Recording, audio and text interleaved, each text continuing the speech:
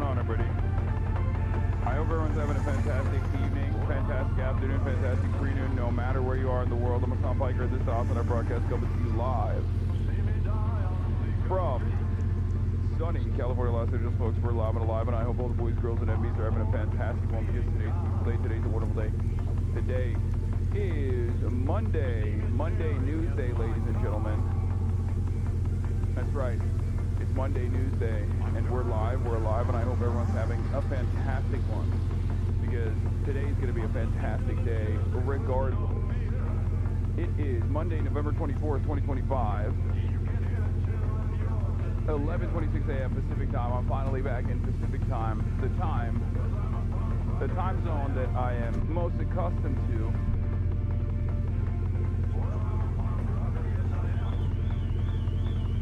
And we're alive, and the return of the prodigal daughter, Kaya, is happening on the broadcast as well today.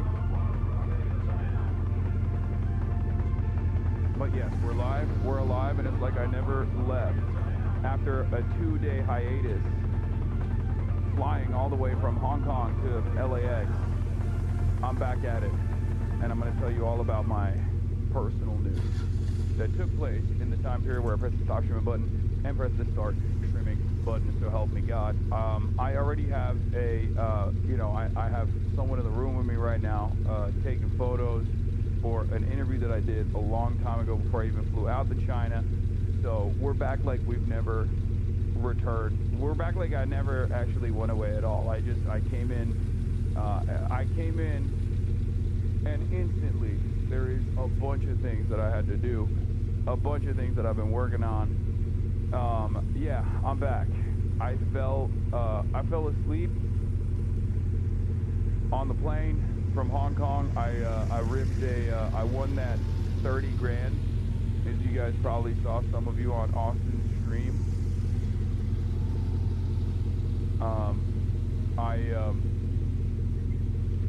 I won that nice, cool 30 grand Hong Kong dollars gambling. Yeah, 30K Chinese. Okay.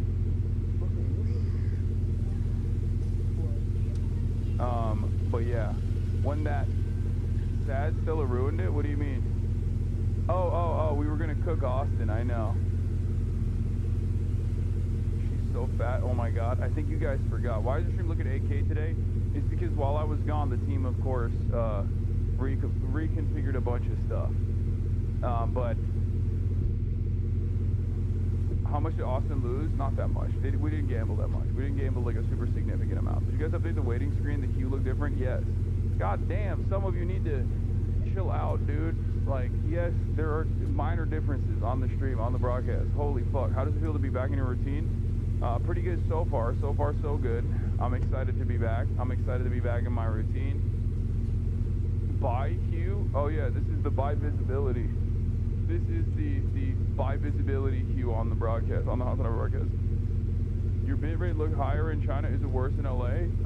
No. I don't know where you're getting that from. No, it's literally higher here than it was in China. Comes back from Chengdu, a different man. Exactly. So, will you play Dispatch as a reward for my 60-month sub first, or I'll give the 100 subs, I swear. King, I swear. Yes, I'm going to play Dispatch today. Did you feel the burger-filled air seep into you already? Yes, but I missed it. Like, I low-key kind of missed the burger air, you know what I mean? It's good. It's good to be back in Burger Town. It's good to be back in Burger Town. It's good to be back in the burger air, consuming the burger air. Maybe not so good to be back in the Burger Reich, but would this be your first Dispatch session? Yes, I haven't played Dispatch at all. But yeah, I won the 30 grand Hong Kong dollars gambling. Always gamble. Gambling is good. It's the best thing you can do, especially on stream with like young children watching. As you know, that's my number one thing. I'm pivoting. But after that, we had a whole bunch of time. So what did we do? We spent it trying to get luggage for Austin, who refused to purchase any expensive luggage because he's Mr. Ross dressed for less when it comes to purchasing luggage. So he was like, I refuse to get luggage that is like too expensive, which is understandable. We were going to all these different malls and stuff, trying to find like trying to find luggage for Austin's show, so he can he could take some of the stuff from his big bag that was like, you know, above 70 pounds, and put it into his other bag. There's like mosquitoes in here, bro. There's so much happening. Anyway, he straight up at one point asked Irene, our Chinese tour guide, is there a Ross dress for less in Hong Kong? Like, he just straight up was like, is there a Ross dress for less here that we can go to? And she was like, I have no idea what you're talking about. Well, is there? No. This might come as a surprise to many of you Americans, but apparently Hong Kong, no Ross dress for less. No TJ Maxx, there's no Maxxinista is safe in Hong Kong.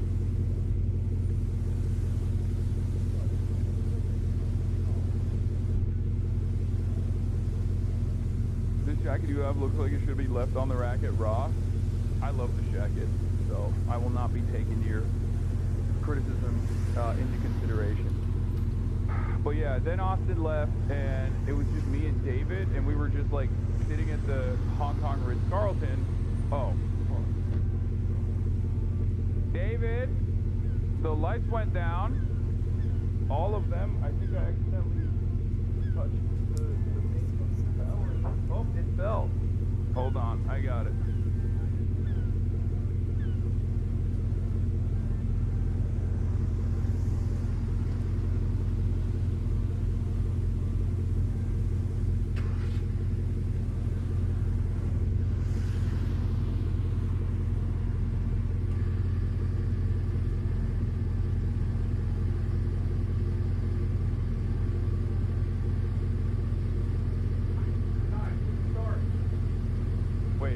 Now it's blown up.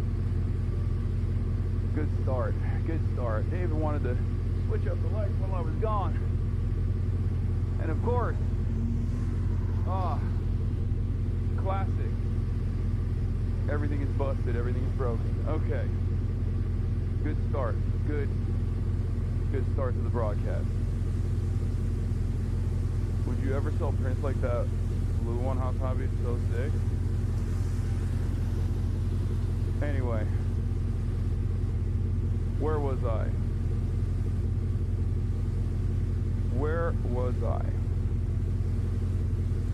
I love Ritz-Carlton, that's fire. Oh yeah, we were in Hong Kong Ritz-Carlton. We had some time to burn, so we just went and got massages. And apparently I fell asleep at the one that... Apparently I fell asleep during my massage. Because the lady afterwards was like, you fell asleep? And I was like, no, I didn't. Because I genuinely did not think I fell asleep. And she was like, you were snoring.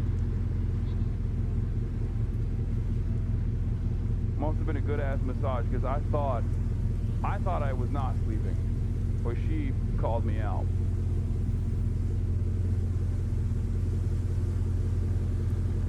Okay. I guess I was freaking knocked out. So, yeah, that was great. And then we got on the plane. Hong Kong airport security is mad fast. So much respect to Hong Kong airport security. One of the fastest securities I've ever gone through. They didn't even stop any of my bags, which was crazy. And afterwards, I got on the plane. I knocked the fuck out. Barely woke up.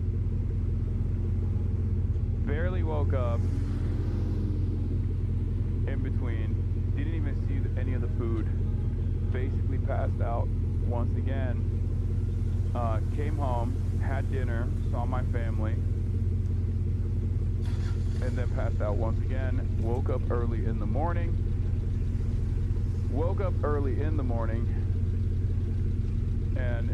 website. Wait, are you still tweaking it? Oh, okay. It's fine. It's fine. You don't have to tweak it. How did the border go? Easy peasy. I got you on my phone today and China VODs on the TV so I could catch up. Yeah. Did you not go to Ireland? No, Ireland is not yet. It's one more week. No trouble at customs. No trouble getting back in to the United States of America. Because at LAX they have the iPad now. It's just face scanner. You don't even pull out your passport. It's crazy.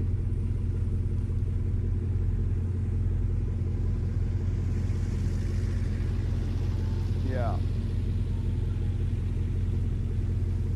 What are the souvenirs you brought with you? So much. So many souvenirs.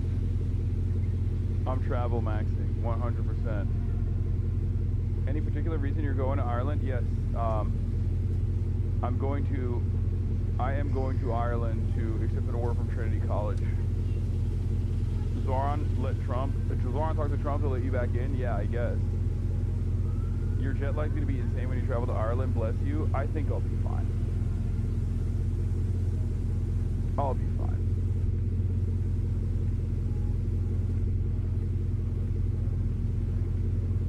You gotta get a spice bag when you're in Dublin. It's Irish cuisine with Chinese characteristics. Sure. Have you watched Adapt in my streams? How would I have been able to do that? At what point would I have been able to do any of that? Like, there was not a single moment where I wasn't live when I was in China. And the only instances where I was not on camera live was when I was sleeping. Like literally the most amount of the maximum amount of streaming that we did in China. My and Adapt South Africa stream was one of the best I've ever watched. I mean, I'm sure it was amazing. I love both of those guys. I think they're both awesome, and I'm sure the streams have been dope because that's a banger stream in general. It's a banger concept in general. Adam Friedland's on Zoran. Zoran's on Adam Friedland. You skip 2 travel days though. Yeah, when I'm what does that even mean? How is that? Okay, yeah, I'm on a plane. What do you think? Do you think I could just like watch live streams on the plane? Is that what you guys do? I don't know. Maybe you guys do that. Anyway.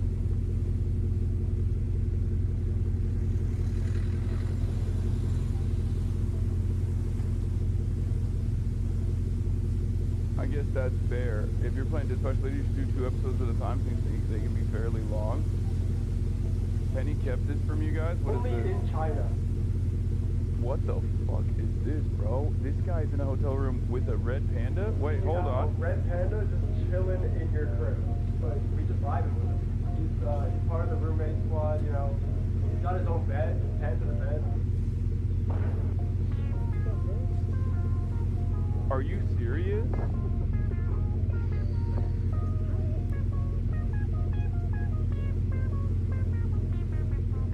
Only in China. That's crazy. Why didn't you bus to America? Flying's not good for the environment. You're so right, King. I was thinking I should probably swim to America because even busing is not good.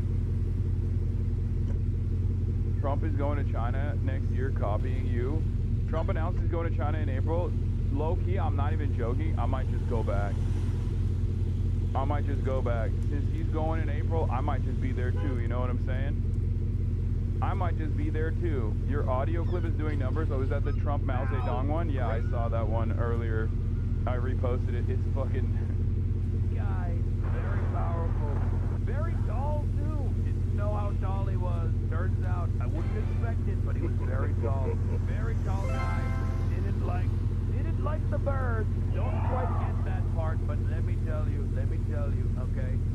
The longest march they're saying, I can't walk like that, but Mao, he was walking quite a bit, and he unified the country. Mao, great guy. Dude, it's so funny because people think it's AI. Why does this sound like Hasan doing an impression of Trump? Hasan is so funny. Trump's speeches, if they were peak, didn't like the bird. This shit might be Trump. I can't believe that people don't realize that it's me doing this. It's me doing a bit. No clue if this is a voiceover, but it sounds like Hassan Piker doing a Trump impression, especially the march. That's so funny. Is that Hassan? Austin luggage story, you never finished it? No, he went and got a Lululemon bag, like a duffel bag from Lululemon that was at least like priced appropriately. And then, like I said, I went, me and my manager, we went and got massages. I fell asleep apparently, allegedly. Allegedly I fell asleep during mine. And then I woke up, got on the plane, slept again, got off the plane.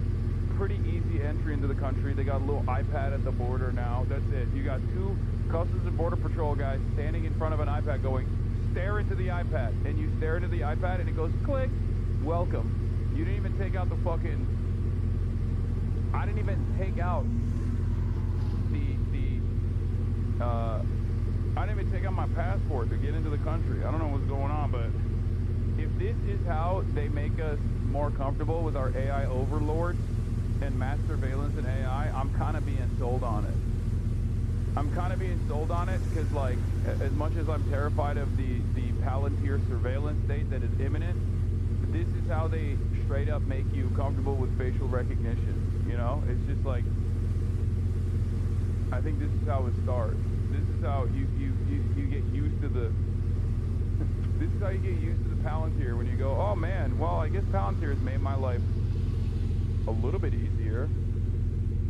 Easy checking in and out is all it took, yeah. It's incredibly normalized already. I mean, it's literally everywhere. It's all over Europe. It's all over China. My brother's a constant detractor of yours for various reasons, but one in particular he mentioned was a tweet where someone commented your workout regimen in relation to Austin and you banned them and he said die.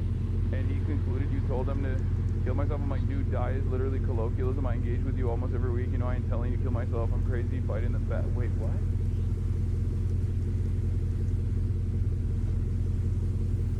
That's what?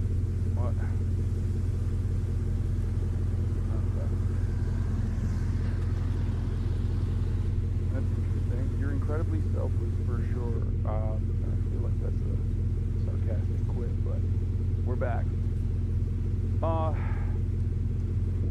We're back.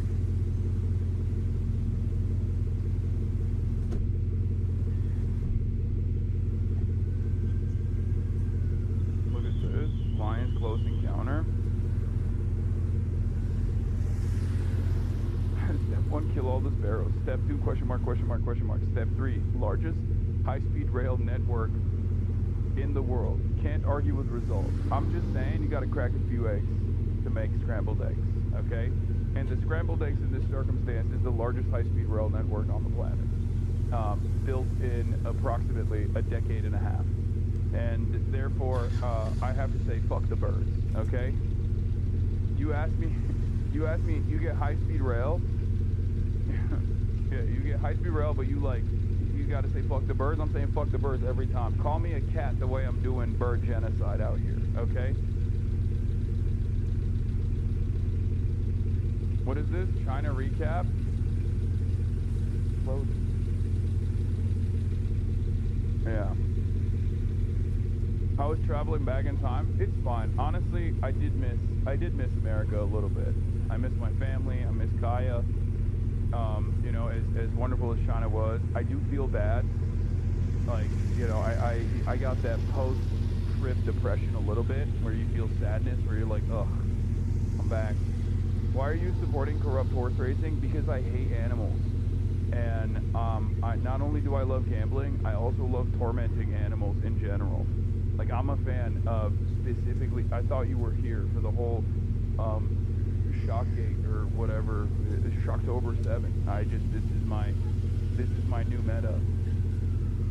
I am in favor of the widespread torture of animals. I hope that was clear to you. They're gonna clip you? I don't give a shit, dude. Oh no.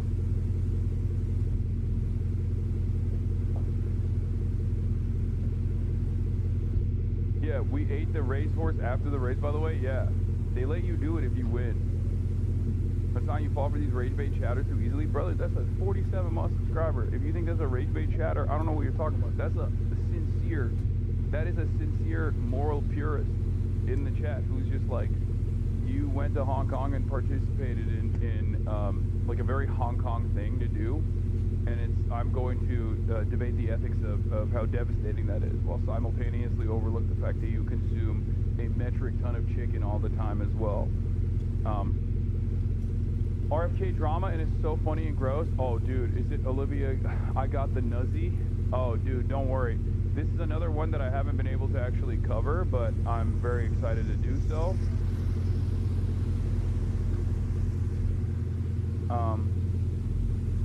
Yeah, why do you think I'm in favor of bird genocide, dude? Are you kidding me? I won! Yo! What? Wait, how much did you win? I put 1,000 down. Wait, I think you had really crazy odds. Yeah. I think you just won like 30 grand. Yeah, Mabubu, baby. Mabubu. Will was right, by the way. I did straight up win 30 grand. If I put all of the, if I had put down all the money that I had, cash in hand, I would have made like 60 grand American, by the way, which is crazy. I made like 5 grand American. I would have made 60 grand American if I put down all of it. And Irene was crazy about it too. She was like, she went ultra instinct. She was like, you have to do more. You have to gamble more. You have to gamble more. You have the heavens mandate has shined upon you. Like, you have to keep gambling. Yeah, it was 1 to 30 odds. It's like it was hitting green on roulette.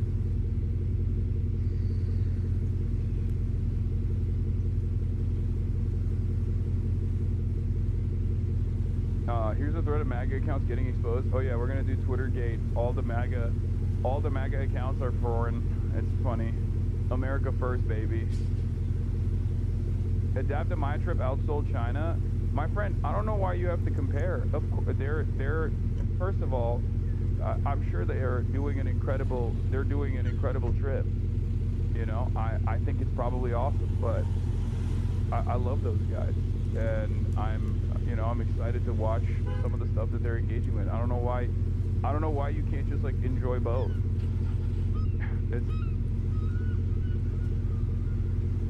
It's weird. View count Andy? Is it even a view count Andy situation? I don't know.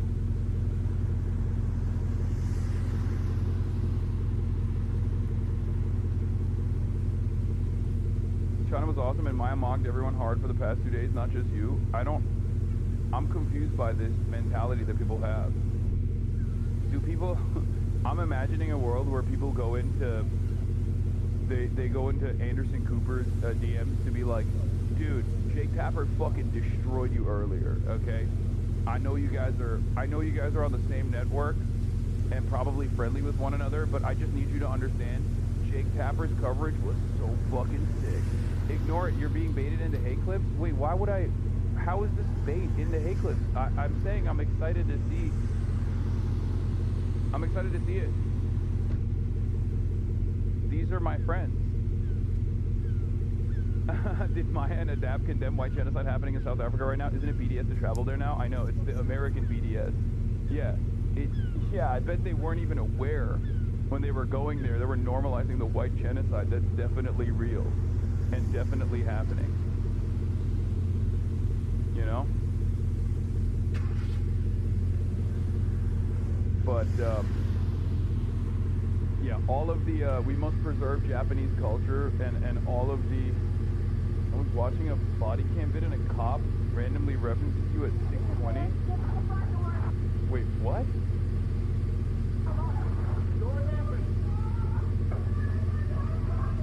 That's funny. You're so stupid. You're so dumb. No, that's a joke because he sounds like me when I always do that. When you're so stupid. Is Squeezy coming to the U.S. for Streamer Awards? Hopefully. I mean, he's here right now. I'm gonna be seeing him later, but yeah, that was good. That was a good meme. Chatter, good job. You did it. But Where was I? Where was I? Yeah, I mean, the China trip was amazing. It was spectacular. I have a lot of thoughts. I have a lot of feelings. A lot of news took place. Kind of fucked up from mine not to ask your chat if it was okay to go to South Africa. I agree. I agree. I don't know why they did that. How dare she? How dare she do that? Real shit, I think 5 to 6 cities is too much. Next trip, 2 to 3. Do 2 to 3 and spend more time in both, in all of them. No, I'm very happy that we saw as many cities as we did. Every single city was a banger, and this is the first time ever. I think in order to do it right, we probably should have gone for a month, but it would have been pretty crazy to do it for an entire month. But honestly, I think it was I'm glad we got to see all the cities. So no, I kind of disagree. I kind of disagree with what you're saying. Are you still in China? Yes, I'm still in China. I just brought Chinese ingenuity, Chinese engineering, Chinese century of prosperity. They were able to recreate the stream background that I have. Like, and I'm still in China. Yeah. I will say, picture your new suit, please. Oh, the Zhongshan suit, I haven't flicked up with it, which I should have, but I did shoot the last episode of BRM podcast with it. What is this? Character development? Let's take a look. China. Listen, I gotta tell you, you and I are both pretty mild about it. Yeah, we are unsure about. What do you mean? We're not that excited. Yeah, you guys are gonna love it. Yep, I told you. I was so fucking right on this. Dude, what did I tell you? What did I tell them? Right before we leave for China, I was like, brother, I'm telling you, like, Will was down on it. Austin was a little worried about it. I was like, you're gonna fucking lose your mind. There is 0% chance you're gonna go to China and be like, this shit was mid. No shot. We don't know what to expect. You're gonna love it. I'm ready to love it, but you are. Yeah, and then look at that. Look at that. End of the China trip. Closing. I have had the time of my life. Hey, I've had the time of my life, right? Like, I have not laughed as hard as I have laughed the last few weeks in my entire life. I have laughed from the moment we hit that airport in LAX 2 weeks ago, 3 weeks ago. 2 weeks. Wow. We have been laughing. I've been laughing my ass off. And it has been an emotional journey. We're tired, exhausted, highs and lows. Yeah. But ultimately, I'm gonna look back on this and be like, man, that was fucking awesome. Yeah. How drunk were y'all after that bottle during the pod? We got hammered that night. That's the reason why I didn't stream on American Saturday, Chinese Sunday. If you went backwards, will you have sung Red Sun at the flag raising? No. We learned that you can't fuck around at the flag raising ceremony, okay? That's what we learned. Christian was such a nice addition to the stream. He was so much fun on the China stream. Yeah, exactly. Do you think a China trip is manageable without a handler or translators? Yeah.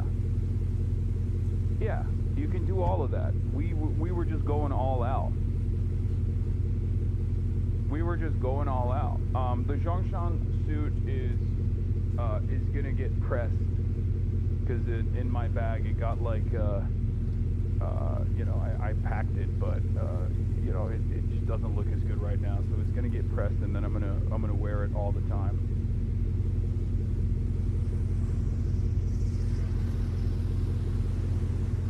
What city would you recommend for a week or two, mid-budget? I don't know. Any of the mainland Chinese cities you go to, you're gonna have a great time, and it's gonna be easy on the budget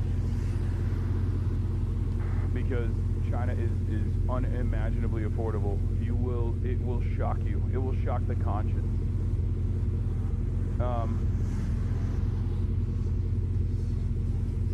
Did you get to keep the red suit? No. What was your favorite city and favorite experience? I think I really loved Chengdu and I really loved Chongqing. Those are my two favorite cities. I like them more than I even like Shanghai. And honestly, They said affordable, man. Wait, what do you mean? China is endlessly affordable. What are you talking about? Everything you eat in China is like $5. You can dine like a fucking king for $5. What the fuck are you talking about? And you don't even need to go to like the hotels that we were staying at. Or you can get like a normal hotel room at a nice hotel, and it's still expensive for like Chinese people, but it's gonna be insanely cheap for an American. The most expensive part of China is getting to China on an airplane. That's the most expensive part. Getting there is not affordable, but once you're there, everything is incredibly affordable. Which city would you recommend if you wanted to sell the average American how fucking dope China is? One shot the American mind. Probably like easing into it with Shanghai would be the best. Did you Ryan Ruth this man into existence? On the Shanghai Metro, and I just spotted this dude wearing a hat that says Trump is right about everything. Yes, I have been. I have been making up new guys. I've been making up new guys in my mind, and they all exist. They all exist now.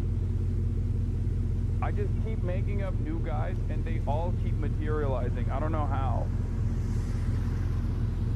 I don't know how. Shopping, Guangzhou is the best. I didn't get to see Guangzhou. When you go back, will you get a Huawei phone? Yes. Would you move there part-time? Yes. Did you go to the nighttime basketball court? Dude, the craziest thing is that like the Hao Peking character, like a Hank Pecker character, but like a Hao Peking character, unironically does exist. There are Han Chinese that actually are like kind of mad about how woke the government is about all the minorities. Straight up. They literally have an attitude towards, like, some of the Han Chinese do unironically say like, oh, all the minority populations get like extra attention from the government because they have like because they literally invented affirmative action in China in like 1507 or something, and they unironically have this kind of attitude where like against Tibetans, I think they call them the Yi people or something. Yeah, Tibetans and Uyghurs as well. Like there is this like there is literally an anti-DEI Han Chinese attitude, not across the board, but like yeah, Manchu as well. Isn't that crazy? BD Chatter said they call them Han Royals. Han Royals they call them. Okay.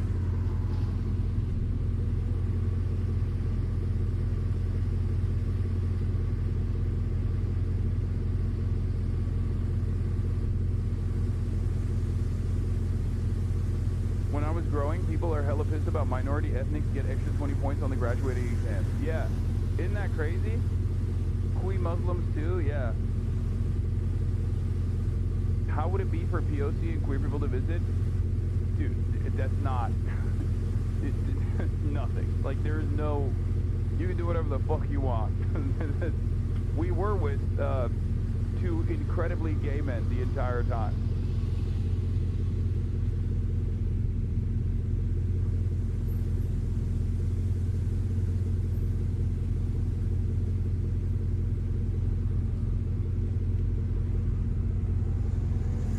Kelvin as well, who is black. Like they definitely treat you different. Not, I can't speak for like gay people, but they definitely treat you different if you're like visibly different. If you're a white person, they treat you different. If you're a black person, they treat you different. And in the sense that like the basketball court is actually a great example of this, right? The basketball court was a great example of this, where like they literally pulled Kelvin in to take photos with him as well, because like that was a cool thing. Like he's a black guy, even though he didn't even play basketball. They were like, no, please come into the photo. Like they wanted to. It was a whole spectacle, yeah. Can we please get back to the news? Yes, I am going to get back to the news. Calm down.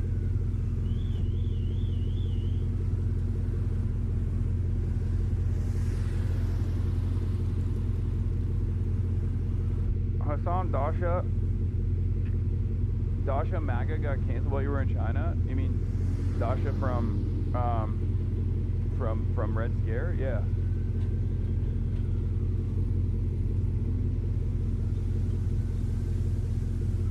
Where was Calvin from? Was he Chinese? He'd been living in China for the past 10 years, but he's from Ghana. Originally. One of my favorite podcast moments. Never actually tried the approach on fucking Flight Simulator. Yeah. Like the fact that you know something. Austin, I would actually watch that if you did Flight Simulator Kai-Tak landing stream. I just don't know if they don't have the airport doesn't You can mod it. No, but there's gotta be a Microsoft gotta be. mod from like previous. Yeah, but Actually, it's not that hard. Fucking cocksucker keeps biting my lip. God damn it. Oh. Bro, after almost 2 weeks in China, experiencing cold weather, we got back to 60 degrees, which is like our normal weather conditions. 'Cause Hong Kong is like, this is the closest I've felt to like LA weather. Oh my God, I'm turning into Austin. He was like Pacific Northwest. It's like it's Portland, Oregon. No. And now I'm like, it's like LA. I'm putting a ban Fuck this up. Bro. Oh, that's so perfect. Oh my That's so god. perfect. I will miss the BDB chatters. They were so funny and well spoken. There were a bunch of them saying they liked you more than speak because their chill vibes just seem more personal. Yeah, I mean, it's a very different style of content that I put out as opposed to I Show Speed. But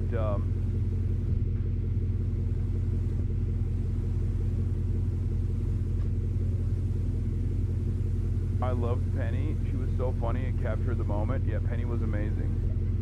Couldn't decide which version I liked more. Yeah. This is real. This is real. This really happened.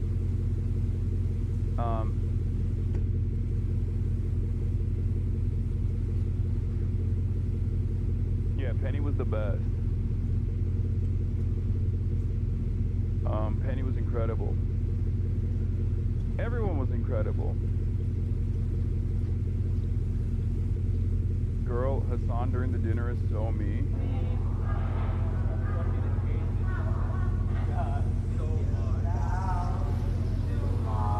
Light it back on. I'm gonna put my head in it. I'm just burning my face.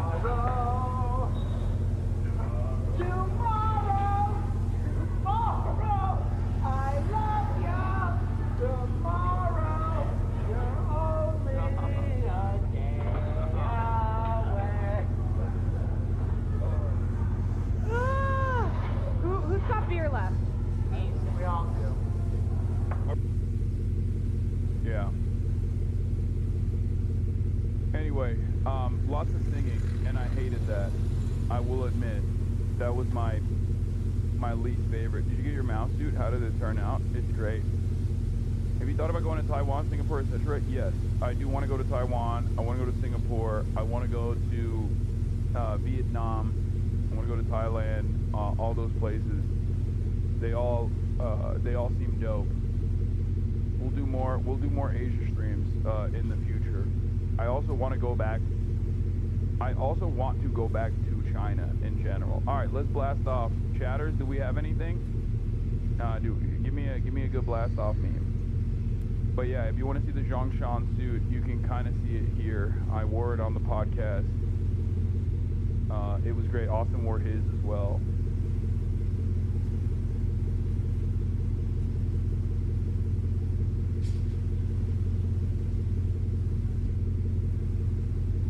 Singapore's a bit boring. 2 days would be enough. Oh, sure. It's like tiny, isn't it?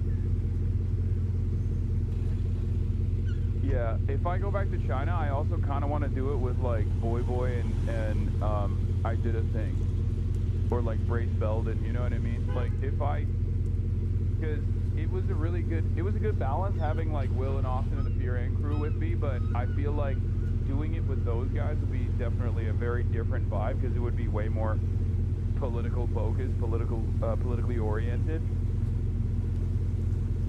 and you know, that would be that could be fun. Would Brace be allowed in the country? Why wouldn't he?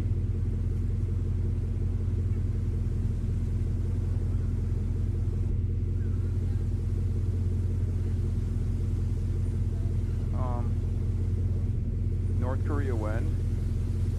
One day in the future. North Korea is a little bit more difficult to pull off, considering North Korea is a little bit more difficult to pull off, considering the live streaming restrictions. That is the one country that has no, like, that's even harder than Cuba. And definitely harder than China as well. Any issues on re-entry? No.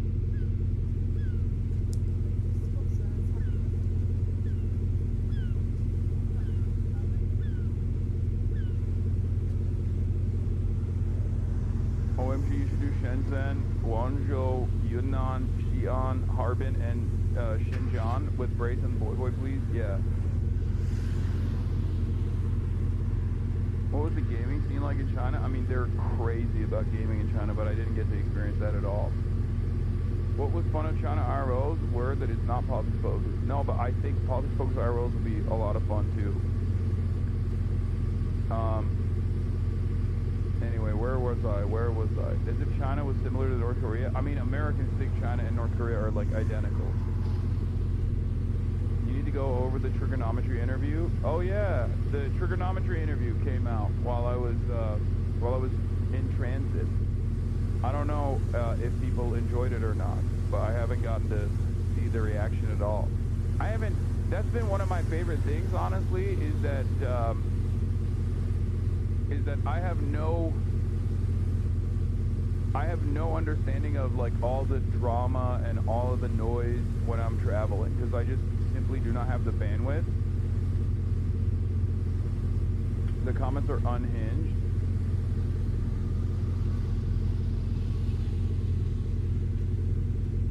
Yeah, I mean, that audience is not exactly fond of me. That's like the most negative audience that I could be in front of potentially.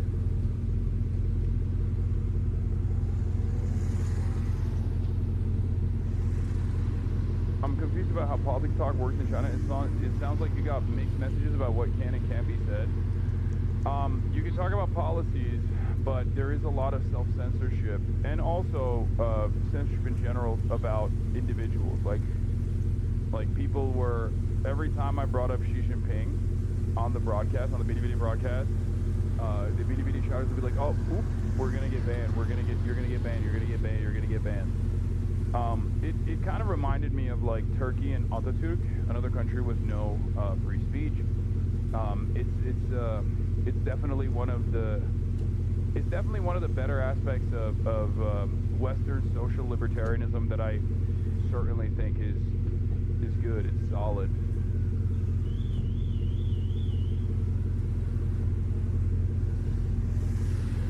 But yeah, I'm familiar with it and I don't like it personally.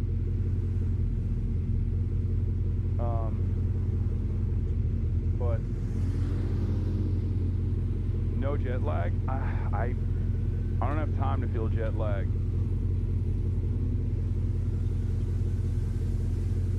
I don't have time to fucking feel jet lag, you know? Alright. Where is this? What are we doing? Let's blast off. I'm already 55 minutes in and no blast off. I don't understand how talking about leaders in China is considered lack of respect. Don't they criticize their leaders when they do fuck shit? They criticize policies. They don't criticize the individuals. Like, there's no disrespect in the individual stuff like that. It's like a no-no. Take a break before a break takes you. I mean, I took 2 days off. I'm good. I ain't got time for that. All right. Back in the U.S. of A, baby. Back in the U.S. of A. Hold on. Center of humiliation. Okay. Twitter location gate.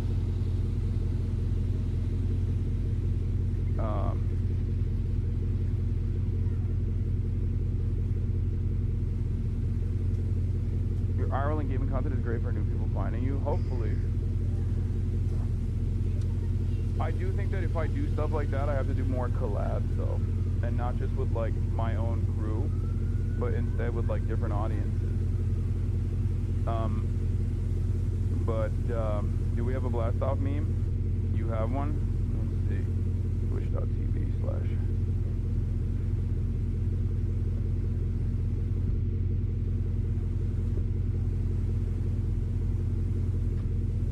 This is so dumb. This meme is so dumb, but fuck it, we'll use it. Pakistani mango, this meme you sent me is so silly. Okay.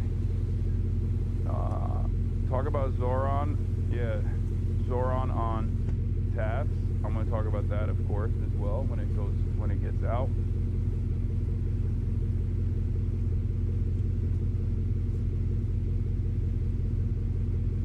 All right, that's a good one. Play arc graders with Burnt Peanut. I don't know who this Burnt Peanut guy is, but I've been seeing him on my TikTok feed like non-stop.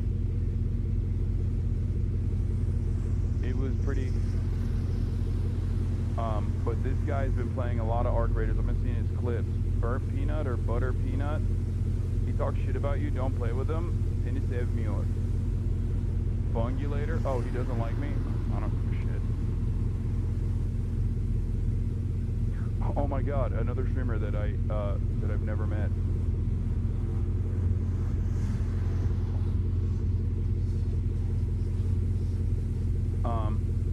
Do not play with him. He's a fucking fascist. I highly doubt that he is a fascist, chatter. He's a professor of Marxism at Yale. Yeah. He gets paranoid because of your politics. He gets paranoid, understandably, because I have chatters in here that immediately went, do not even touch that guy with a 10-foot pole. He's a fascist. And obviously, if you're like a normal content creator, why in the ever-loving fuck would you ever want to be around someone like myself whose community instantly goes, that's a white supremacist, racist, fascist? Yeah. Why would anybody subject themselves to that kind of insincere, psychopathic lens?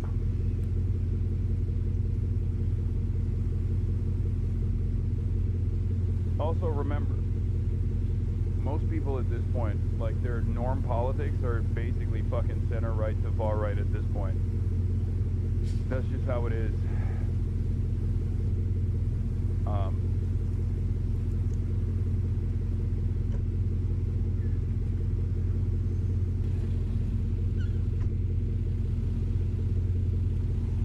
Much like bears, you will win them over with your chill vibe? Maybe.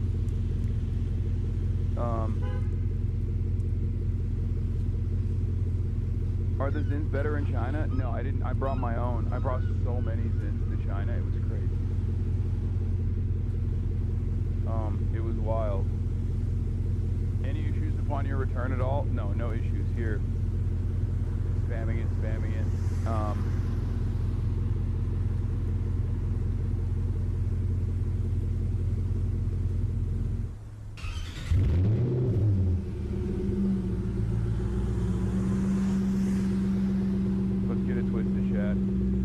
I'm alive. It's going to take some time for us to go back to our normal time zone. But yeah, here's a clip from Maya and Adapt in South Africa, South Africa. That's, oh my God, that is close as fuck. That is crazy. Also, he's looking like Kai out here. That's a relative of yours. Do you see that?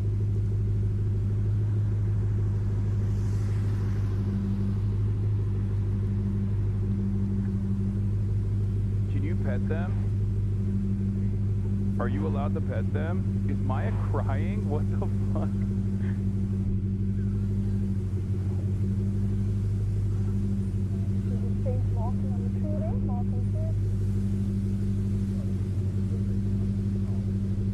Allowed to pet them? Yes, but only one? Oh, so you can, it's illegal to not pet a cat?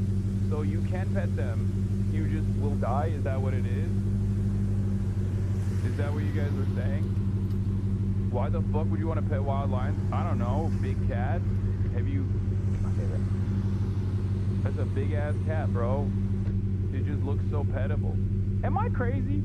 I feel like people always react so aggressively when I say like, you know, large animals that everybody falsely claims are violent and will kill you or whatever. They just look so fucking petable. They really do. Why are they so petable looking if you can't pet them? Yeah, if not friend, why friend shape is right.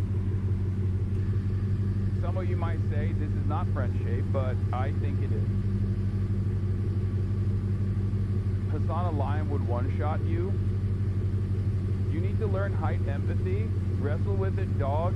I can't, like, I'm not as confident that I would be able to vibe out a lion as I am about being able to vibe out a bear. Because lions are feline, and I feel like cat-like species are pretty hot and cold. And as you guys know, I've talked about this before. I feel like I feel like if a cat was the size of a lion, it would eat a lot more humans. Like it would eat a lot more people in general, right? So a bear would destroy a lion. Why mane if not soft for cuddle? I agree. You're much more likely to get killed by a buffalo or hippo or elephant than a lion. A hunter got one-shotted by a buffalo just the other day. RIP Bozo. You can pet a big cat, but you know how sometimes you're petting a cat, it goes crazy and grabs you? Now imagine every time that happened you died. No, that's what I mean. Because lions are so hot and cold that I suspect that they would just, or cats are so hot and cold that, like, if a cat was the size of a lion, most people would die. Like, people would not be able to own cats at all.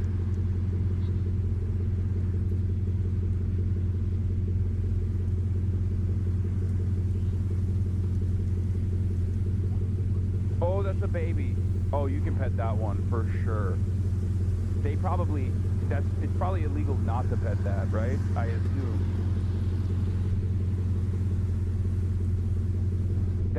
That's a waste if you don't. The mom will eat you? Okay. Fair. I bet Maya's crying because she can't pet it. I bet she was crying because she's like, oh my god, this baby lion is so close in petting distance and I'm not allowed to pet it.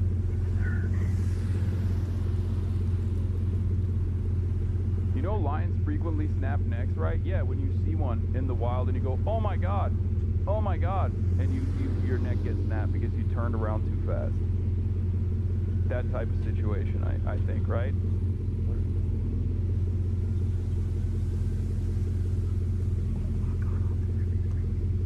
Oh, what a cutie. Oh my god.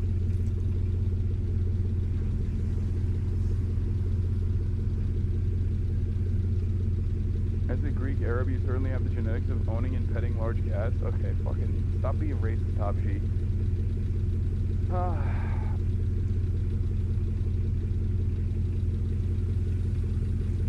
They saw a cheetah eating its prey.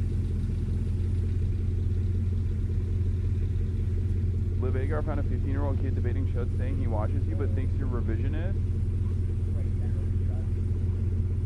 At least tell me when something is happening. I'll trust individual reporters, like Hassan Tiger. I don't agree with him on that much. Yes, he's like, Hassan's a fucking live, but I still watch him. But when something new is happening, he's based.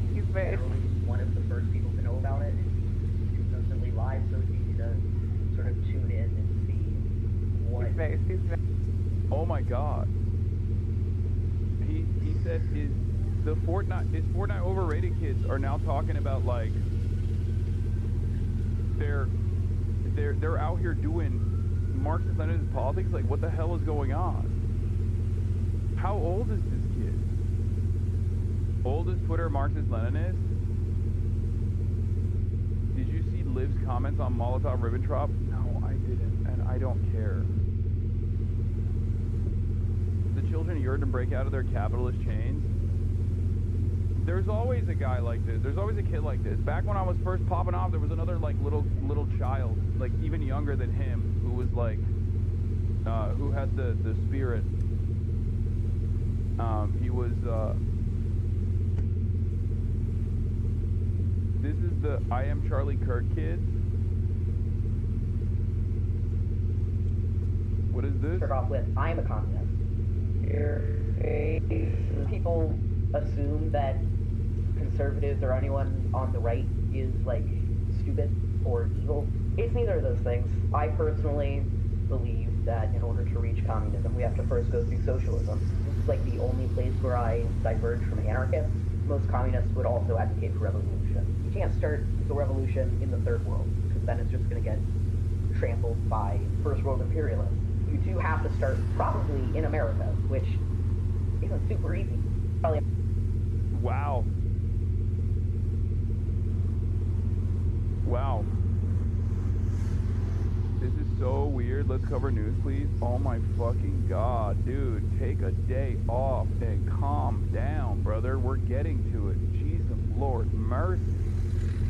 Holy moly. Motherfuckers are literally white-knuckling through the beginning hour of the broadcast because it's like, why are we not insta-locking news? This is who you be arguing in the chat with, by the way? No.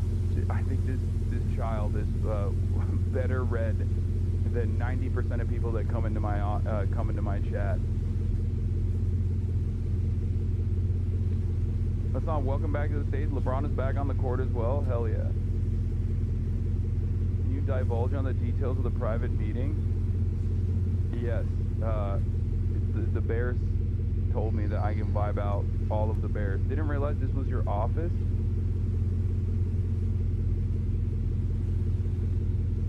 Anyway, the Department of War tweet announcing court-martial for congressmen. What? Yeah, you gotta get your news through this kid instead, okay? What are the Zoomers doing, bro? I have a kid same age as this kid. I can confirm the chatters you argue with are me. I have not seen these kids before, but I'm glad that there's just... Oh god. I hate that this is a bop, and I hate that it's stuck in my brain. It's just like, my brain has basically had two songs swirling around it, okay? My brain has been swirling around with two separate thoughts, two separate songs. One is We Are Charlie Kirk, and the other one is Quando Quando. You said I mentioned here on 820 in the Zoran thing. Yeah, all right, we're gonna get started on the Zoran. We're gonna get started on the Zoran thing, but hold on, we have to finish this out. Sorry.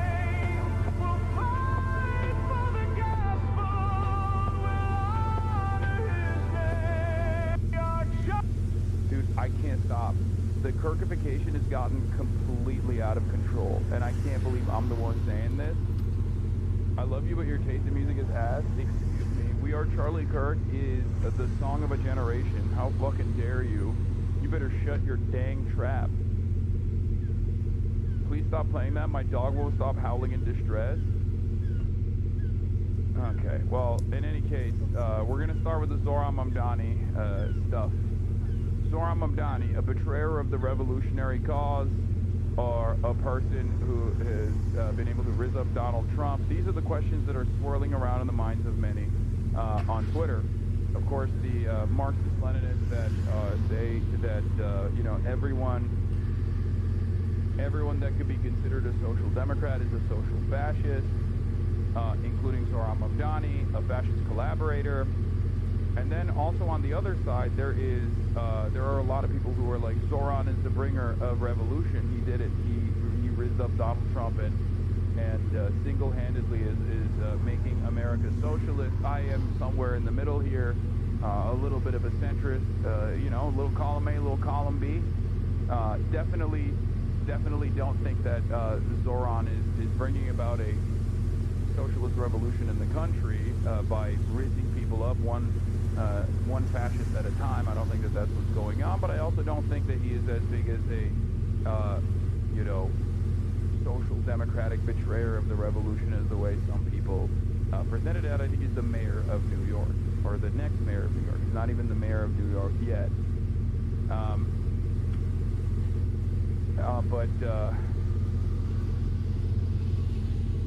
Yeah. There's a lot going on in the world, okay? There's a lot going on in the world, but let's take a look. Okay, well, I'm I'm back in America and my fucking Twitter is busted already. Nice. Nice. In China, through the VPNs, this shit was working better. What the hell's going on?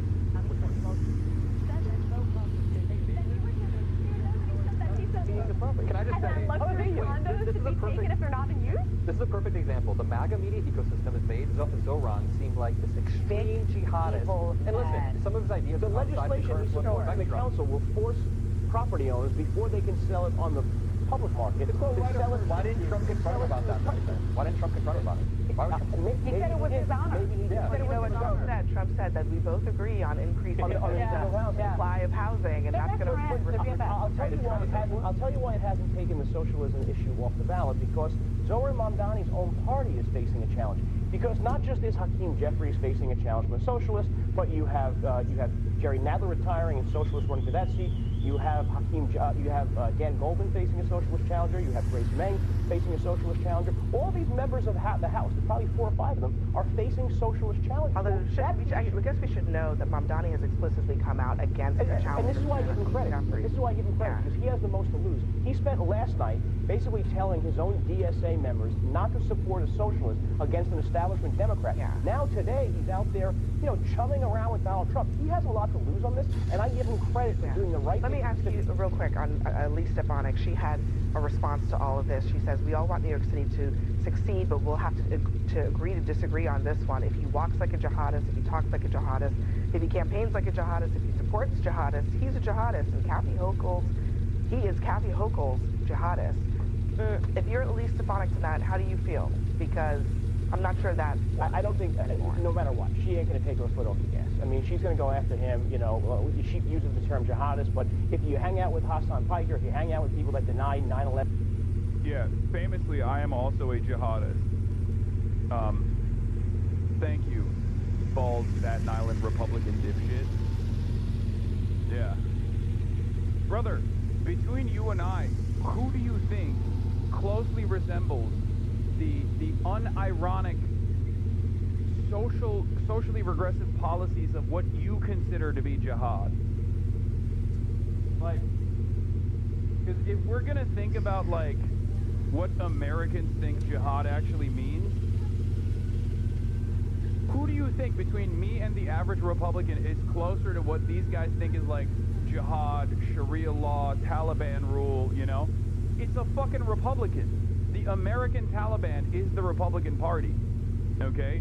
Repression of women, denying them their fucking bodily autonomy, like every single thing that these dipshits advocate for on the social front, while they simultaneously claim it is people like myself or Ilhan Omar, even Zoran Mamdani, that are, doing Sharia law, doing jihad, they are the ones who are unironically advancing the concept that is infinitely closer to jihad or Sharia in the United States of America.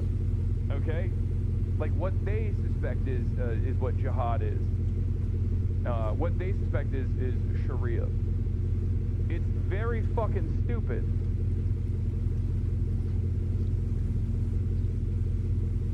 Yeah, Councilwoman Inna Vernikov. It's a good day for the American people when two leaders of such diametrically opposing views can come together for the betterment of our city and find common ground. But we should never kosher a Marxist with jihadist aligned views. Did we forget that Zoran Mamdani wants to cease the means of production? Zoran Mamdani wants to cease the means of production, not seize the means of production, okay? But wants to halt them entirely. Socialism is no production.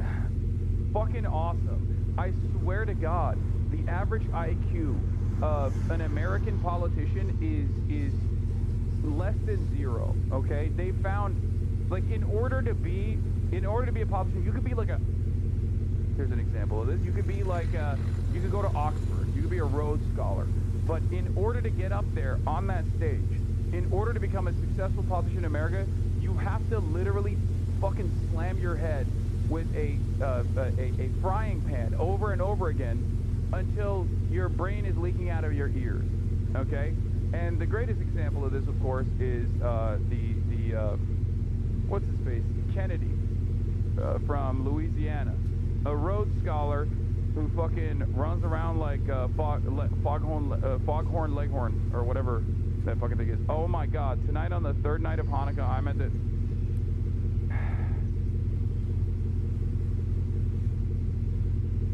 always the same shit.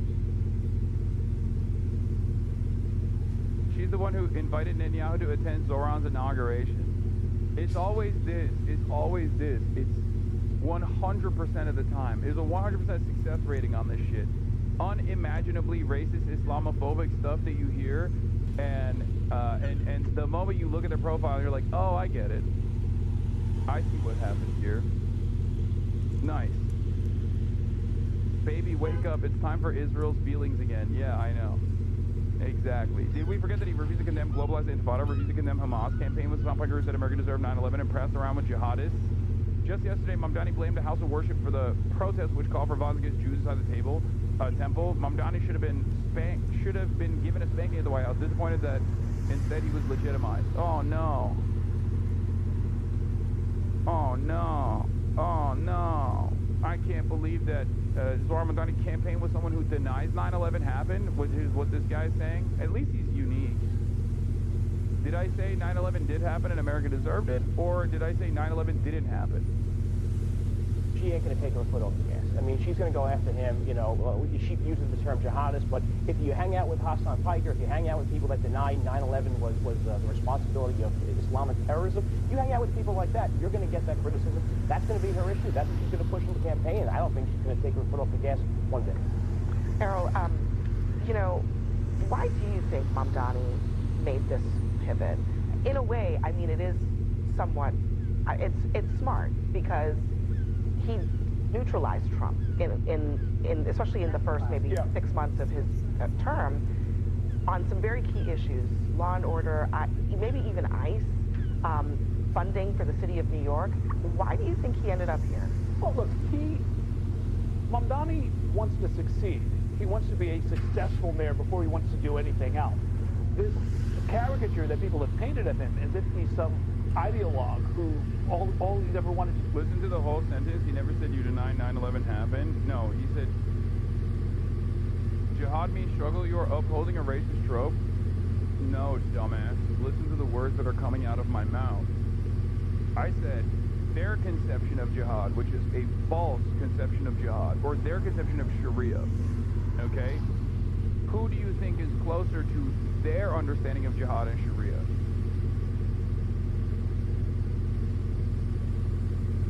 Listen to my words. I'm not saying this is the appropriate. I'm not saying that this is the appropriate understanding of what jihad means. Now you are, yes? No, you fucking moron. I said it in the beginning. It's not my fault that you are incapable of hearing what I'm talking about. Before you didn't? Yes, I did. You're actually wrong. And not only are you wrong, you're being annoying. You're wrong and annoying. It's the worst combination. I did. Stop trying to fucking woke scold. It's your fault that you didn't hear what I was saying. It's not my fault that you didn't hear the full statement.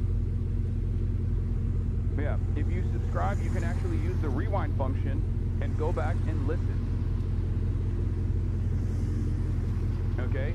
The Piker Broadcasting Service is sponsored by you, the viewers, for you, the viewers. If you subscribe, you can actually use the rewind function on your desktop, as a matter of fact, for $8 a month or for free.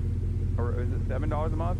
Or for free with a Twitch Prime by connecting your Amazon Prime account to your Twitch account. The Piker Broadcasting Service is sponsored by you, the viewers, for you, the viewers. Do is implement this ideology. He's been in office for 5 years. That is not at all what has happened. We've seen what socialist incumbents have done. If you look at Alexandria Ocasio-Cortez, they have not ended the social order. They have not overturned capitalism. Bernie Sanders has been in office for how long? He's given the same speech for a generation. I'm going to... They're a minority within the... Hassan, show me your leg, daddy. Hassan, I'm going to fucking rape you, bitch. That's a weird... That was a weird jump off. I mean, it was like weirdly horny from the start, but... Cool. We're back, baby. We're back. Back in the United States of America, you know what I mean?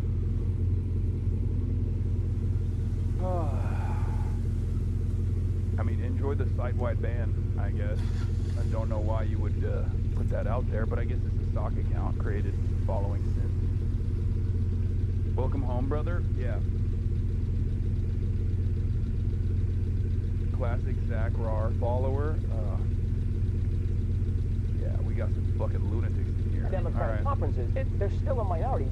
Zoran didn't pass any legislation. Doesn't mean he didn't propose the point is socialist principle attempts to terrify the public over people because they have the socialist word somewhere in their ideology, somewhere on their website.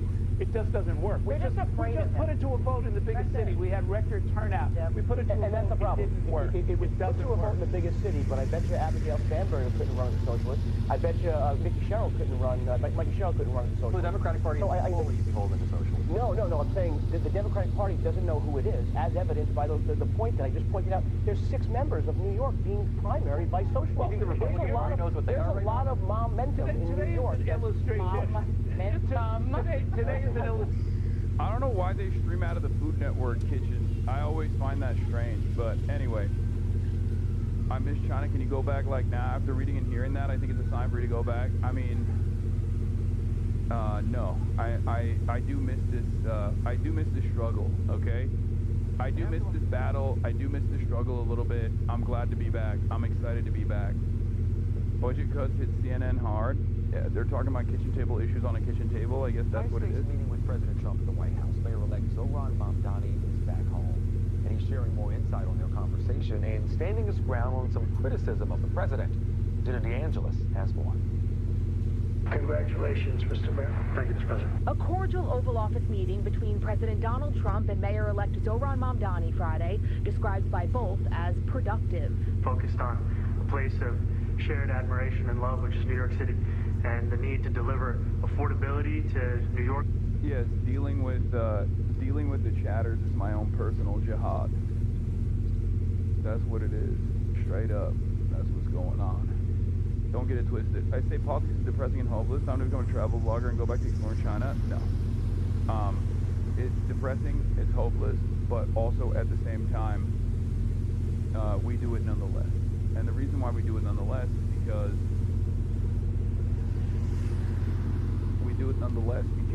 there is a lot of avenues of improvement, and we're experiencing said improvement. So at a time when, you know, the American political landscape is shifting and it's changing, I think it's silly to just like take a sidestep. You know, do you feel betrayed by Mamdani? No. I am going to go back to my OG sentiment, as I have said even while he was campaigning, which is that politicians are not your friends. Politicians do politics, okay? Put the policy in the bag, little bro. That's it. Put the policies in the bag, little bro.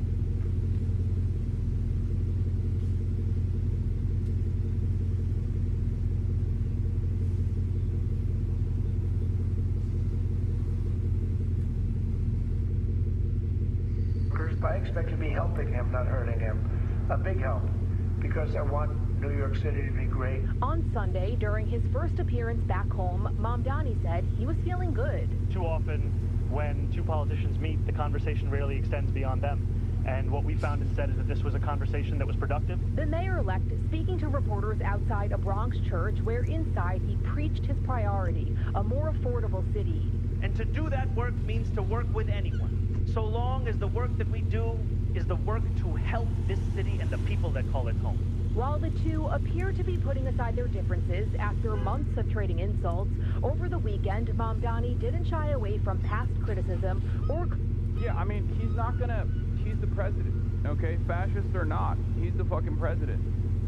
And we do not have the organization to, like, militarily resist a fascist government. I don't know what the expectation is here. Like, the notion that he's supposed to go up there and be like, fuck you. Fuck you, Donald Trump, suck my dick. Like, no, of course not. You have to fucking play ball. And for people to turn around and say, oh, well, you guys had a lot of words to say about Kamala Harris running around with Liz Cheney. Yeah, Kamala Harris personally chose to offer a platform to Liz Cheney. Liz Cheney had no motion whatsoever amongst the Republican base of support. That was more beneficial for Liz Cheney than it was for Kamala Harris. And I cannot believe that people are still making these sorts of comparisons. That was bad politics. This is necessary. Like, Liz Cheney has no power over Kamala Harris, and Liz Cheney had no motion anyway. So running around with Liz Cheney was a major mistake. Demonstrated by the fact that Kamala Harris lost.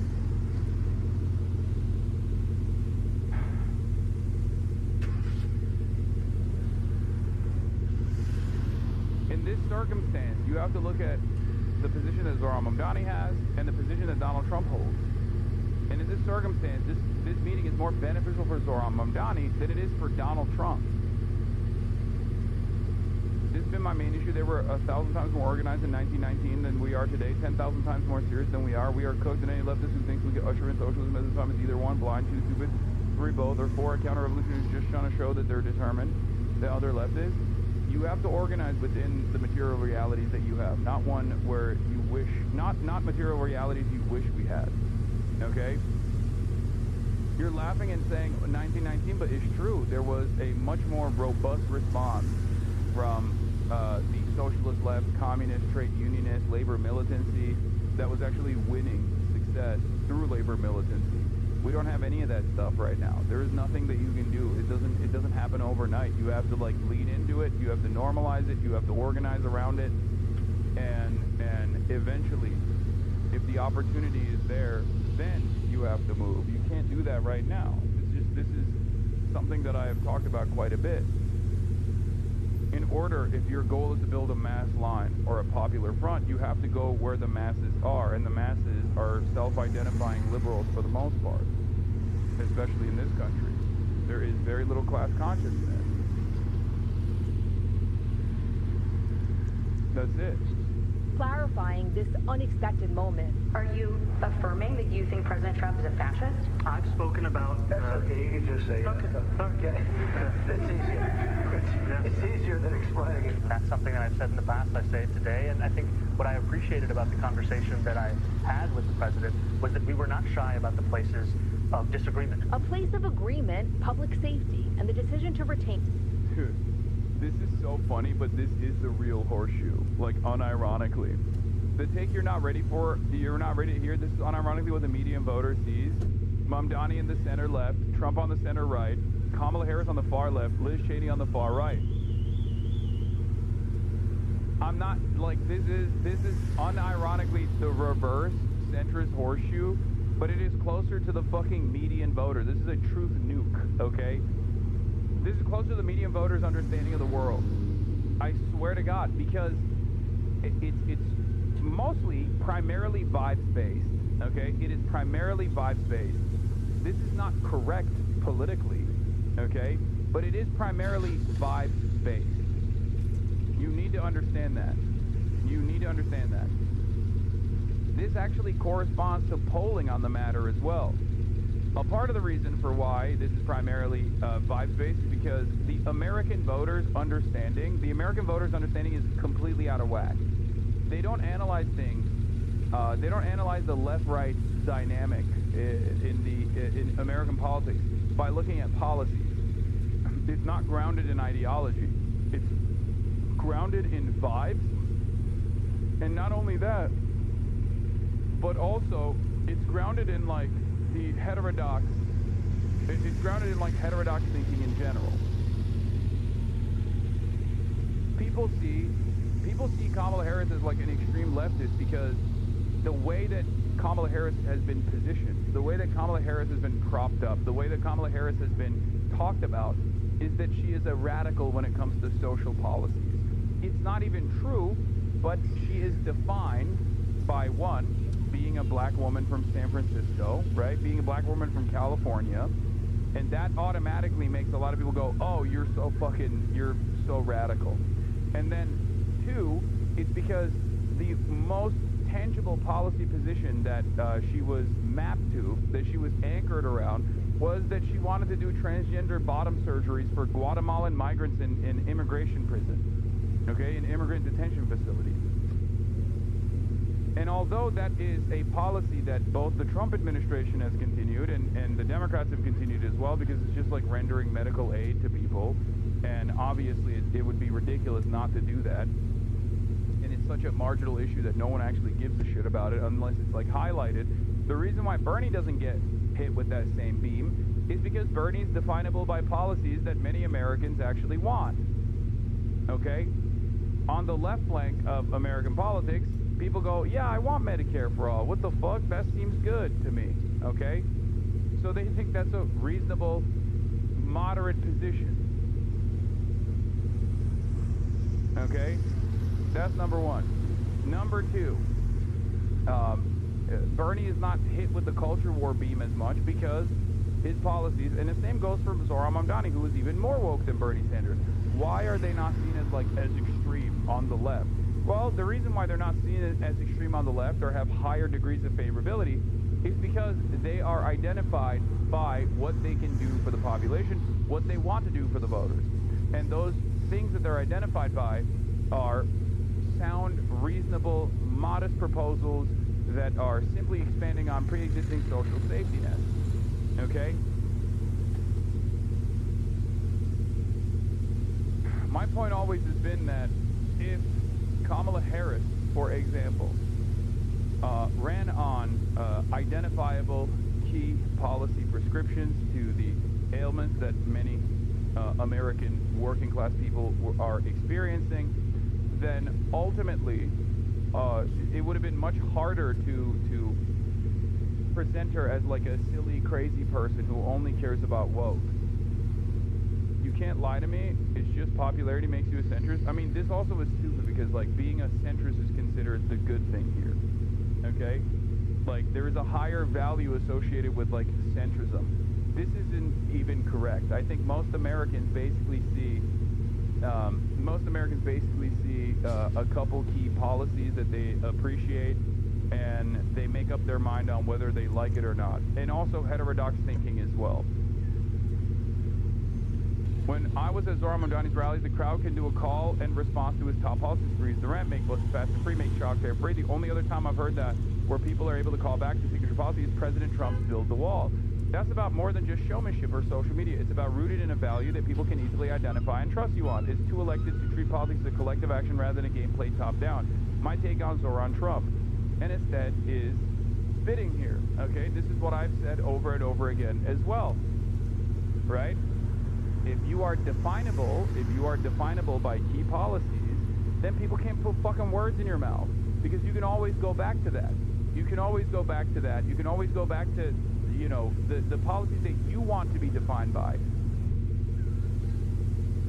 The closest identifiable fixture of both of these guys is that they are populists. Okay, one is a fake right-wing populist who really focuses on winnable culture war issues that they're constantly propagandizing over, and also redirecting the attention and anger and animosity that the average working class person feels back to marginalized populations, a sloppulist, if you will. Whereas the other one is a left populist who recognizes that the real solution is economic improvements. This is something that I have said over and over again. Now, of course, oh shit. Had the remixes with Zoran. Let me see if I can zap this. Okay, good. Oh shit, no, I can't zap the whole thing.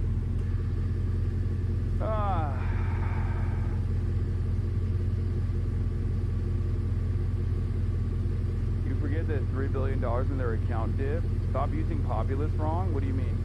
I hate people using the term populist. A populist isn't someone who is popular. What? What? I'm not saying that a populist is someone who is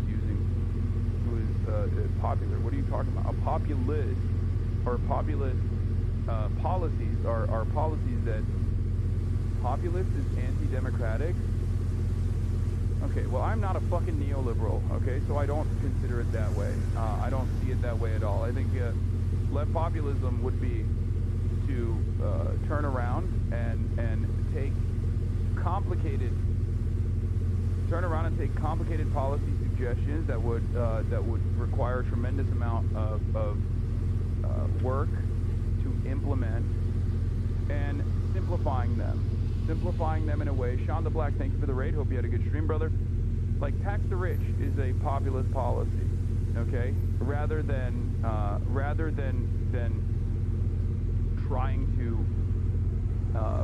trying to describe the complications, you just simplify it for a much broader audience to receive, okay?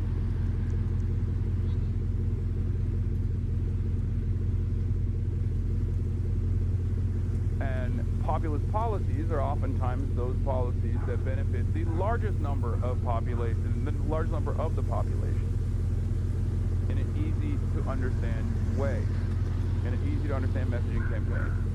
Okay? Barley is going crazy right now. No, he's talking about the definition of populist we have in other parts of the world, and a word that means demagogue. No, I know. Populism is just a politician orientation that says the current elites are not serving the interests of the people and that serious reforms of the elite are necessary in order to align with the mass.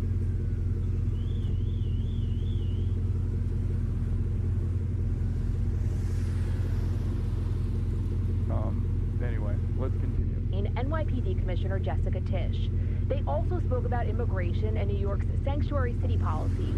On Saturday, President Trump was asked about... Very good meeting yesterday. We talked... Oh, sorry. ...city policies. On Saturday, President Trump was asked about sending in federal troops.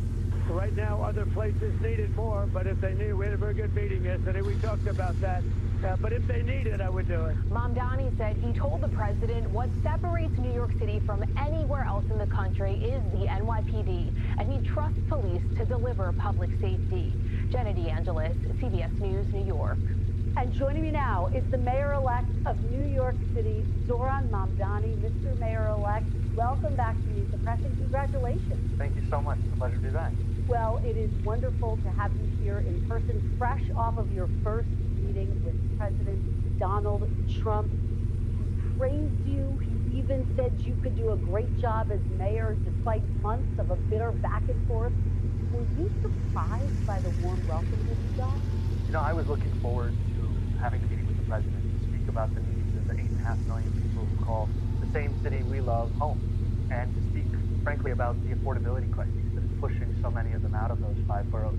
And I found in the meeting that I had with the president a productive one, and a meeting that came back again and again to the central themes of the campaign that we ran: the cost of housing, the cost of childcare, the cost of groceries, the cost of utilities. And it showed that this is an opportunity to now start to deliver so that people can do more than just aspire to struggle in New York City, but actually to be able to live there. But did you expect it to be so chummy? What was going through your head when you were standing there? You know, I thought again and again about what it would mean for New Yorkers if we could establish a productive relationship that would focus on the issues that those New Yorkers stay up late at night thinking about. Because so often in our politics, we try and tell people what they should be worried about, what they should be concerned about. When you actually ask New Yorkers and you listen to them, you hear it come back to the issues that animated not just the conversation the president and I had with the press after our meeting, but frankly in the meeting itself. It was a conversation where we spoke about the... Whoever media trained Mamdani needs to be the head of the Democratic Party immediately. Lamau? No. I think it starts with the policies. It starts with the worldview. The reason why you consider him to be so good at messaging and so believable is because he has a well-defined worldview that is outside of normal politics in the Democratic Party. Like, he is a solid communicator. He's naturally good. He's naturally charismatic. He's naturally a solid communicator, which certainly helps. But ultimately, it definitely does come back to having politics that are anchored around simple to understand policies, okay? He comes across as sincere, but ultimately, he comes across as earnest and sincere around advancing an agenda that many people associate him with, okay? It's as simple as believing in something, simply put. If you want it to be defined, not by the actual politics of Zoran Mamdani, you can basically say he believes in something. Democrats come across as believing in nothing. Republicans, on the other hand, also believe in something, right? There is a level of sincerity with Republican politics, even though they're the politics they believe in are fucking awful. They're garbage. They're harmful to large swaths of the population. They still have definable worldviews, even if we consider it to be evil, right? They have a definable worldview that is seen as tangible, and also people can associate with them positively or negatively if they choose to do so. Democrats, on the other hand, oftentimes shy away from that. They think that's a failure. They think that's a bad thing to be defined by policies. They are oftentimes believe that the most successful method is to simply say you are not a Republican, and then that's it. That should be enough for everybody to vote for you.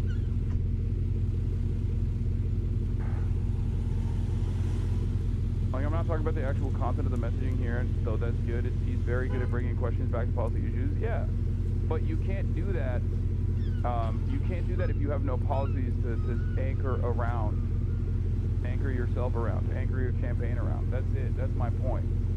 You have to have things that you can bring the conversation back to all the time, an agenda that you are advancing.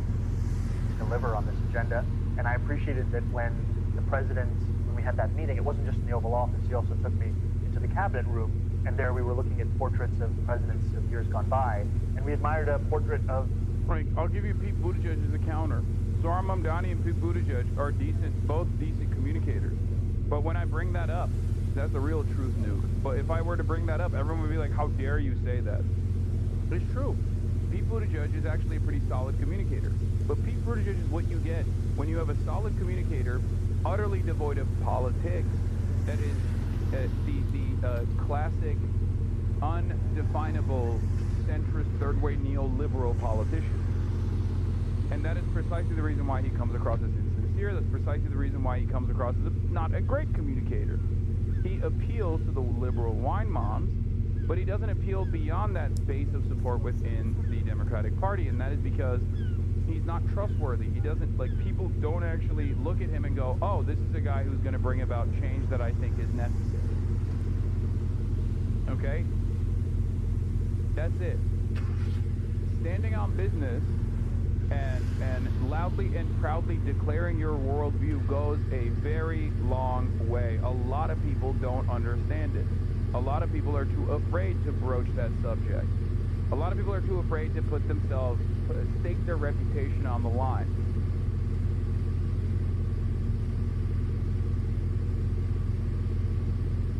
Pete makes word salad to make you agree either with him on whatever he's talking about. Zohran wants free buses.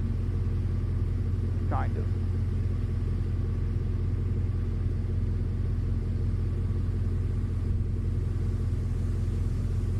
FDR.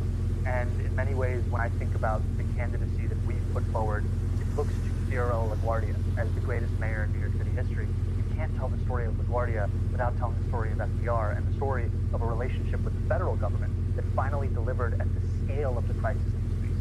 Well, prior to... I will say it's also somewhat refreshing to have a politician be, like, knowledgeable. I think a lot of people also forget that you can know things and you can educate people on the spot. And he does that quite a bit. I mean, obviously it's centered around New York politics, but ultimately it's not a bad thing that you can do that, you know? It goes a long way. I think politicians knowing shit is a good thing, okay? It's a weird world that we live in where I think people automatically say, like, oh, you have to be dumb. You have to be like a dumb guy that went over the fucking dummies, the stupids. But that's not the case. I don't have to tell you this. President Trump repeatedly threatened to cut off federal funding to New York if he won. The president seemed to back away from that yesterday, though, in his public comments in that joint news conference you all did. He said, I don't think that's going to happen. I expect to be helping him, not hurting him. Do you believe him when he says that? No, I believe the president in the conversation that we had, and I will continue to make the case both to the president and to the country at large, about the needs of New Yorkers.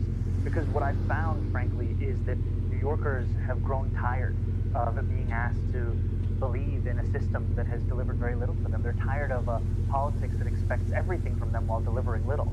And what they want now is a politics that can see the scale of the crisis in front of it and actually start to work together to deliver on that. You know, you ran a campaign, though, saying that President Trump had not delivered on his promise of affordability. Did anything that happened in that meeting make you think, yes, he can deliver on that promise for Americans, for New Yorkers? Well, I spoke to the president about the fact that while our campaign technically began on October 23rd last year, for many people, they became aware of it after the president won his election. And when I went out and spoke to New Yorkers, asking them who did they vote for and why, in two neighborhoods that swung most significantly towards the president, which was Fordham Road in the Bronx, Hillside Avenue in Queens. And I shared with the president that when I asked those New Yorkers why did they vote for the president, they told me again and again it was cost of living, cost of living, cost of living. And when the president and I were speaking, we were speaking about what is preventing from delivering on that affordability agenda. Sometimes it's a lack of taking on the broken system that we have, and I spoke about in New York City, for example, zoning regulations. We spoke about ULURP. This is a process by which you either approve or deny zoning changes that are made in New York City. We spoke about the need to change so many of those situations such that a developer doesn't tell you the thing more expensive than labor or materials is waiting. And we also spoke about the importance of understanding what it is that hurts New Yorkers in their pockets. It's their rent, it's their child care, it's their utilities, and it's their child care. Because the child care, I say twice, because it is the second highest cost after housing, $22,500 a year for a single child. Well, let me ask you about the other threat that we heard from President Trump to send troops to New York City to address issues of crime and immigration. Does it bug you that they're on his 2-on message sometimes? No. We've seen him do this in other major cities. Did you get any assurances in your meeting, Mayor-elect Mamdani, that President Trump will not send troops into New York? I told the president that the cornerstone of an affordability agenda is public safety, and that it is critically important. And for all that has been said and all that has been spoken about, the tens of millions of dollars looking to make New Yorkers fearful of that question, the truth of it is, in fact, that I'm looking forward to working with the NYPD to deliver on that. And I shared with the president that my decision to retain Police Commissioner Jessica Tisch is in large part a recognition of the fact that in her time leading the NYPD, she has driven down crime across the 5 boroughs while starting to uproot corruption. This is my least favorite part about like all the things that he's done so far. Not only because like Tisch is a ultra Zionist, but also I think like getting a police commissioner that is on board with your worldview, or at least like much closer to your worldview, is a much better way to deal with it. But I think that it's a miscalculation. I think it's a miscalculation overall, but that is the real reason why a lot of people are souring on Zohran Mamdani. I'm not one of those people that says like, oh, this is, you know, you guys don't want someone to actually govern and legislate. You're being silly and childish. I think that's an understandable area of concern. I think it's a totally valid criticism. I think his answers on that were really bad leading up to the election, and I was a lot more forgiving because there was an election in that situation. But like the Jessica Tisch thing is part of the reason why like even Trump was more comfortable associating with Zohran, apparently, saying like, oh well, you know, he kept Tisch on.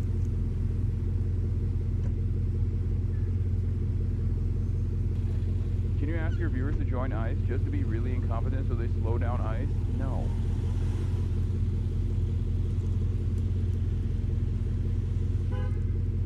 You cannot get rid of any Tisch in New York. It's akin to thinking you can just say fuck you to the president.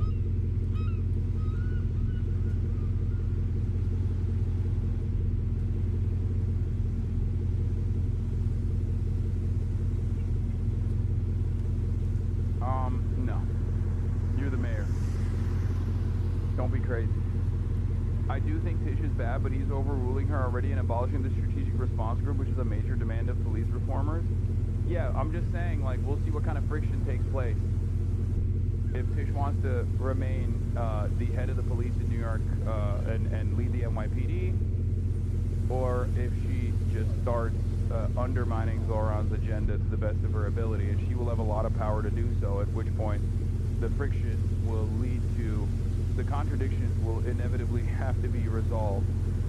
That was endemic in the top echelons of that department under Mayor Adams. And I'm going to follow up with you on your decision to keep Commissioner Tish, but to this core question that I think so many New Yorkers are curious to know the answer to. What did President Trump say to you? Did he assure you he will not send troops into New York? He told me that he cared deeply about public safety. I said I cared deeply about the same. Send troops? What I told him is that what separates New York City from anywhere else in the country is we have the NYPD. And I trust the NYPD to deliver public safety. And to me, that is something that I know that they can do, that they have done, and will continue to do under my leadership. So you didn't rule it out today? I made it very clear what we wanted to do, deliver public safety and affordability. The NYPD would be the one to do so. In that press conference with President Trump, a reporter asked you whether you believe that President Trump is in fact a fascist, a word that you used in the... This is another, I don't think these are as bad, these are not bad questions, Chatter. Controversial opinion, but when you have someone that's outside of like the regular political ecosystem, these guys end up asking really good questions. I don't think this is a bad question. I think it's a good question.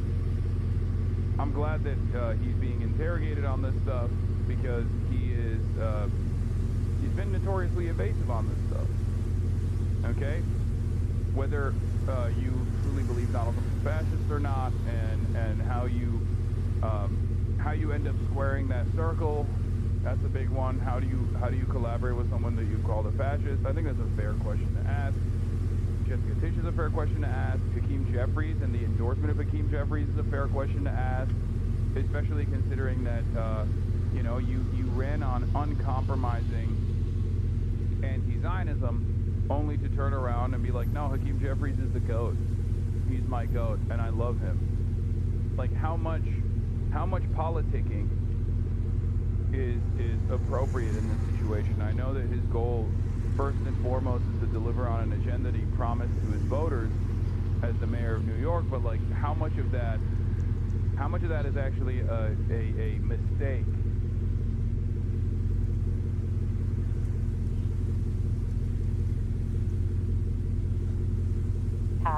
You were about to answer, then President Trump sort of jumped in and he said, quote, that's okay, you can just say yes, it's easier than explaining it. So, Mr. Mayor-elect, just to be very clear, do you think that President Trump is a fascist? And after President Trump said that, I said yes. And so you do? And that's something that I've said in the past, I say it today, and I think what I appreciated about the conversation that I had with the president was that we were not shy about the places of disagreement about the politics that has brought us to this moment, and we also wanted to focus on what it could look like to deliver on a shared analysis of an affordability crisis for New York. You've also said in the past that President Trump has engaged in a, quote, attack on our democracy. You've called him a despot. Do you still believe President Trump is a threat to democracy? Everything that I've said in the past, I continue to believe, and that's the thing that I think is important in our politics, is that we don't shy away from where we have disagreements, but we understand what it is that brings us to that table. Because I'm not coming into the Oval Office to make a point or make a stand. I'm coming in there to deliver for New Yorkers. And a few weeks ago, I was asked by a reporter 3 words to describe myself. I said, New York City. And that's what animated that conversation. How do we deliver for the people of New York City? Fascism is a bit more than a disagreement. Yeah, but do you have... Dude, he is the president, okay? As long as you're not conceding to the president, you're gonna have to fucking demand that he doesn't cut funds if you're the mayor of New York, okay? Not only is he the president, but he's also threatening military occupation of the city that you're supposed to be the mayor of. And on top of that, he said he's gonna treat New York City like it's fucking Cuba, okay? Like, in that situation, considering that you're a part of the government in this day and age, and the way that the situation currently works, you're still very much a part of the fucking government.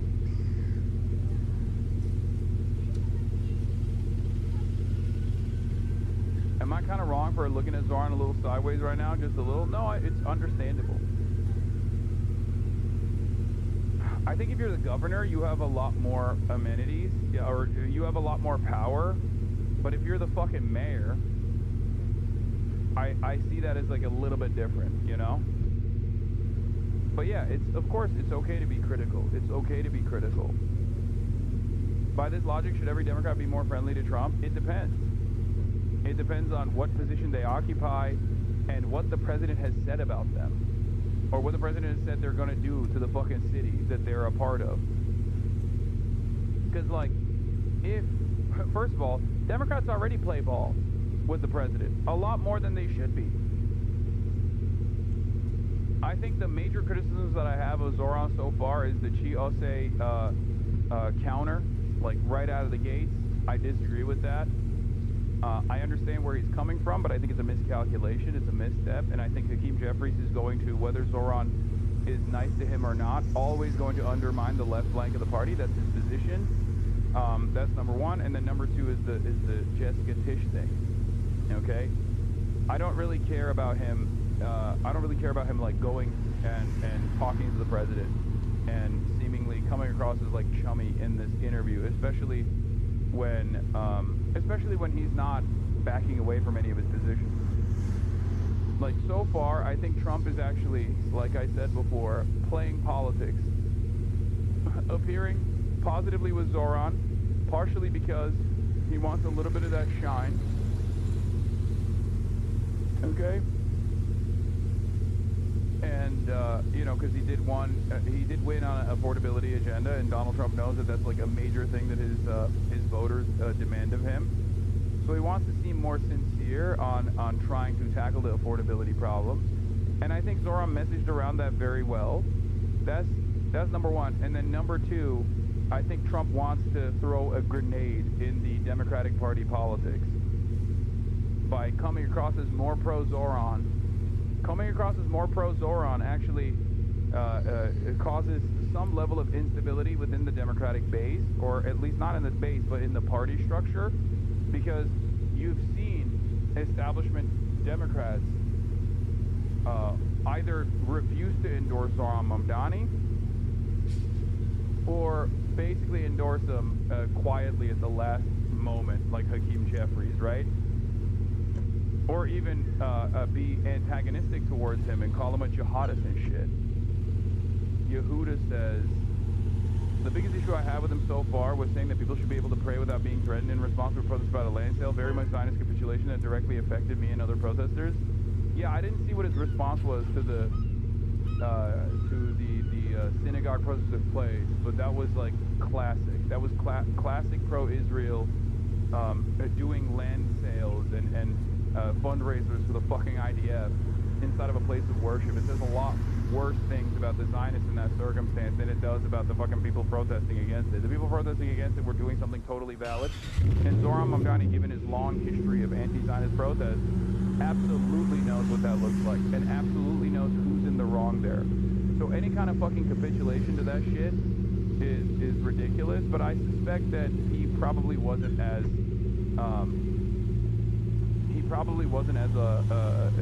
upset about the protesters at all in the way that you presented. I didn't see it though. What did he say? Mamdani spokesperson Dora Pekic tells me the mayor-elect has discouraged the language used at last night's protest and will continue to do so in response to demonstrators outside a Park East synagogue who chanted death to the IDF and globalized the Intifada. The mayor-elect has discouraged the language used at last night's protest and will continue to do so. He believes every New Yorker should be free to enter a house of worship without intimidation and that these sacred spaces should not be used to promote activities in violation of international law. Yeah, I don't think the first part is even necessary. He's trying to do a both sides thing. But yeah, he's trying to do a both sides thing in this circumstance, which is so fucking stupid. I mean, he knows. He knows better. Asked to clarify the conducting caveat, Mamdani's team says it was specifically in reference to the organization's promotion of settlement activity beyond the Green Line, which violates international law.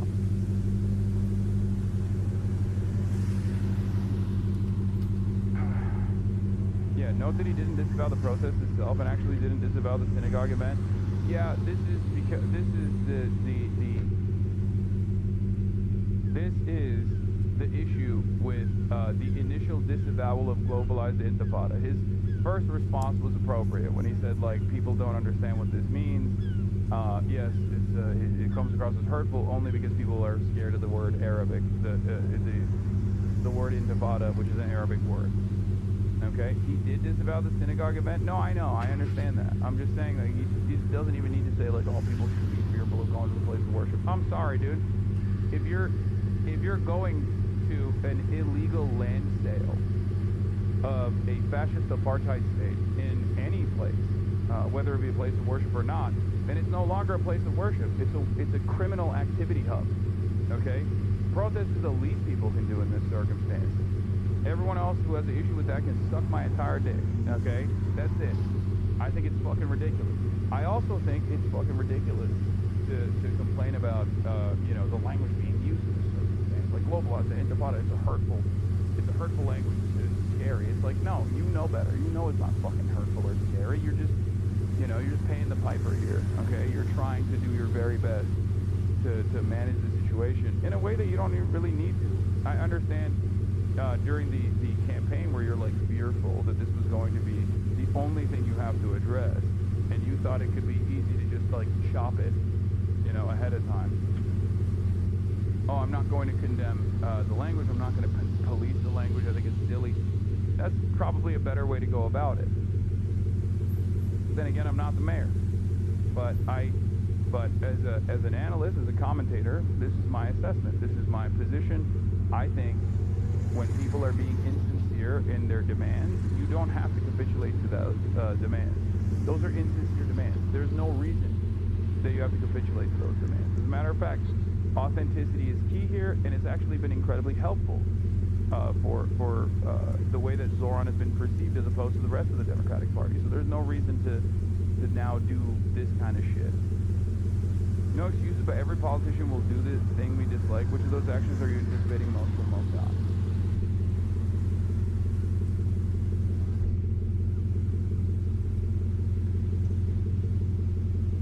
I think that some of your supporters would be curious to know, you say you stand by your past statements that yes, he's a threat to the democracy. How do you square working with someone who you still think is a threat to the democracy?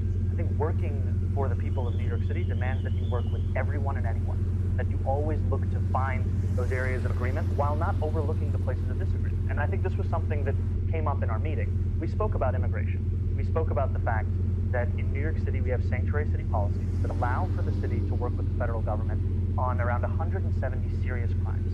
The concern for so many New Yorkers comes about anything beyond that. And I spoke about the importance of us being able to protect New Yorkers and some of the incidents. Oh yeah, I didn't really care much for his statements on Cuba and Venezuela either. I thought those were silly. But again, that's too much in the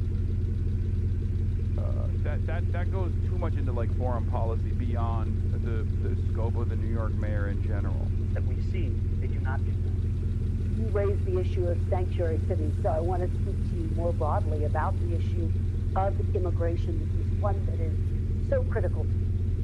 Bro, he's the fucking mayor of New York. Why the fuck would he care? No, exactly. That's my point too. My position is he's the fucking mayor of New York. Who gives a shit? Like, you don't have to answer all of those questions. At least with Israel, it was brought up as a major point in the entire run. But you don't have to fucking run around and be like, oh, I think Cuba is a despotic, tyrannical state or some shit. I don't know what he even said ultimately, but like that's one of those things where it's like, I'm the mayor of New York. I don't know why you guys are fucking demanding condemnations or assessments about Cuba or Venezuela. And if you're going to talk about it, I think the most prescient point to talk about, the most like visible point to talk about is quite literally the fact that we are doing a major crime. Yeah. This is from last year. Representative McGovern is right. Cuba's electrical crisis is worsened by the embargo and their inclusion in the state-sponsored terrorism list. President Biden sent aid immediately and removed Cuba from the SSOT. The Cuban people cannot wait. He called Maduro and Diaz-Canel dictators. Yeah. Or even with Venezuela, I think the appropriate thing to fucking say, with Cuba, the appropriate thing to say is that we're strangling them to death. And with Venezuela, the appropriate thing to say is that Donald Trump wants to start a war in Venezuela, and he hasn't shied away from communicating that. That's ridiculous. I thought he ran on no wars. That's a failure in terms of his one of his major promises to his own voters. It's absolutely unacceptable to destabilize this entire region. It's fucking ridiculous. It's inhumane. It's cruel. And we've seen the failures of the global war on terror, the unlimited cruelty.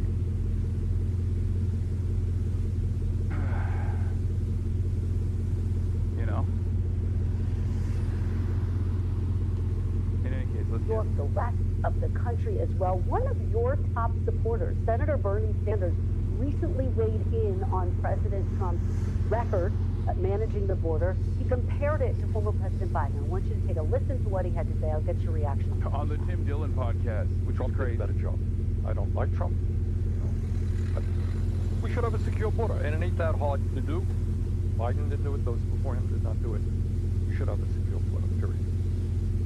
Do you agree with Senator Bernie Sanders that President Trump has done a better job securing the border than former President Biden? You know, I haven't thought much about comparing presidents on the question of securing the border. I think it's important that it's secure, and I also think it's important that we have an immigration system that is humane. And that's what I spoke about with the president, is that New Yorkers want to see humanity in the policies that are being implemented. Do you give President Trump some credit for the work that he's done to make the border, in Senator Sanders' estimation, more? This is for every one of Bernie's worst takes. Yeah, if you listen to the rest of his take, and he expands on it, he does arrive at the same exact sentiment that Zoran is saying here.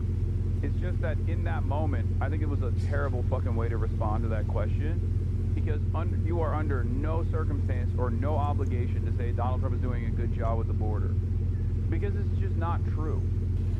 It's just not true at all. That's it. The border crisis is a man-made crisis, and it's man-made because it is instigated with white nativist anti-immigrant sentiment in a country that is the most diverse country on the planet. And that diversity is unironically America's strength. It's one of the most redeeming qualities of the United States of America. It's part of the reason why the United States of America has been such a dominant force around the globe. Okay? The notion that, like, Donald Trump's attitude here is actually good is so stupid, especially when even Trump's very own base of support is souring on the immigration shit. Comparing it to the failure of the Biden administration also doesn't win you any favors, because it leans into the false notion that the Biden administration was also doing like open border policies or whatever the fuck the Republicans have framed him on. It's ridiculous. I hate that shit so much. I dislike it. I dislike it quite a bit, because first and foremost, it is untrue. It is not truthful, and the first thing you should always do is be truthful, be honest. It seems like he's doing a whole Trump is more credible on immigration, but that's a bad thing. But if you clip the first part of the sentiment, it sounds unresolved and supportive. Yes.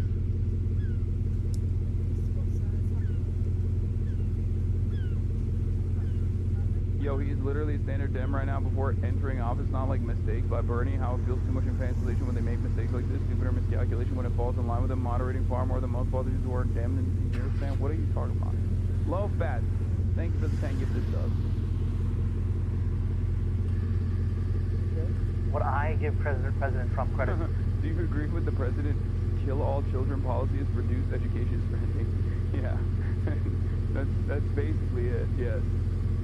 Don't you think it's wonderful that the president is doing, is truly securing the border? What a ridiculous fucking way to answer that.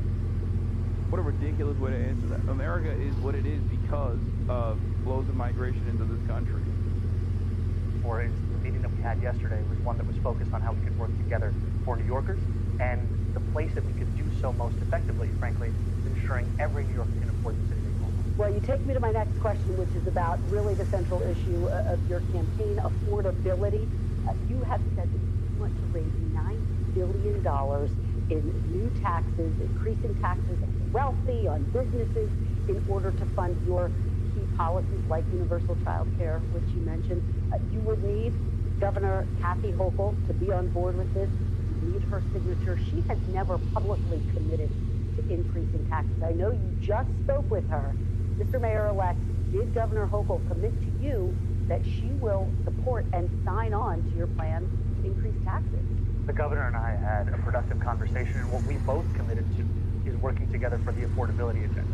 And one thing I appreciate of the many about Governor Hochul is that she's been focused not just on affordability, but specifically on universal child care for quite some time. And now is the time to bring a partner forward in City Hall. And I've said plainly and openly that I believe that these are two tax proposals that make sense, increasing the personal income taxes on New Yorkers making $1 million or more by just 2%, increasing the top corporate tax rate to that match that of New Jersey. And what I've also said is more important than how we fund something is that we fund something. And if there are additional or alternate revenue streams to do so, I will accept them and I will celebrate them, because the most important thing is to actually deliver for the New Yorkers who right now can't even conceive of having a family in New York City because of how expensive we've made childcare across the country. Well, and your entire agenda is incredibly ambitious. Universal child care, free buses, among other things, lowering rent. Can you deliver on this agenda without Governor Hochul agreeing to increase taxes? Well, I'm thankful that I'm not going to have to engage in the hypothetical, because I am confident of the two of us working together to deliver on this agenda and ensure that finally, this goes back to just that portrait of FDR. Thank you, Emily Giselle, for the 5 you has did. been in the past. It has been there in the moments of such transformation, meeting the scale of the crisis. We can do that again. Mamdani, I want to work together with Trump. We need a secure border. I disavow Palestine protests. We love the NYPD, and we want New Yorkers to do ICE raids, not federal agencies. You guys, he's just playing ball. He's definitely having conflict with these people. I like that none of the things that you just framed there is accurate, whether it be my assessment or whether it be even the most negative associations with like what he has said thus far. Like, he said none of that, and I said none of that. How can you watch something and be so off on everything? Are you watching just a totally alternative, like, are you just watching something entirely different right now? What the fuck's going on? Like, every part of this was ridiculous. I am saying that there are aspects of Zoran's fucking statements that I am very critical of. I'm not saying he's just playing ball, he's doing a great job. That's not what I'm saying at all. And I don't even think he went as hard as what you said. He got you on mute? Yeah, he cooked me. He cooked me because he's hallucinating an entirely separate reality.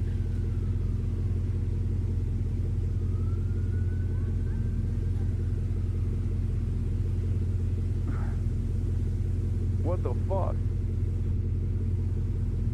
Just yes or no, you think she'll raise taxes? I think she'll work with me to deliver on affordability. I think raising taxes makes the most sense. If there's any alternative that raises the same amount of money, I'm open. All right, let's talk about another major issue, which you referenced, policing. So many major issues. Crime. There are a lot of major issues, I know. God, the audio is so ass. 5 years ago, you were calling for defunding the police. Now you are in charge of the largest police department in the country. You have tapped crime. The fucking gain is baseless. Commissioner Jessica Tisch to stay on in her job. She has accepted.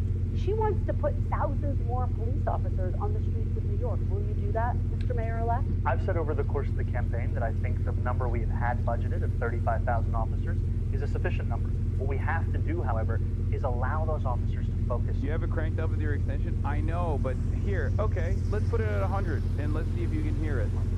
What I mean by that is that 2020, the response time for the NYPD. Is that better? Is that better? Come on, no, keep back seating. Keep back seating. Is that better, you think? Or perhaps I know what I'm doing, and there's a reason why I fucking cranked it. Sounds fine. Actually, you won't be able to hear it. My audio is much higher. My audio levels are much higher than the audio levels of the video. And if I kept it that way, everyone would say, oh, dude, I can't hear the fucking actual video. All right, you know what? Sounds better, chatters? Okay, let's do 100. Let's do 110. That's where it was.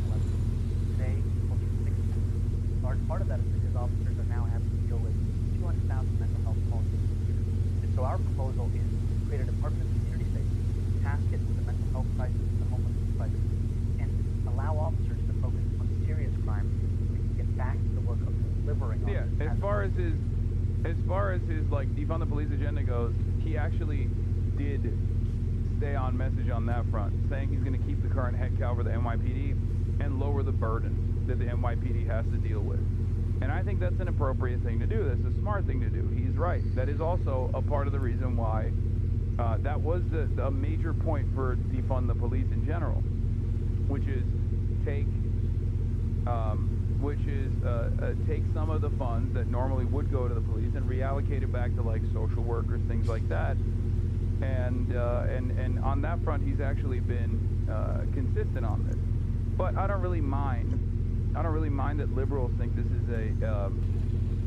I don't really mind that this liberals see this as like, oh, Zoran is moderating. Great, okay, it's a moderate position. If tomorrow Zoran said, not Zoran, but a Zoran-like candidate on the national front is winning an election by saying, oh, I don't want Medicare for all, I want single payer, okay?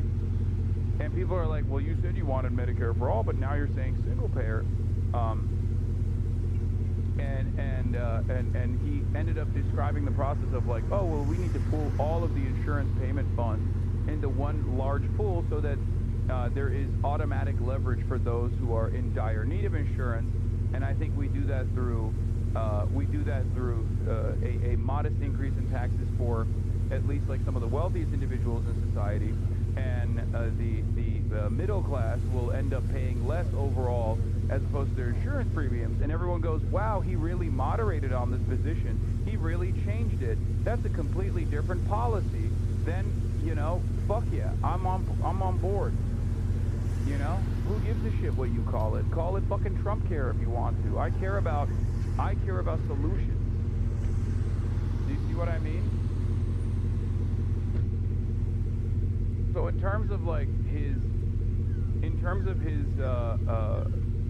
moderation on defund the police, he didn't actually moderate on that at all. But it's fine if people think that he did. Do you see what I mean? It's more so a matter of whether he will be able to follow through on this promise. Trapped in a political discourse without addressing it. You know, violent crime is substantially down under Commissioner Tisha's watch. Do you acknowledge that her approach is working, and therefore do you need to listen to her when she said, I need more cops on the street? The reason I made the decision to retain Commissioner Tish is because of the importance of outcomes. The fact that she has been able to deliver on rooting out corruption while lowering crime is something to be celebrated. And I think the commissioner and I have been very clear. Could you turn it back up? I'm washing dishes at work and it's loud as fuck. Can't hear the video. Your chatters are ignorant. Don't worry, of course. I just wanted to prove to the audio chatters that are being fucking annoying. Okay, I know. I already fixed it. That what brings us together is a shared importance of public safety. I think we can do that with the officers. Would you rule out putting more police officers on the street? What I will tell you is the 35,000 we have budgeted, that's the amount that I do. Okay. Let me ask you, again, just going back to that press conference with President Trump, as reporters were leaving, you were answering a question that I think was hard for a lot of people to hear about your response to protests outside of the Manhattan synagogue. Your initial response to that incident did receive some criticism, as you know. What is your message to Jewish New Yorkers who feel you won't be tough enough in your response to anti-Semitism? Since crime is down, why would they need more police? Great question. That's actually something that he should be saying at all. She should be saying as well. Be like, hey, look, she's actually succeeded on delivering on this promise, and I think it's good. It's good that she did that. That doesn't mean that we need more cops, as a matter of fact. What we need is to lighten the burden of cops. Michael Foscourt, thank you for the 25 gifted. Open Presence, thank you for the 25 gifted. Hell yeah.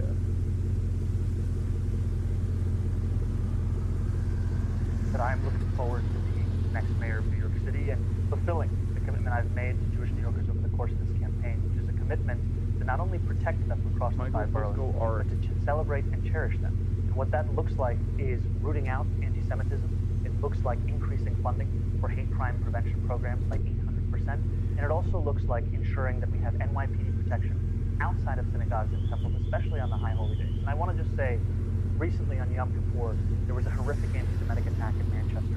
A rabbi in New York City reached out to me and said, could you ensure that there's additional police protection outside of the synagogue for today? I said, absolutely. And I also asked, what if that rabbi did not know the next mayor of New York City? We have to make it so that it doesn't matter who you know. It matters that you will get that safety and security because you're a New Yorker. That's the administration I'm going to do. All right, I do want to talk a little bit Why about... is this controversial? Billionaire dynastic family in New York. I mean, literally, the NYU Art School is named after her family. In the pocket of major developers, in the pocket of all of the fucking finance capital in the city. And on top of that, ultra-Zionist and a Trump supporter. Just like all of the bad things that you would not want in the person commanding the largest fucking army, the largest police force in the country. The police force is already going to be a major hurdle for Zoran and delivering his agenda. So, you know, she's just bad across the board. I think she is literally the worst a part of Zoran's team so far. Especially because he had every opportunity not to continue with her. And it probably would have been a clean break because it's totally valid for an incoming mayor to, because you're running against the outgoing mayor, okay? You won against the outgoing mayor. That means you can also, you also have every opportunity to say, yeah, I want a whole new team. Without much friction.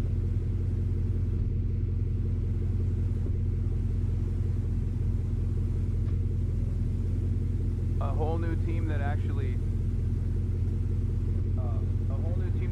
abides by the promises that you made that people voted for. You have the mandate for it, right? So if that's the case, you have an opportunity to get rid of a potential enemy of your agenda without much friction, because it's like totally appropriate to do so. And instead, he basically defended her. Did she really reduce crime and corruption? I mean, crime rates are down, violent crime rates are down. That is true. But that also holds against, that's consistent against national patterns as well.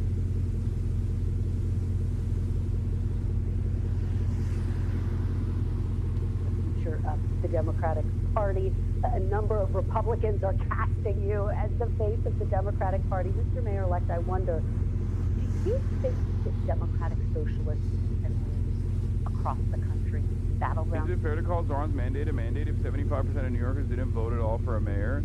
Considering that it was a heavily contested race with a former dynastic name in New York politics and Zoran still was able to achieve above 50%? Yes, absolutely. It's beyond a shadow of doubt that it is, yes, a mandate. And anyone who tries to act like it's not is fucking coping. Okay? Record turnout. He defeats not only the Republican, but also the other Democrat in the race, who still got a tremendous amount of votes. It is absolutely ridiculous.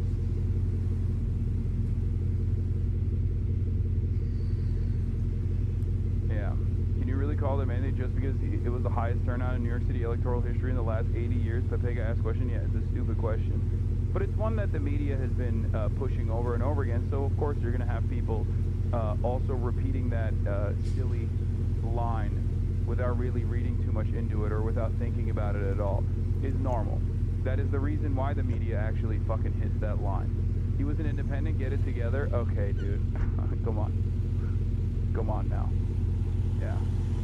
For example, I think a focus on the importance of dignity for working people. Can you guys, something that can you stop sending me this? I know. I will not it's your own tweet. I know. I saw it. National politics and punditry, but what I will tell you is that in New York City, we saw so many of the same dynamics we'd seen elsewhere. We'd seen a shift towards the right. We'd seen obituaries being written. I'm glad you got a banger tweet off, though, Chatter. Good tweet. About the Democratic Party's ability to speak to young people, to speak to Asian voters, to speak especially to young men. And I actually shared this with the president, that the very constituencies that he had won over, that were a critical part of his increased vote share in New York City, were the ones that we then looked at as who we should focus on to bring back into the party. And I think that when you speak to those constituencies with the same respect you speak to any other, you will see that they will then engage in the process. We saw an increase in voter turnout amongst 18 to 29-year-olds by more than 300%. That's because we spoke to them as New Yorkers who are facing an affordability crisis, not as young people we have to finger wag to participate in democracy. Two more quick questions. If Democrats win the midterms, do you want to see Senator Jeffries become Speaker of the House? Yes. Okay, that was a firm, quick answer. Boo. Boo. This is, that's an L, okay?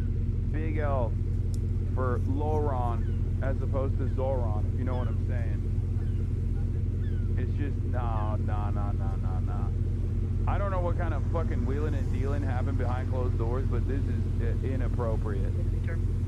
Straight up. Especially because, like, fucking Hakeem Jeffries is going to be an enemy of everything that he presents, okay? That everything he wants to do with his agenda, Hakeem Jeffries is antagonistic to. It also kind of makes him look insincere on a lot of this shit, okay? Hakeem Jeffries is, by normies, known as Apex Shakur, okay? Especially in New York. Sure, he's, very popular in his own district, but nationally, he is unimaginably unpopular. Right now, you're talking to Meet the Press. There is absolutely zero reason to try and defend Hakeem Jeffries. Yeah, damn, sometimes it's your own digital footprint. Exactly. This looks insincere, looks flip-floppy. After at least 2,251 Palestinians were killed over the course of July 2014, Hakeem Jeffries got on stage at a rally in New York City and paraphrased George Wallace. Israel today, Israel tomorrow, Israel forever. If Jeffries is considered a progressive, the term has lost all of its meaning.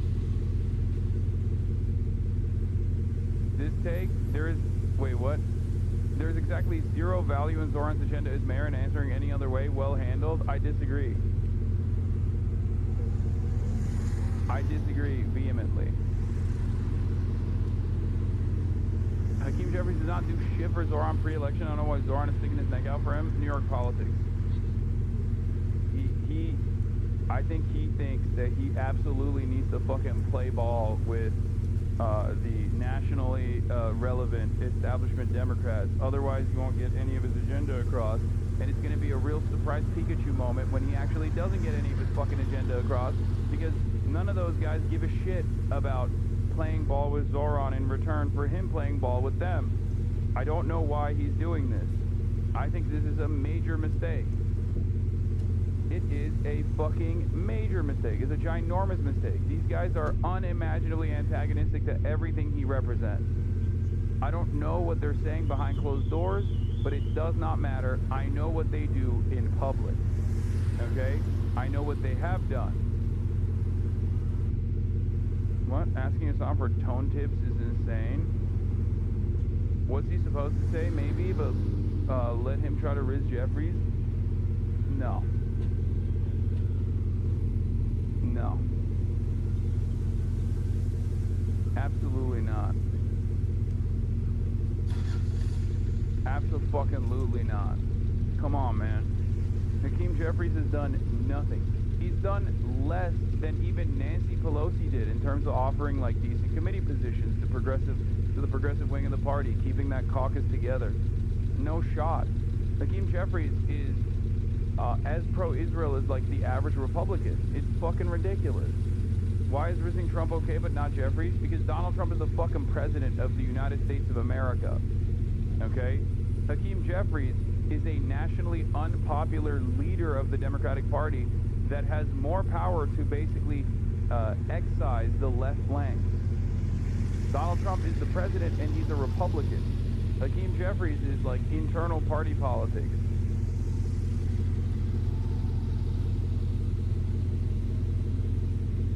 So you leave plenty of time for my final answer. Just let me go back and give a little more. Look, do you think he's endorsing Trump? Do you think he's endorsing Donald Trump as president? Is that what you think he's doing? Because he is endorsing Hakeem Jeffries as Speaker of the House and the minority leader. It's fucking ridiculous. Former President Obama called you Someone after said the yes. victory. Yeah, Zoran Mamdani went and spoke to the president, which means that he actually wants Donald Trump to be the next president and the president after. Okay? He tried to actively clear the fucking field for Hakeem Jeffries by undermining and then actively petitioning against Chiose, running against Hakeem Jeffries. I think it's totally ridiculous. And he offered to be a sounding board for you as you take on this role of mayor of New York City. What advice did he give you? And by the way, straight up, not supporting Chi and then going to the DSA meeting to say that DSA shouldn't support Chiose's campaign is not a good move. And he succeeded in making sure that the DSA, that Chiose could not field DSA's endorsement. As you guys probably saw already, should the citywide electoral working group recommend Chiose for endorsement for Congress in New York 8, got 46% yes votes and 52% no votes. I think that was a major mistake. A lot of the people, I read into this quite a bit, and a lot of the people that obviously could not participate in this voting process were the newcomers into the DSA, and I understand why there is like a system here at play that like the older DSA members obviously hold a lot more weight over where the organization can throw its weight around. This makes sense, right? Having said that, you have a fuck ton of newcomers that are joining the DSA because they like what Zoran did, which was unseat establishment Democrats, and then immediately they're met with, no, you can't unseat this establishment Democrat. Disagree, she is an opportunist, is what a lot of people are saying. And it's like, oh, well, he doesn't have the same level of bona fides within the DSA structure as Zoran did. Fair, okay? Having said that, the goal here is to still ultimately have progressive, skilled communicators, unseat establishment Democrats that are antagonistic to the DSA.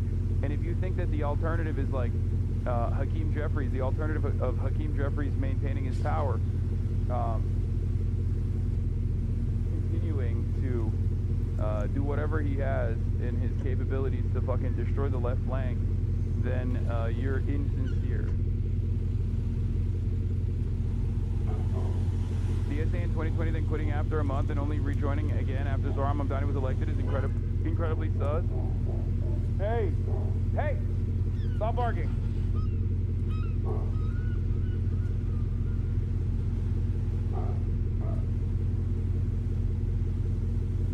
How do we effectively move ahead? You know, one thing I really appreciated about the conversations I've had with the president has been the importance of what it looks like, not only to inspire hope, but to sustain it and then to deliver on it. And time again, that comes back to the city hall that you're putting together. And even right now, we have about 40-odd days of a transition. Transitions are typically a time of pageantry and pomp. We want it to be a time of substance, a time of purpose. And so we ensured the first day after the election, we announced our 4 incredible co-chairs of our transition, our executive director. And then the week after that, first deputy mayor, chief of staff. We're moving much faster than typical because we want January 1st to be the day where we start to deliver, not start to prepare. And I appreciate President Obama's emphasis of what it looks like to prepare in advance so that we can. All right, Mayor-elect Zoran Mamdani, thank you so much for being here. We really appreciate it. Thank you. Real pleasure. We thank you for watching, and remember, stay updated on breaking news and top stories on the NBC News app or watch live on our YouTube channel.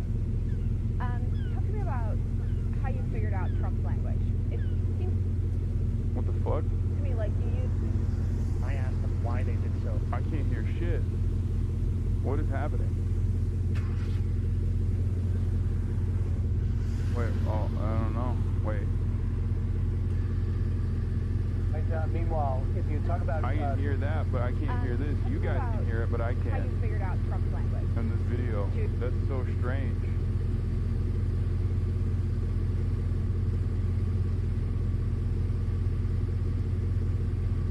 Single channel, who's the audio pervert now? Yeah, but I have a forced... Desktop audio, monitoring off. Yeah, I have forced mono on mine. Let me see. Get him talking about the issue. Yeah. I still can't hear it. I don't know. I do, yeah. I do see levels, but I that are can't hear it affecting for New York some City. reason. Talk to me about how you decide. Yeah, I know it was forced mono in the left ear, but it's forced mono so you can hear all of this. Why do we get so many stream issues in LA but none in China? Okay, I don't know, but I'm gonna skip this one. That's not really an accurate way to describe the dynamics of the DSA effort. The opposition to Xi's candidacy among the voting members was more about strategy than it was about Xi. They have a ton of districts they have to manage running in right now. They're stretching themselves thin, as is without a leader's race. No, I know. I understand that. I'm not oblivious to all of that stuff. I mentioned all of this stuff when covering whether the DSA would endorse GOSA or not. I think it's good to focus on a nationally relevant campaign like this. Do you think she could realistically win that race against Jeffries? I think it would be an exhaustion of limited resources, but as long as there's an opportunity there, I think it would have been the appropriate thing to try. I don't think it would have defeated the leftist momentum as aggressively as people who are running scared thought it would. DSA goals to move New York State. In any case, let's move on. And, meanwhile, if you talk about the nuts and bolts here in America... Kirk sends a warning on Mamdani. Oh no. At a time when there is so much Kirkification running wild on the internet, these guys are still bringing up Charlie Kirk as a way to criticize Zohran Mamdani. Uh-oh. Everyone says it's affordability. When you talk about elections, when you talk about things that matter, it's affordability. Not the Epstein files, not all this other stuff on the side. It's affordability. And one thing that the president has in common with the mayor-elect of New York is they both are talking about affordability, and that's their focus. Where they differ is how to make things affordable. One is tax the rich, the other is grow the economy. But I was just amazed how well they got along. In case you missed it, why? We talked about some things in very strong common, like housing and getting housing built, and food prices, and the price of oil is coming way down. Anything I do is going to be good for New York. If I can get prices down, it's good for New York. And we've got them down, way down from last year. We have, as you know, I've been saying to a lot of people, Walmart said that Thanksgiving this year is exactly 25% less than last year. So that's good for New York, good for everybody. And when we spoke to those voters who voted for President Trump, we heard them speak about cost of living. We focused on that same cost of living, and that's where I am really looking forward. I'm tearing up. I'm sorry. I'm tearing up. I'm tearing up. I'm tearing up. The president on the affordability agenda. They're clearly concerned about the same issue, of course. Fuck it. This is what we really need to see.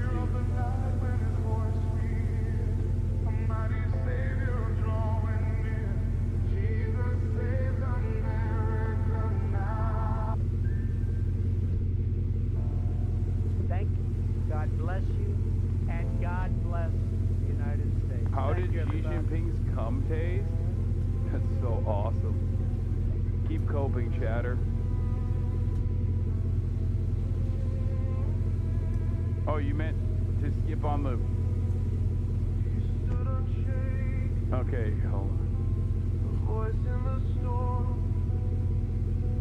a man of conviction, A heart reborn. he spoke the truth when the cost was high. He lived for Jesus, unafraid to die. We are Charlie Kirk.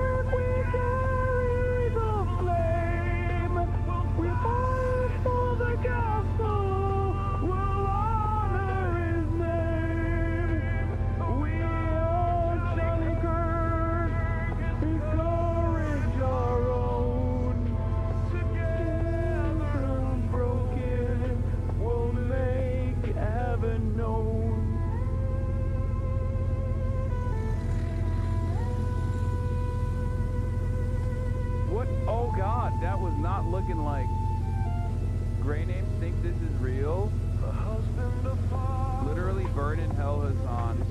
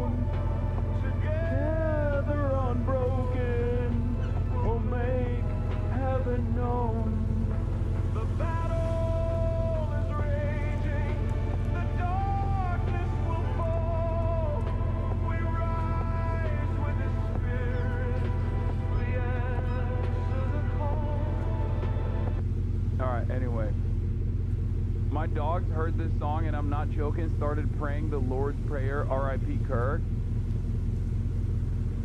Yeah, dude, it's fucking awesome. It's fucking awesome. When he says we are Charlie Kirk, I wept. Jesus wept, and so did I, okay? This is the kind of bullshit Turkey would send to Eurovision. America should send this to Eurovision, okay? America should send this to Eurovision. They would win. We crowed? Yep, we crowed.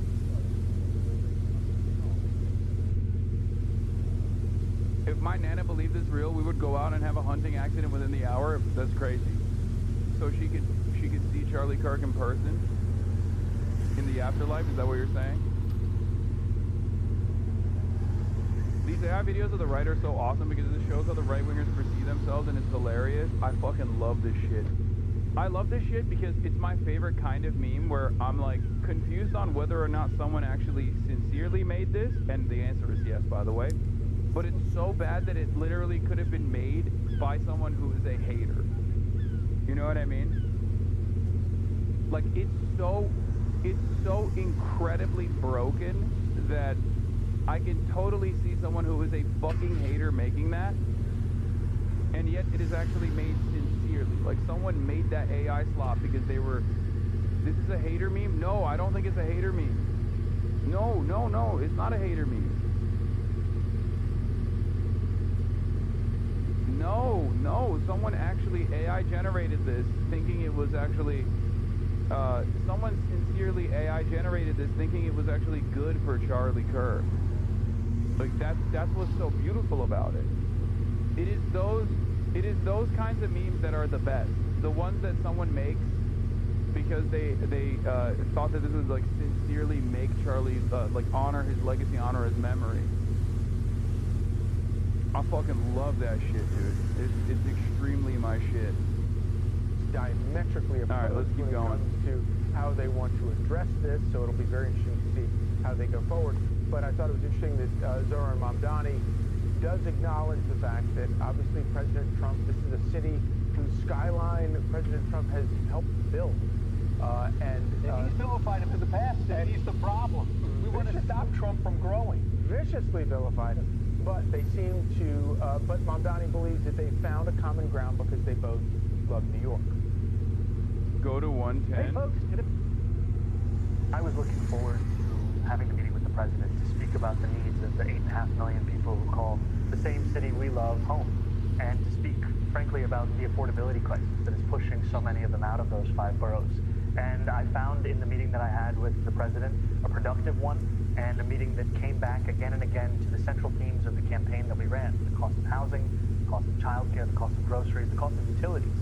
And it showed that this is an opportunity to now start to deliver so that people can do more than just aspire to struggle in New York City, but actually to be able to live there. And he said he still believes Donald Trump is a fascist. Donald Trump, during the election, called him a 100% communist lunatic.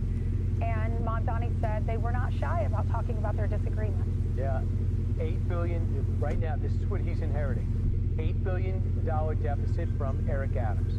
He wants free buses, $1 billion, free childcare, $6 billion, housing plans, tens of billions of dollars, freezing rent, doing all these other things. So even if he gets his tax increases, nothing's affordable, and when you tax people, you don't grow the economy. But I guess he's got to find out for himself. And of course, Mamdani is inheriting a city and all the problems from a long line of Democrats and Democrat policies. But of course, Mamdani and socialists are not the only ones who have been addressing this issue of affordability. President Trump has been talking about it. And of course, the late Charlie Kirk was one of the most visible and eloquent people talking about this issue and talking about the importance of getting younger people purchased into the economy so that they start to value the importance of not only America, but also free markets. This is what he said on Fox and Friends back in July. How do we get more young people under the age of 35 to have equity in the system? Yes. Not the Democrat version of equity where they want to have redistribution, but actually, are they paying a mortgage? Do they own stuff? Or are they... I love when the exceptionally pro-capitalist right have to lean into like solving the affordability crisis, and they just have to just use like blanket terms such as this one. It's just, bro, people need houses. That's it. Okay? People need fucking houses, man. They need housing. Like, Kirkification gone wrong. Is this AI? I love that so many of you have not seen Charlie Kirk's face in real time in such a long time that you just assume this is a Kirkified moment of someone else with Charlie Kirk's face slapped on it. It is crazy. It is crazy that that is the case, okay? Permanent renters. A permanent renting class in this country is the prerequisite, is the leading ingredient for radical politics that nobody wants to see. We need to reinvent... Except for the permanent renters who want the system to change. Kirkpac, Shakur, okay, integrate the ownership economy, and then all of a sudden, when you own stuff, you're less likely to burn down a Wendy's and vote for candidates like Zohran Mamdani. And thank God there are still miles and miles of video of Charlie. Ain't no way they revived him. Yeah, they did. He actually, yeah, Tim Pool was right. He did recover, turns out. I mean, this in and of itself is the same principle behind, like, even a threat of unionization causes the capital owners and the bosses to increase wages. This is basically that. The threat of a Zohran Mamdani victory is already causing Fox News to reflect on a non-Kirkified Charlie Kirk and his past statements about how if you don't want the people to riot, you got to give them shit. You know? What are you doing? Hello? Hello? Do you still stream on Bilibili, or was that just in China? I haven't decided how I'm going to continue streaming on Bilibili. I would probably do a dual cast eventually, but we'll figure it out. Hello! Oh yeah, you are Charlie Kirk. We are all Charlie Kirk, including Kaya. She's carrying the flame. Okay? Do you sing the gospel? Do you sing the gospel, Kaya? Well, well, well, look who's Chinese now. My book Extremely Online is now available in Chinese. Oh, hell yeah.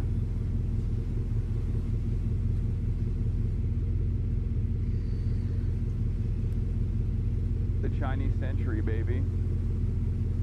Vibe shift. Trump, New York City, Mamdani's vow to work on affordability. It is a vibe shift. Also, this is pretty funny as well. Literally burn in hell, Hasan. That's awesome. I love that this photo actually confused a lot of people. They genuinely, from afar, thought that this was like me actually meeting Xi Jinping. Like, I saw a bunch of people posting about this on Instagram. Yeah, of course it's a wax figurine, dude. What are you talking about? It was a Madame Tussauds. No, I didn't actually fucking link up with the president. That's crazy that people genuinely think that. You also met Elvis, right? Yeah, I met Mao Zedong and also Deng Xiaoping as well.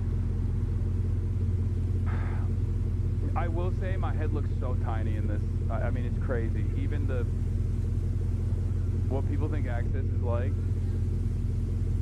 Dude, it's also crazy because there are a bunch of people who like legitimately thought, even friends that I talked to, thought that like this was a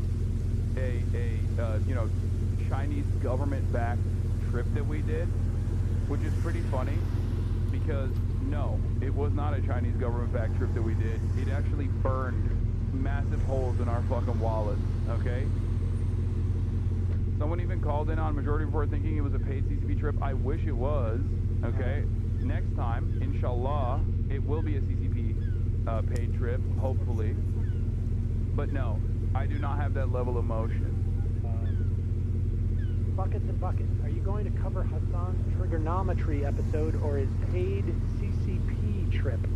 No, don't care. I mean, y'all were glazing China, not just you. Yeah. One should consider why.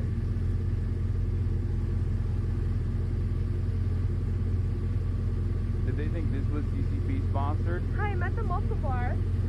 Yes. This was sponsored by the CCP. Did you basically get a free China trip with the money you won? No, I won $4 grand. That doesn't even cover a fraction of the cost. If I had put all of the money on Mabubu winning, it still would not have covered. It would have covered like not even half of the fucking cost overall. We were like 9 people, dude. What do you mean? It would cover like a fraction of the ticket, the flight.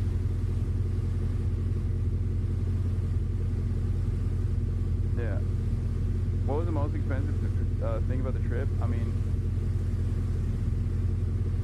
did you pay for all your friends? We paid for no, not, I mean, when I say we, I mean like, we paid for most of it.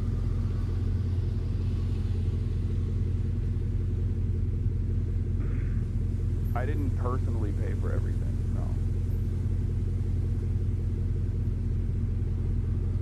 Don't answer Pocket Watchers? Thanks. I may check it. I'm curious to see some video from China. Yeah, I'm trying to talk to him about the China trip. I would love to go on a trip like that, but the trigonometry thing, I was not aware that... I was... Yeah, fear and fun, baby. Hasan doesn't understand the poor. Exactly. Anyway, take Haas. Yeah, on my paid trip. On my paid CCP sponsorship trip. I'll be taking Unk with me.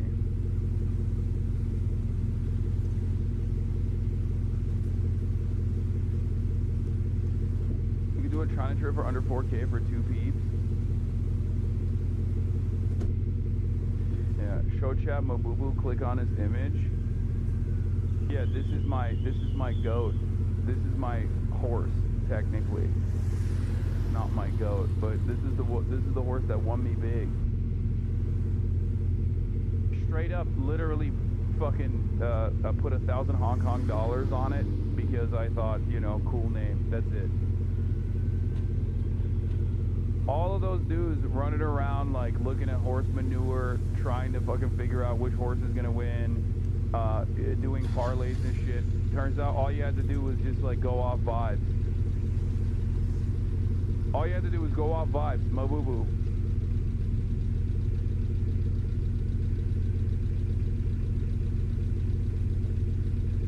Chat is literally 12 and doesn't understand the cost of an international streaming broadcast with an entire team. Yeah, like we had tourists, we had guides in every city, we had hotel rooms, we had fucking security, we had cars, we had to do all of that shit.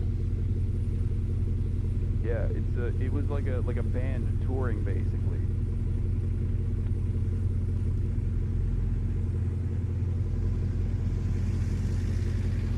But the reason why Will and Austin was also glazing China was because they liked what they experienced. Not because they weren't glazing China because they were paid by the government to do so. they literally were iffy on the trip from the start. And then once they actually experienced it, they were like, this is fucking awesome. Hassan Pike delegation, baby. Kirk saying these things because there was no greater, more clarion voice than his on it. So right now, the majority of the American people say costs goods are up. 85% say groceries are up. 78% utilities are up. 67% say healthcare is up, and 66% say housing is up. So even if the prices are marginally down, people aren't feeling it. The other thing is 77% say the president should focus more on the economy. What I think the president has to do is explain to people that all these trade deals, all these international visits are about the economy.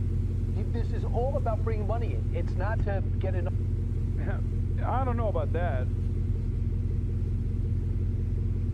Yeah, I'm not entirely convinced that all of these trips that he's doing across the globe are actually directly about bringing money back in. He says that that's the case, but I don't think that's the case. The Trump Tower. So the trade deals, things are coming back, manufacturing coming back, and I think what the Secretary of Treasury was saying over the weekend is get ready for a big 2026. Because the minute you sign the deal, it doesn't mean you start building the factories. And I think so. A lot of these energy factories with these AI companies are really going to start going in soon. Yeah, we mentioned that President Trump called him a communist. Well, Mamdani was calling him a fascist. He was asked about that. Watch this exchange.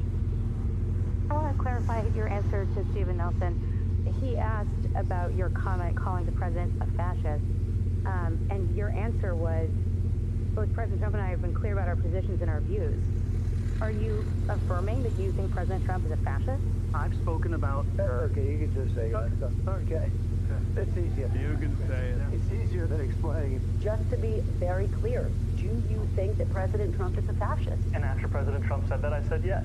And so you do. And that's something that I've said in the past. I say it today. And I think what I appreciated about the conversation that I had with the president was that we were not shy about the places of disagreement about the politics that has brought us to this moment. And we also wanted to focus on what it could look like to deliver on a shared analysis of an affordability crisis for New Yorkers.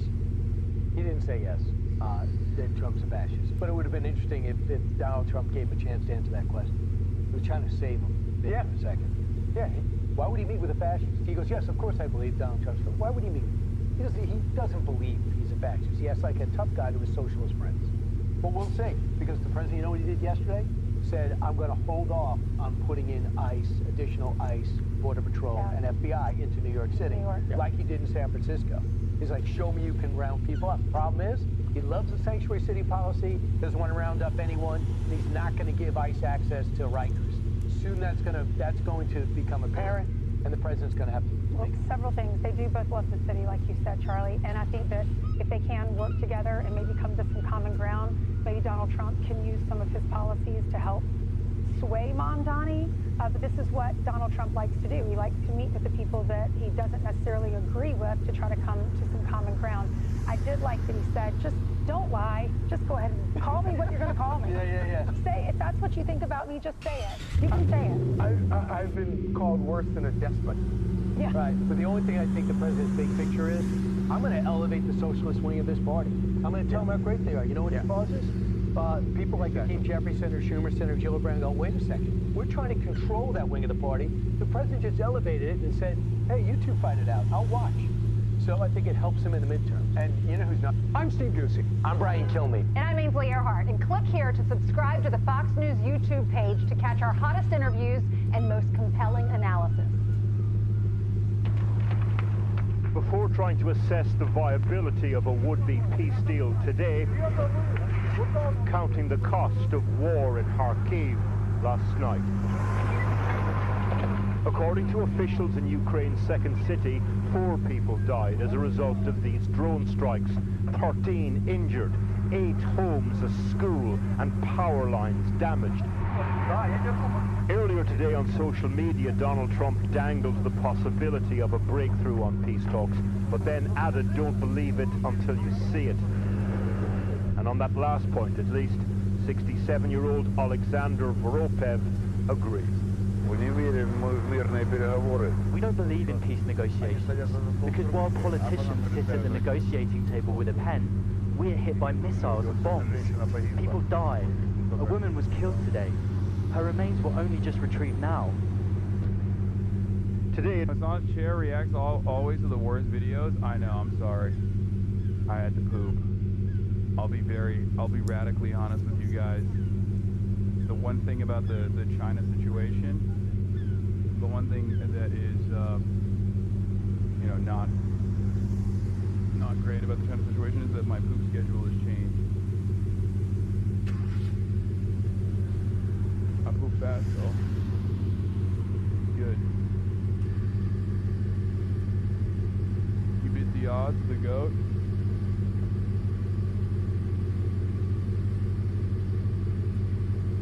Please be less radically honest. No, I have to be radically honest. I will always be radically honest. Did you wash hands? Yes, I did all of it. Don't be fucking ridiculous. Of course, you always have to wash your hands after pooping.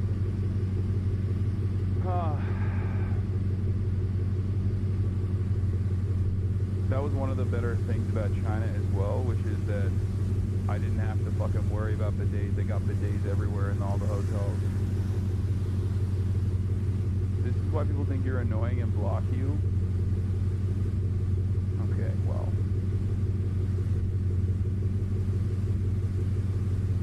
Sorry.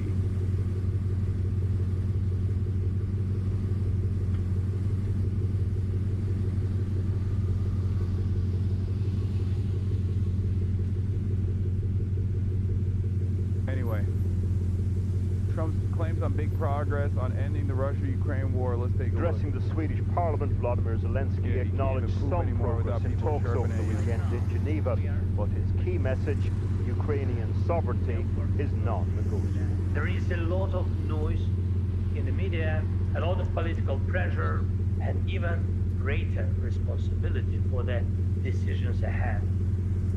Putin wants legal recognition for what he has stolen, to break the principle of territorial integrity and sovereignty.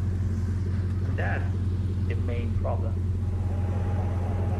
EU leaders, blindsided by the surprise US peace plan last week, are now asserting themselves.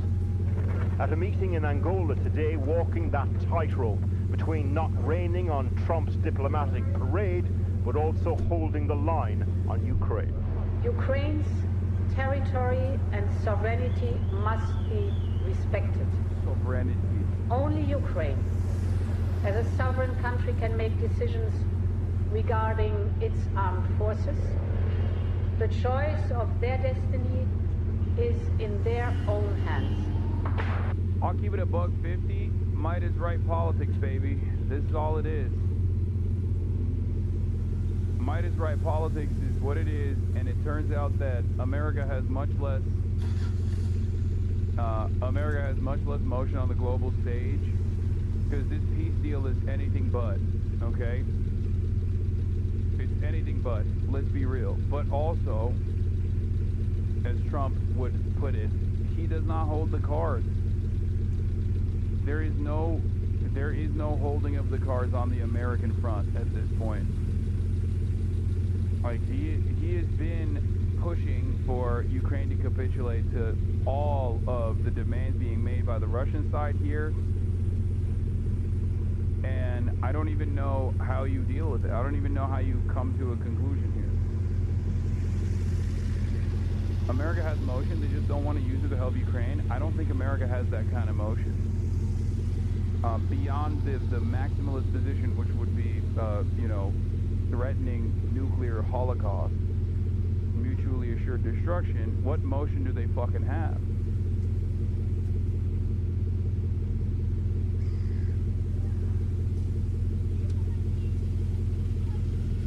They just don't. I don't know. Here's an assessment. If true, the U.S. Former Secretary Marco Rubio, Secretary of State and National Security Advisor. He's now in Geneva with the U.S. Army Secretary negotiating with the Ukrainians on what is largely being seen as a document that halts the fighting in Ukraine, giving Russia concessions like control over Ukrainian territory. that the Russian military does not yet control, and barring Ukraine from future membership in NATO. The second part of this was already a non-starter. It was already a given. But the first part of this is fucking crazy. Okay? Remember when I said that Vladimir Putin had maximalist goals for Ukraine that I think are far-fetched and insane? One of them was complete disarmament of the Ukrainian national forces, and the other was territorial acquisition of territories that Vladimir Putin had not militarily taken over. The very fact that they're doing the territorial acquisition for areas that the Russian military hasn't even taken is crazy. It is a complete defeat. It's waving the white flag for the United States of America, basically saying we don't have any kind of capacity here. And it will most likely turn into an insurgency battle for the most part. It'll be like espionage, it'll be an insurgency battle, it'll be areas where Russian troops are positioned, Ukrainians will try to fight back in secret, you know, drone warfare, things of that nature. It'll be guerrilla warfare for the most part, making it absolutely impossible to maintain control over. But I just don't, you know, on the one hand, I think it's ridiculous to force Ukraine's hand to concede. On the other hand, I don't know if there's any other option here. A lot of people, I think, look to the situation and say, no, Ukraine should still keep fighting. They should keep fighting. They should keep fighting. But if the problem has been the lack of manpower on the Ukrainian side, then how could they do it? How could they do that? These talks in Geneva are taking place on the eve of what appears to be a massive U.S. effort to remove Maduro from oil-rich Venezuela, a Russian ally in the U.S. sphere of influence. Rubio leading talks after denying to U.S. senators that the Ukraine plan was a U.S. plan, implying it was a Russian plan, and then denying he said so in a tweet today while in Geneva. This as reports of diplomats leaving Caracas, flights being canceled due to the massive U.S. military buildup off of Venezuela's shores, and plans for the USA to begin CIA-led covert ops and alleged plans to drop flyers demanding Maduro step down. In other words, regime change that Rubio has long advocated for. The Ukraine deal appears to be linked to the looming U.S. actions in Venezuela based on timing and public recording. I like that we're just, after years and years of Ukrainians being fucking slaughtered, we just tell Ukraine to suck it the fuck up, and we basically offer territories of Ukraine as a gift to Russia so that Marco Rubio can go and invade Venezuela militarily. It is fucking insane.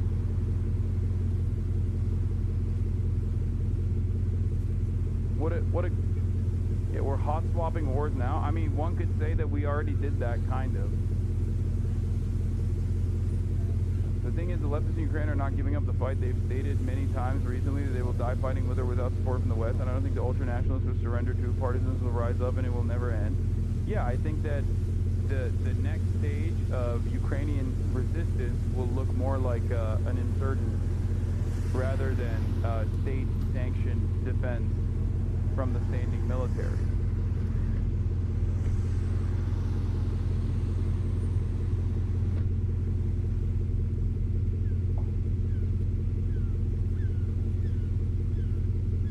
Why can't America just send more weapons to Ukraine, F-35s, Tomahawks, and other missiles? Russia won't dare bomb America. China holds all the cards. If America had a good relationship with China, they could make Russia withdraw everything. I mean, this is what I've been saying from the start, is that there is a senior partner in this coalition on the Russian side. Obviously, these are two different countries, but having said that, it would certainly... Hassan's so wrong about this war. Ukraine should keep fighting. Ukraine has the manpower since they are on defense. They don't have the manpower for offensive. They can still attrition the Russian forces. Hassan doesn't even follow this war. Russians are getting slaughtered at 5 times the rate, if not more. Hassan's so wrong about this war. Why? Ukraine is going to be leading military drone dealers in the world after this war. Great, man. Are you a fucking weapons contractor? What the hell's going on? What the fuck is going on here? Okay, go join then. Go defend Ukraine. What are you talking about? Why aren't you signing up to defend Ukraine? I don't understand. No, they have 18-year-olds that they should send to the fucking front lines, you know? What do you mean?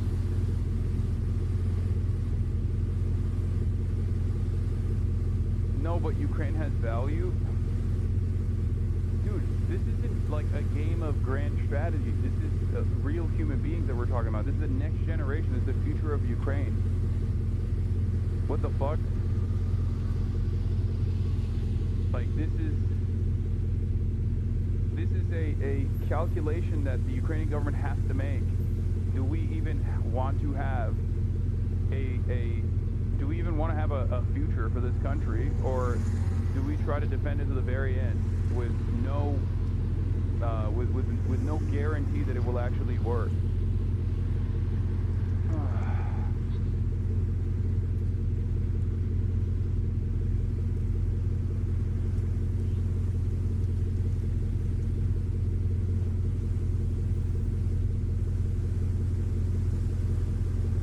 What makes you think a long insurgency would lead to any less lives lost than continuing the traditional conflict? Great question.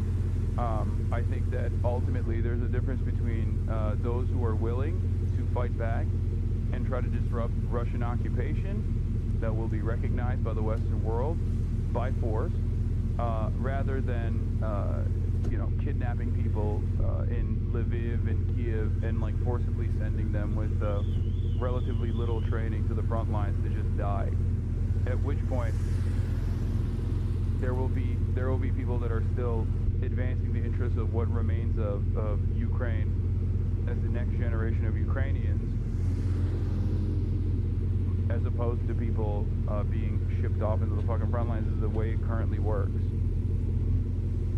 Thousands of splinter factions and paramilitary groups vying for control over black markets and fighting in skirmishes across Eastern Europe. They'll never run out of weapons or resources because of the incalculable amount of weapons that we sent over there with no oversight or regulation.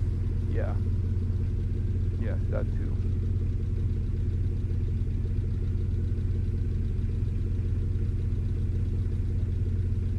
I do think that the appropriate measure here would have been to try and bring China to the table,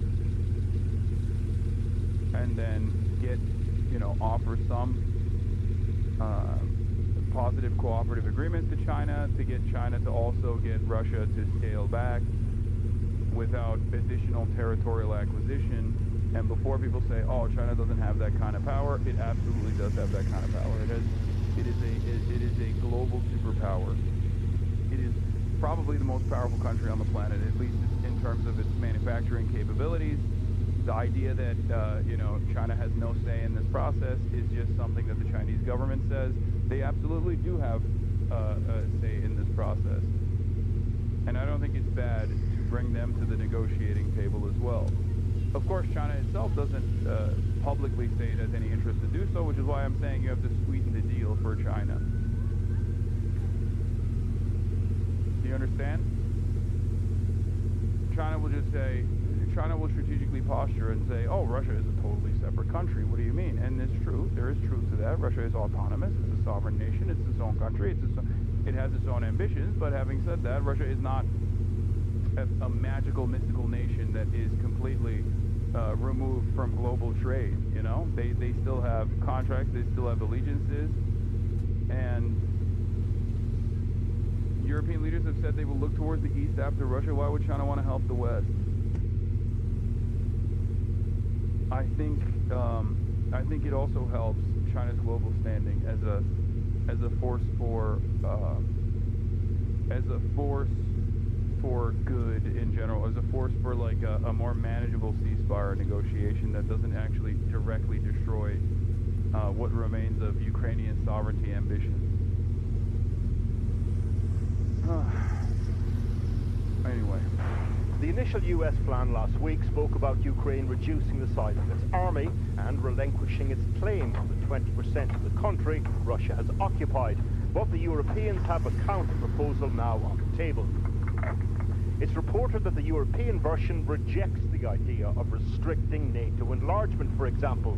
The language around security guarantees for Ukraine is more robust, and it allows a significantly larger Ukrainian army than the US version from earlier in the week. It's been a dizzying 7 days of diplomacy. The original 28-point peace plan was leaked last week, drafted in Miami by Steve Witkoff and Jared Kushner in conversation with Putin ally Kirill Dmitriev. It was basically a Russian wish list, enough sticking points for you. Russia has lost far more troops in insurgency, the best hope Russia can achieve. Dude, Russia is also a much larger country. I know. But it's also a much, much larger country. And seemingly, they don't give a fuck about sending people into the front lines, into the meat grinder. Okay? That's just how Russia has historically waged war too. Not to get all spiritual with this, but like obviously they have people to fucking spare, it seems. Ukraine might as well have been drafted on flypaper. A U.S. Army delegation arrived in Kyiv on the 19th of November to discuss the plan with Zelensky. Donald Trump tells Fox News that Thanksgiving Day this Thursday would be a good time for the Ukrainians to accept the deadline. Why would China want the conflict to stop? They're getting cheap oil previously going to Germany. Great question. That's why I said you need to give them broad recognition, a complete recognition of multipolarity, broad, like relief in terms of all of the trade talks and whatnot.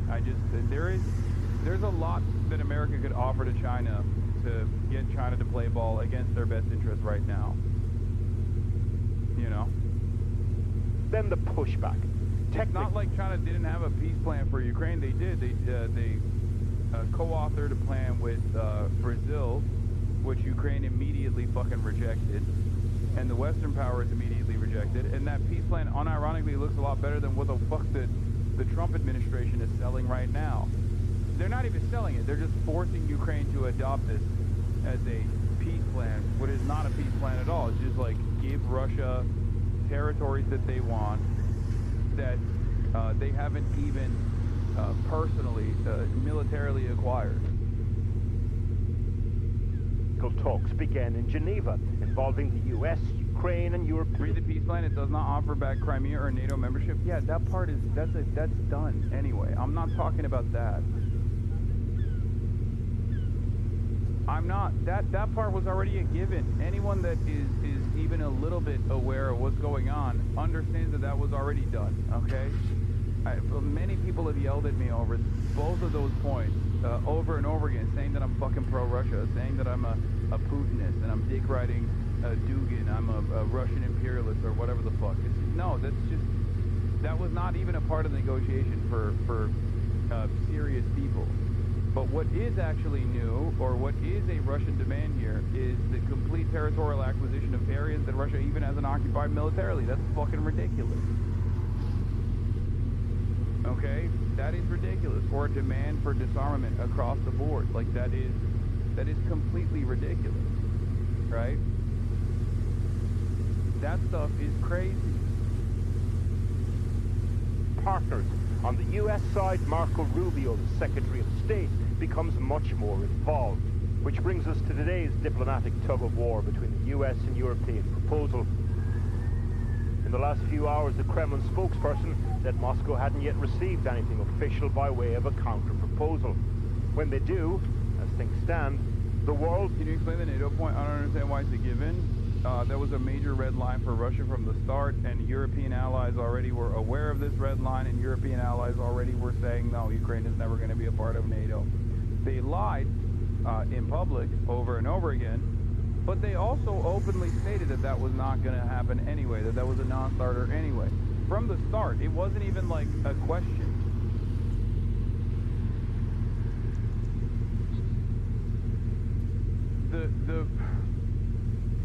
The NATO, joining NATO for Ukraine was never going to happen, and all of the European allies knew that it was never going to happen. They sometimes said it truthfully, but it's the same reason why they didn't send NATO forces into Ukraine to defend Ukraine. One must ask the question, why? It's not like the Ukrainian population wouldn't have been better served if NATO was actually protecting them. Why the fuck didn't they do that? Why didn't they set up a no-flight zone over Ukrainian airfield, Ukrainian airspace? One must ask the question why that didn't happen either. Would that not have been very helpful for Ukrainians? Would that not have saved their lives?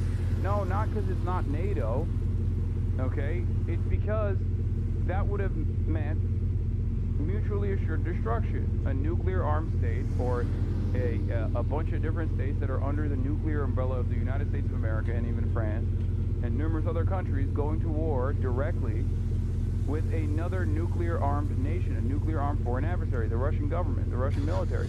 That does not happen. Russia apparently is going to run out of missiles and munitions any day now. The West boys coping about this have only been wrong for the past 3 years straight. I'm sure they'll get it right eventually. Exactly.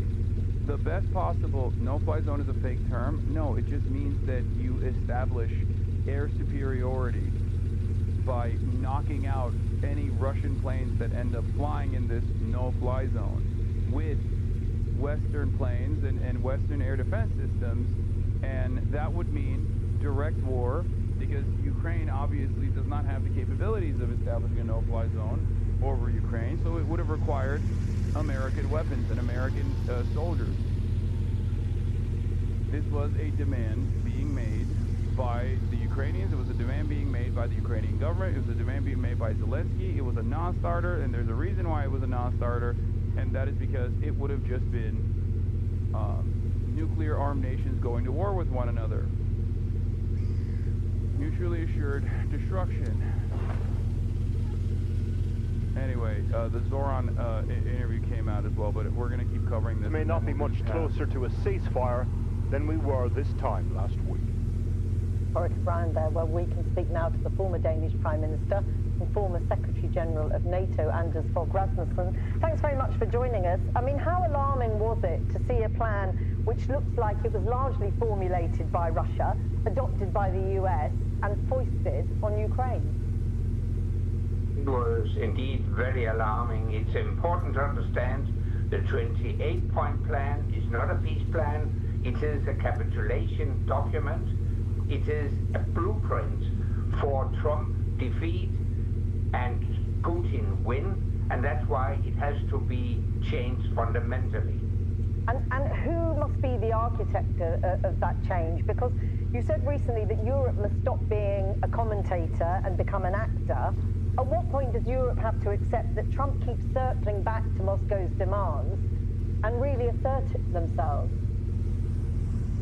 I think it's high time that Europe takes the initiative and do not be preoccupied by the thinking in the White House. Europe must step forward robustly and... It's so funny. Basically every Dane hates this guy, yeah.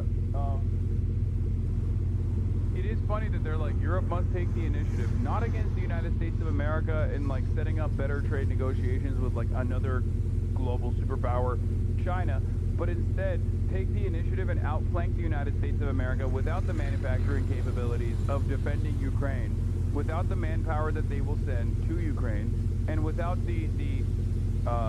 without the manufacturing capabilities of sending a steady flow of arms shipments to Ukraine. Because without the United States of America, as Keir Starmer also personally pointed out, they got nothing here. Okay? What are they going to do? Get Turkey to fucking join in? Like, it's just...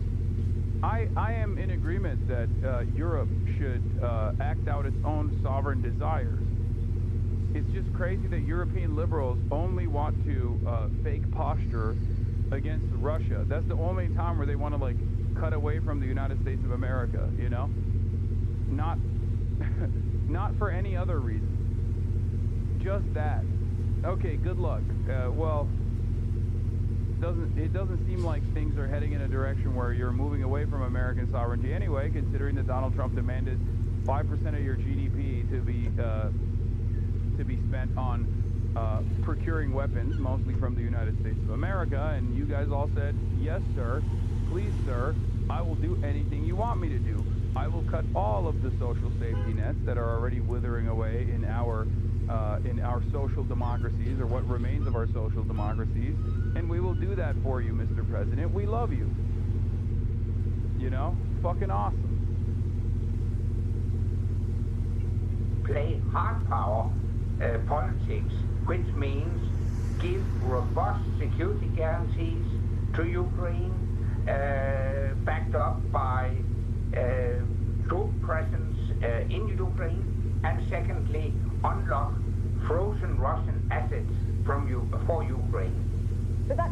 presence that you talk about in Ukraine, how does that work? Well, a European troop presence in Ukraine should not be on the front line. The front line will still be the Ukrainian army. But behind the lines, Europe could and should deploy troops to defend population centers, civilian infrastructure, etc. Oh, okay. Advisors. We've seen that play out before. Yeah, send in military advisors. They died in Russian hands, and then they're like, oh well, they killed our brave men and women. We have to go into war now. So ultimately, it's just what, 2 steps? It's just 2 extra steps to global nuclear holocaust. Got it. My estimate would be that we would need 20,000 European troops. We could start with a smaller figure, but end goal should be 20,000. In addition to that, we will need 150 combat aircraft, and we should establish an air shield to protect these cities. Also, I'm gonna be so real. I don't think there is any appetite to do that in Europe. Like, sure, Europeans are terrified of Russian incursion. Okay, but it's like that meme. It's like, who wants to defend Ukraine, or who thinks Ukraine has a right to defend itself? Everybody raises their hand. Who will go out there and hold up arms to do that? Nobody raises their fucking hands. That's what it is. Who's gonna do that? How are you gonna get 20,000 troops amassed from different European nations to go out there and put their lives on the line? That is political suicide. These guys seemingly don't understand. It kind of feels like they want every country to be run by the most aggressive fascists you've ever seen. Like old school fascists that make Mussolini blush. Because that's what you're gonna get.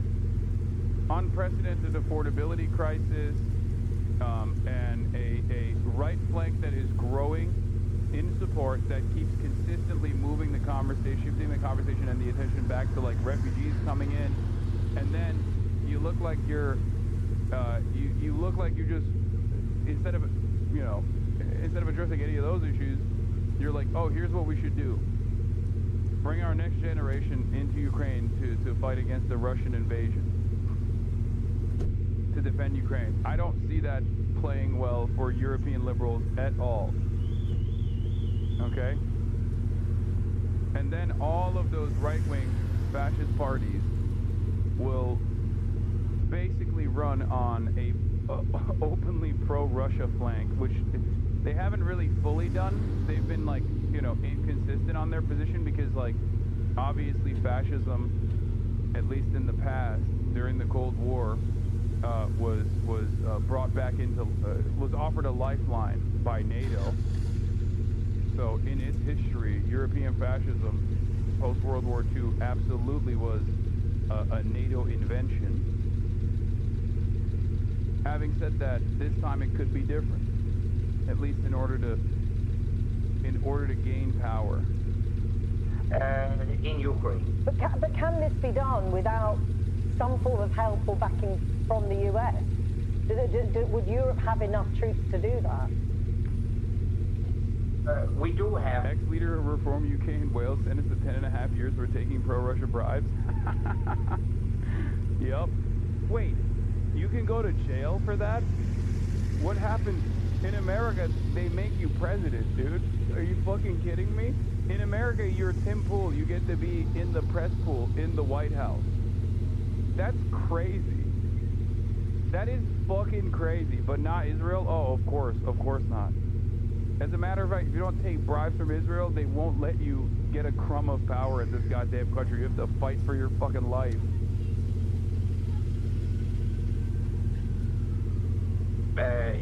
Enough assets to do that, but obviously the deterrent effect would be much stronger, if the US would back up such a European reassurance force by intelligence sharing, space surveillance, aircraft, transport, etc. So that would clearly be the goal, to get they put you in jail if you don't take bribes from Israel in America. Well, I guess in the UK too. American back up, but my point would be that even in the case that the US will not step up, the Europeans must do so. I mean, given the original peace plan so clearly reflecting Russian demands, are any US security guarantees worth anything? Yes, but only if they are backed up by a concrete troop presence. The fact is that Putin doesn't care about paper guarantees. It's only guarantees backed up by a concrete military presence that he will respect. So time has come for Europe to change statements to soldiers.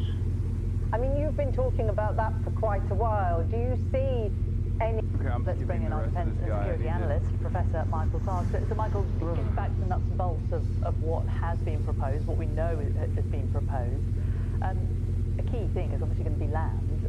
What do we know about what has been suggested to Ukraine that they should give up, and what their feelings are about that? Well, we're back to the old routine that the Ukrainians have said they will not withdraw from the whole of the Donbass, and they've been holding their fortress cities. So, when we think about that area of the Donbass, which is that area about 25% of Donetsk, which the Ukrainians still hold, and their fortress cities are these big cities, from north to south, Slavyansk, Kramatorsk, Drozdivka, Kostiantynivka, and then to the south or west of Kostiantynivka, there's Dobropilia, and then Pokrovsk, which the Russians have probably now got, not absolutely completely, but it's cost them a year and 100,000 casualties to take Pokrovsk, which is about the size of Tunbridge Wells, not exactly a major city.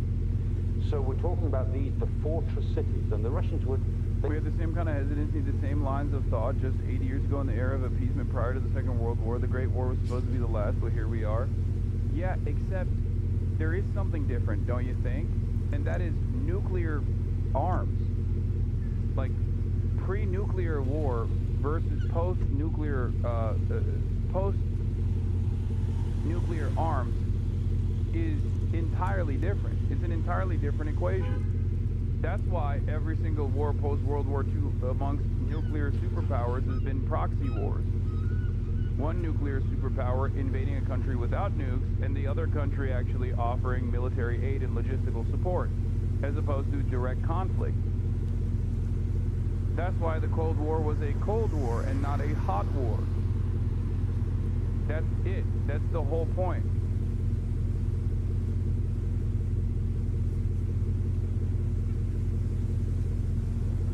That is the entire reason why the pre-World War II statements on this stuff doesn't work in a post-nuclear world. Like, otherwise, why do you think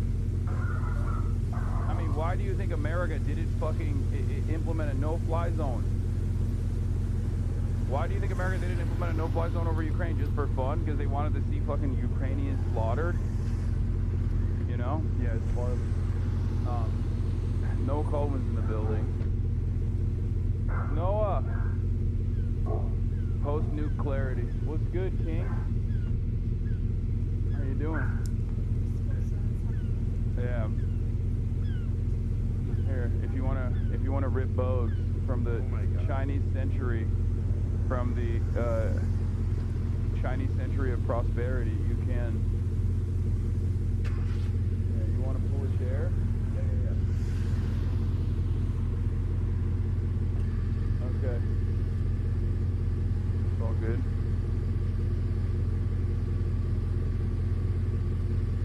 Yeah, secret guest, baby. Noah, you get to watch the TAPS episode with Zoran. While they are focused on Ukraine, scientists warn that there's a 99% chance a tsunami will hit Europe before 2050 and nobody talk about it. You can look it up. Wait, what? A tsunami? A tsunami will hit what? How many red books did you get from China? So many. I'm gonna show all of it. I'm gonna show all my Chinese gear to Noah. I'm gonna share it with them. They can't take those cities. Militarily, they're trying to get in behind them. And the point is, if those cities were given to them, which is the proposal, then they would be able to move westward pretty easily at some future time towards Dnipro to the west of the Dnipro, to the east of the Dnipro River altogether and into Zaporizhia. So those fortress cities are really important to the Ukrainians. Now, what's being said is that, okay, well, the Ukrainians will withdraw from those cities, the territory will be regarded as Russian, but it will be a demilitarized zone, as if, having been given the territory de facto, the Russians would then not militarize in any way. Well, who believes that? You know, hands up all those who believe that the Russians would keep their military out of it, even if they didn't wear uniforms. So the Ukrainians will never agree to that, or at least Zelensky will never agree to it, and he probably wouldn't last politically if he did. So that's the biggest problem on the ground. We've been talking about that now since the beginning of the year, since Trump became president again, that somehow the Ukrainians have got to give up territory that they still defend and that the Russians have not been able to take. And the other sticking point, of course, is troop numbers. Russia would obviously like Ukraine to have pretty much no troops whatsoever. What are the different figures and what do they mean for Ukraine? Yeah, well, three figures, really. I mean, one, originally, the Russians said that... Can't help but notice parallels with Gaza and how none of this is discussed by Western media. Yes. It's fucking celebrated. The Israeli genocide of Palestinians is basically fucking celebrated, as opposed to what Russia is doing in Ukraine. And all of these deals by European leadership are seen as non-starters for good reason, by the way. I don't even disagree with like the Ukrainian sovereignty argument. And yet, no such considerations took place for Palestinians at all. Give Ukraine their nukes back. Russia took back Crimea by force, and the U.S. is about to ghost them for very little direct support given our earlier security guarantee. Maybe nuclear arms. Ukraine stops the Russian advances. Yeah, I don't think that's happening either. I'm gonna be honest. I'm gonna keep it $1.50. You know.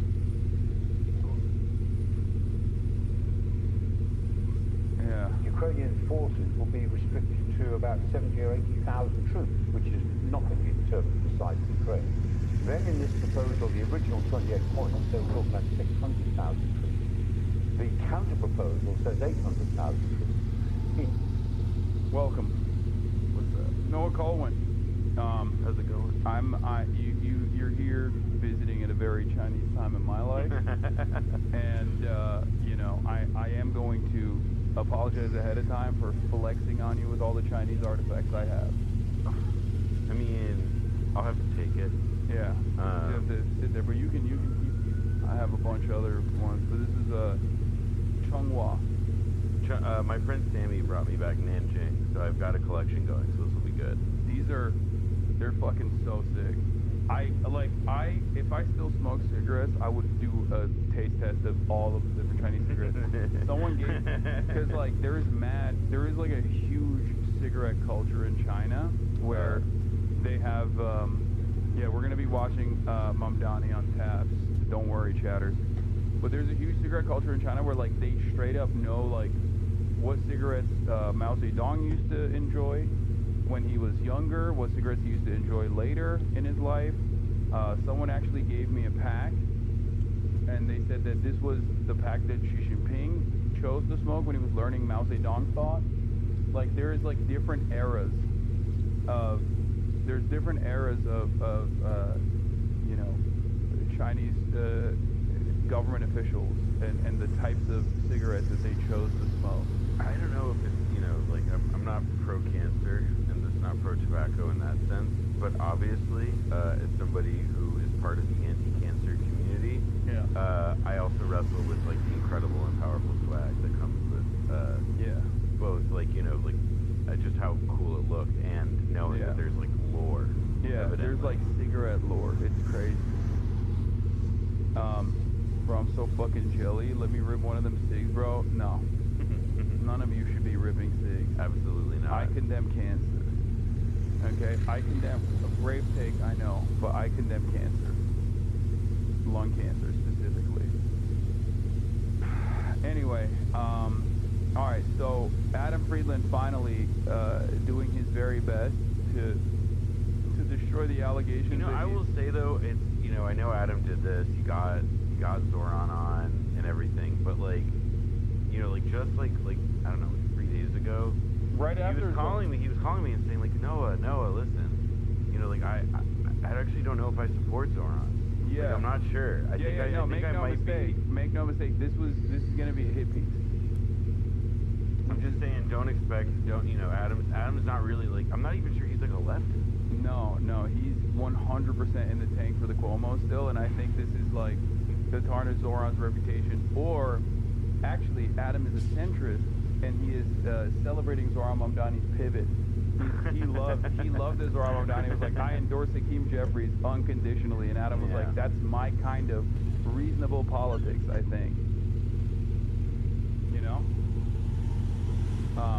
Yeah, the Bill Maher of our generation, Mr. Apolitical, at the Adam Friedland show. He secured the coveted Zoran interview. Suspiciously after he won. Not before. Interesting. And I mean, I'll be honest, I think that, like, you know, it took, like, the sequence of events, right, is that, like, Zoran won the election, so, like, democratic socialism, in spite of the efforts of Hakeem Jeffries and Congress to say that it's bad, people like it, and Adam, who, you know, is very hip to when stuff is trending, he understood what he had to do. He saw the writing on the wall. I think that's the sequence of events. He's just following the path. Yeah. What is it like? He definitely wasn't desperate to get him on the wall. The White House, it's like, you take a selfie on a plane. Yeah. No caption. That is like Drake vibes a little bit. Hit the emoji though. You hit the emoji. You know where I was going. What do you think? Like, what's the game plan there? Honestly, I knocked out on the plane. I mean, you looked a little bit like. That was a joke on the internet. You look a little bit like you took the edit. You hit nothing. You can say it. You look a little bit like you hit the edible before the flight. Why would you say that? 30 minutes. I'm sorry, Mr. May. I don't know. See, this is what I mean. He's already trying to tarnish his reputation. Trying to call the mayor-elect a drug addict. Yeah, I see that. I see that, and I don't like it. And I'm just tired of the hippies. Yeah. Tired of dishonest media.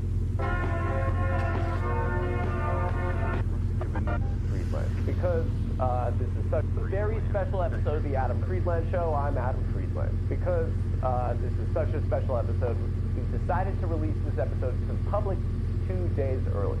Additionally, we've got to give the boys some time off for Thanksgiving. I'm such a good guy, wow. Also, we don't want to leave our members and patrons hanging. So starting next week, we will be commencing a weekly members-only stream, State of the Tabs. Is that what the name is? Okay, it's called State of the Tabs, where we will be taking, but it's the Adam Friedland Show, so State of the Tabs. State of Tabs.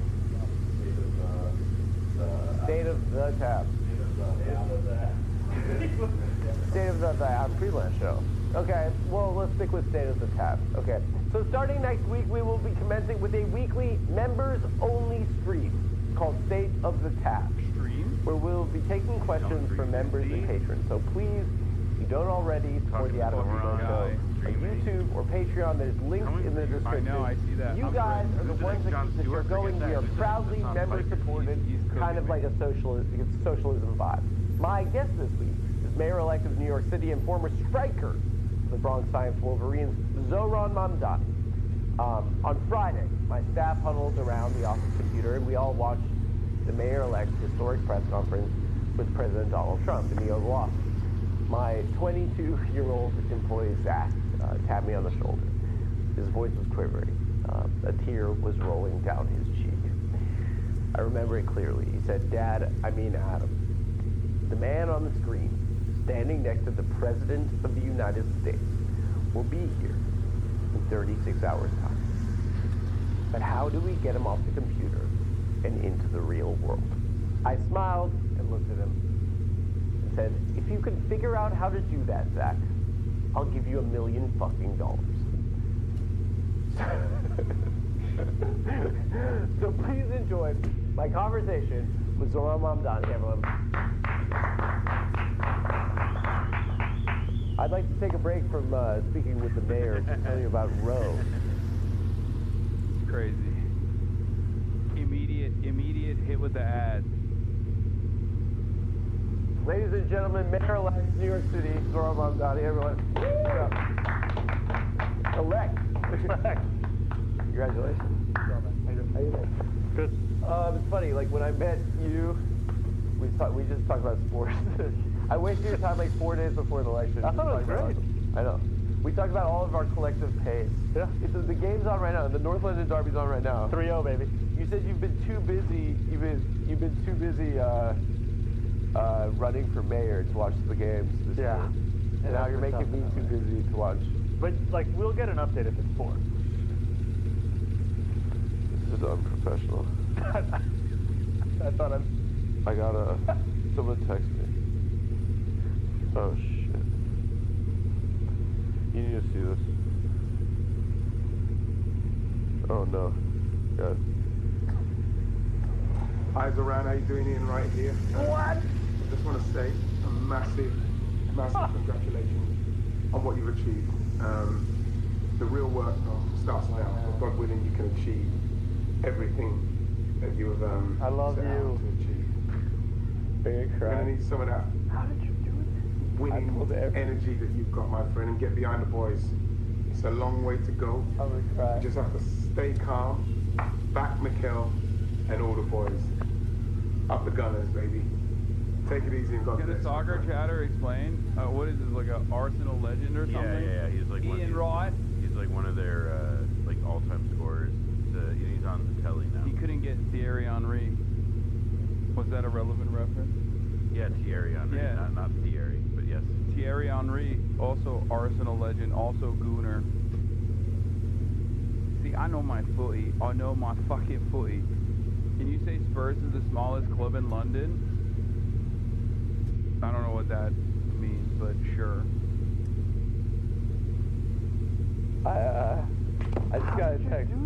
My boy. Eyes around, how you doing? I'm just gonna watch it again. Yeah, just watch it. I just want to say a massive congratulations. I love this man.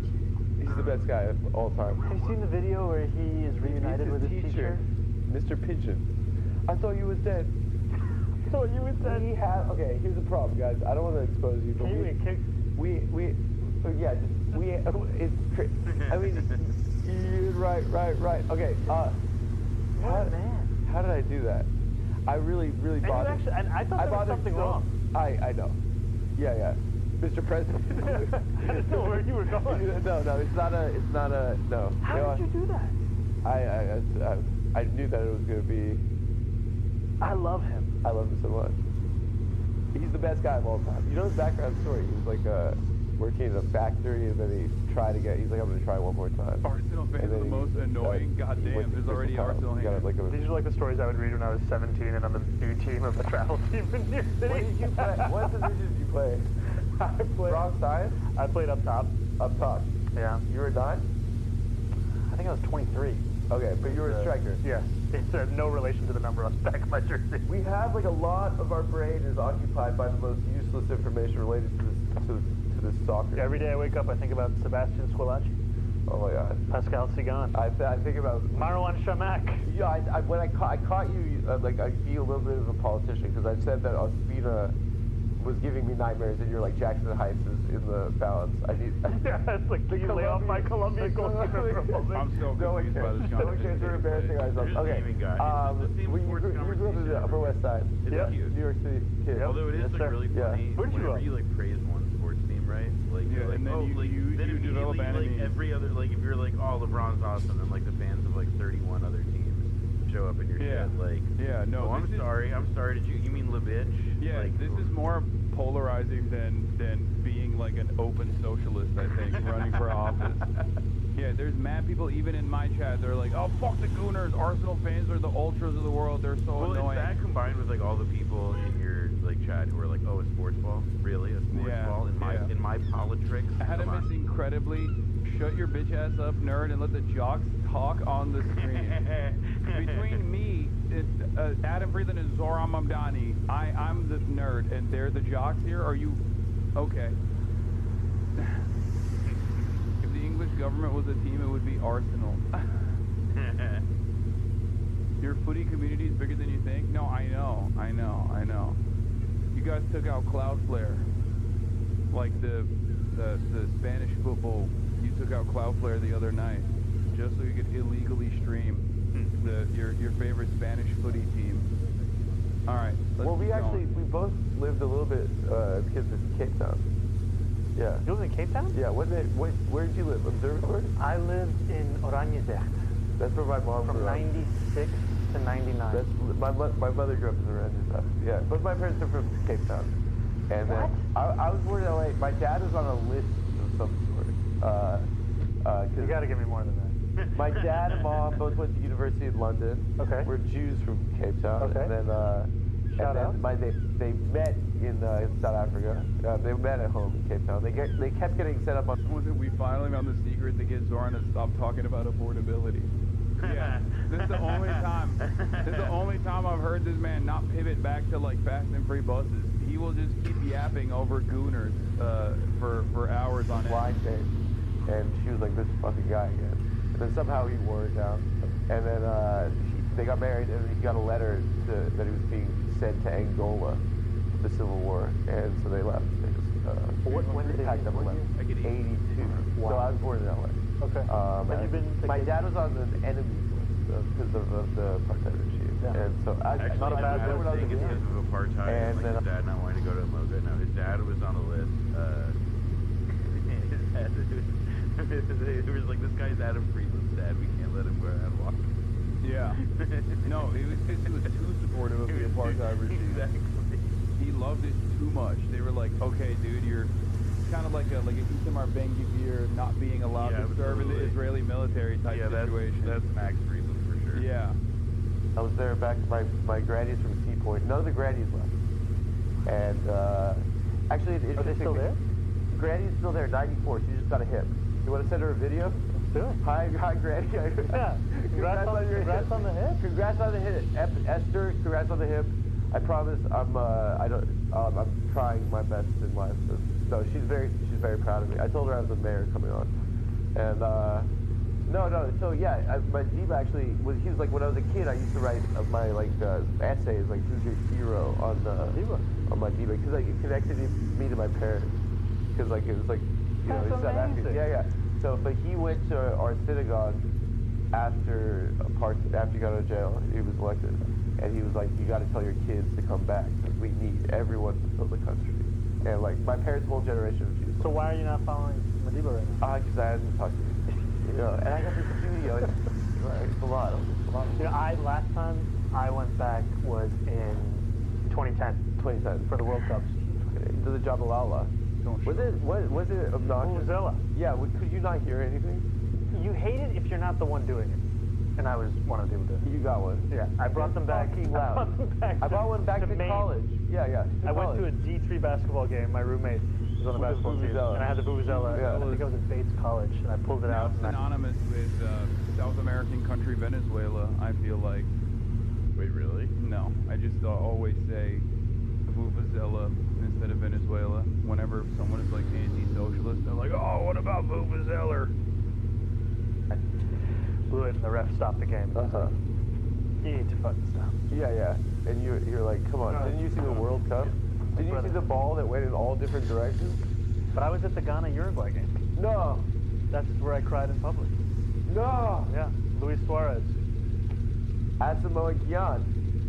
Dude, guys, it was the closest. The mayor caring about soccer is the mayor caring about Arsenal is like Wakanda for me. It's like, I feel like it's like representation. Do you remember that tweet? You're one of them. I remember your tweet. No, not the was it Ruth Conda Forever? Ruth, oh my god. You know, like when I met you, one thing that was like remarkable is like we were talking about soccer. Your leg just brought up Ruth Conda Forever. It's crazy. The mayor supports Arsenal. Ay. He's like, Zoran definitely remembers the tweet about, like, how that lady doesn't care about, Homie, what said you from? Men's entitlement, because, and, like, because about my the baby Afghanistan, crocodile. No, my Afghanistan was, every time. Oh, the dad came home, but every time my absentee father put the keys in the door. There's so many good moments. Beto calf cramping. Oh my God, the calf Zoran knows cramping. that, like, somebody could, like, stop him on the street and be like, man, like, so lovely to meet you. I'm excited about what you're doing. The housing and the affordability and the buses, I love it. Just one thing, Beto O'Rourke calf cramping. And you will see the man's face break. Yeah. I guarantee it. He knows Eve Bartlow? Probably. We are losers. I was like, we're the same, like... Representation matters. We're the same generation, right? Yeah. It dawned on me that my entire life, this is kind of feels like the first time that someone from my generation... Adam is trying to get, like, young millennial cred, even though he's an old millennial. Dude, did you see, I, like, have brought this up to him repeatedly, but you see... So we're the same generation. Did you see Mark Ruffalo, like, because, like, Adam met him on, like, doing some red carpet interview thing? Yeah. And Mark Ruffalo was, like, talking with Mehdi Hassan later, and he made a reference to Adam Friedland. I love that kid. Yeah, that was crazy. That 38-year-old baby boy. Yeah, they're the same age, him and Mark Ruffalo. Yeah, him and Mark, yeah, they went to college together. Adam's ass is almost about 40. True, exactly. I have to keep daggering him.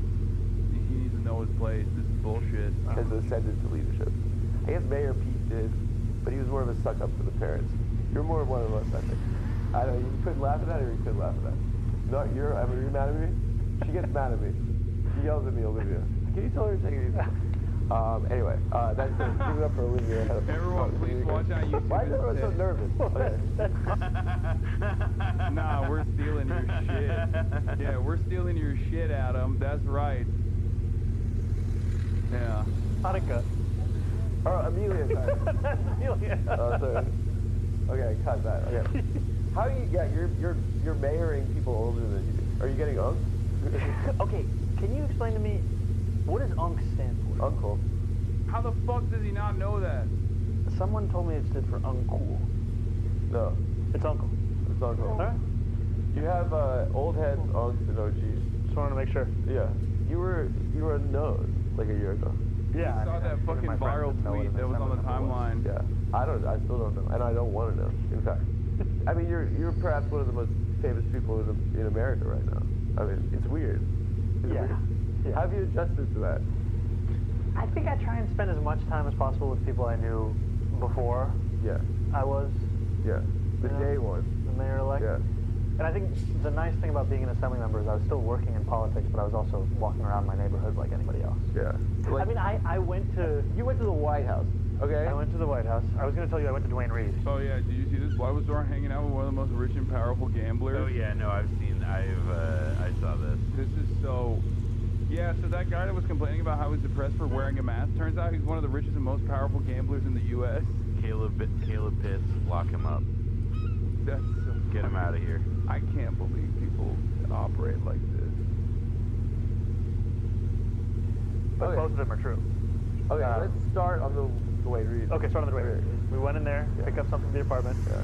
This guy in front of us has a pack of condoms and breath mints. And he turns around and he goes, Mr. Mayor. And he looks at my wife and he goes, Mrs. Mayor. Uh-huh. And that's our experience now at Duane Reade. Yeah, and best life in story. Oh, the condom I don't know. He was like, Mr. Mayor, I'm about to lose my virginity. Yeah. He left it. I would like you to know I'm about to become a man. He just gave the title. What does this last year feel like? And what has the adjustment been like? Like, I mean, it's to be honest with you, I haven't spent all that much time reflecting on it. You should. It's so go, go, go. You should just work a lot. Have you checked the Reddit? It's on like the inner voice. Is there a Zoran Mamdani Reddit? I don't know. Is it? Probably. Don't check it though. No. Yeah, just go read the comments. No, I always forget to put the extra /R when I'm like typing in the URL. No, so I don't even. What is it like? What is it like? Like you go to the White House, right? You take a selfie on a plane. Yeah. No caption. That is like Drake vibes a little bit. Hit the emoji though. You hit the emoji. Come on. You know where I was going. What do you think? Like, do you think like what's the game plan there? Honestly, I knocked out on the plane. You slept. It's a 30-minute flight. I mean, you looked a little bit like. That was a joke on the internet. I don't know if I can make these jokes. You look a little bit like you took the you hit the nothing, right? You can say it. You look a little bit like you hit the edible before the flight. Why would you say it was that? 30 minutes? I'm sorry to say that. I love to say that. I don't know. Can you walk in, like, did he give you a tour of the White House? He gave me a tour of... What was the weirdest thing he took? The Oval Office and the Cabinet Room. He had to have shown you one thing weird. I mean, he showed me the portraits of all the presidents in the Cabinet Room. Yeah, he saved the FDR for you. The FDR was beautiful. It was really nice. And we talked about FDR for a little bit. And honestly, you don't have the LaGuardia record if you don't have FDR. Yeah. But we talked about that. I walked in. First you get there, and it's just you alone, and there are two people like guiding you through to get to the Oval Office. They want you to see this room and that room. And then I sit down waiting for the time of the meeting. And in front of me are like all these different coffee table books. And one of them is UFC at the White House. Oh yeah, he's bringing it there, right? I had no idea, but I was the road flipping through that. Yeah. And so you saw like guys fighting each other? No, it was just what was it? It was visualization. Of like what the octagon is. Yeah, it's gonna look like. Are you gonna go? No. Are you? To ask you a question, like, how did you not laugh? When number 135? How did you keep the faith during the press conference? Oh, because we were all dying, and I'm like, my board was like just straight pissed. He said, just tell him, yeah. How did you keep that faith? Honestly, I was just thinking about New York City. Yeah. I mean, it's like the whole time I was trying to think about the difference between if you have a White House that is working towards an affordability agenda or one that's making it harder to live in the city. Yeah. That's kind of what kept. Do you feel like as if the president sees your popularity? He loves the ratings. Ton of reporters. You see these? I think handsome. I think he thought handsome. Did you ever eyes up here, Mr. President?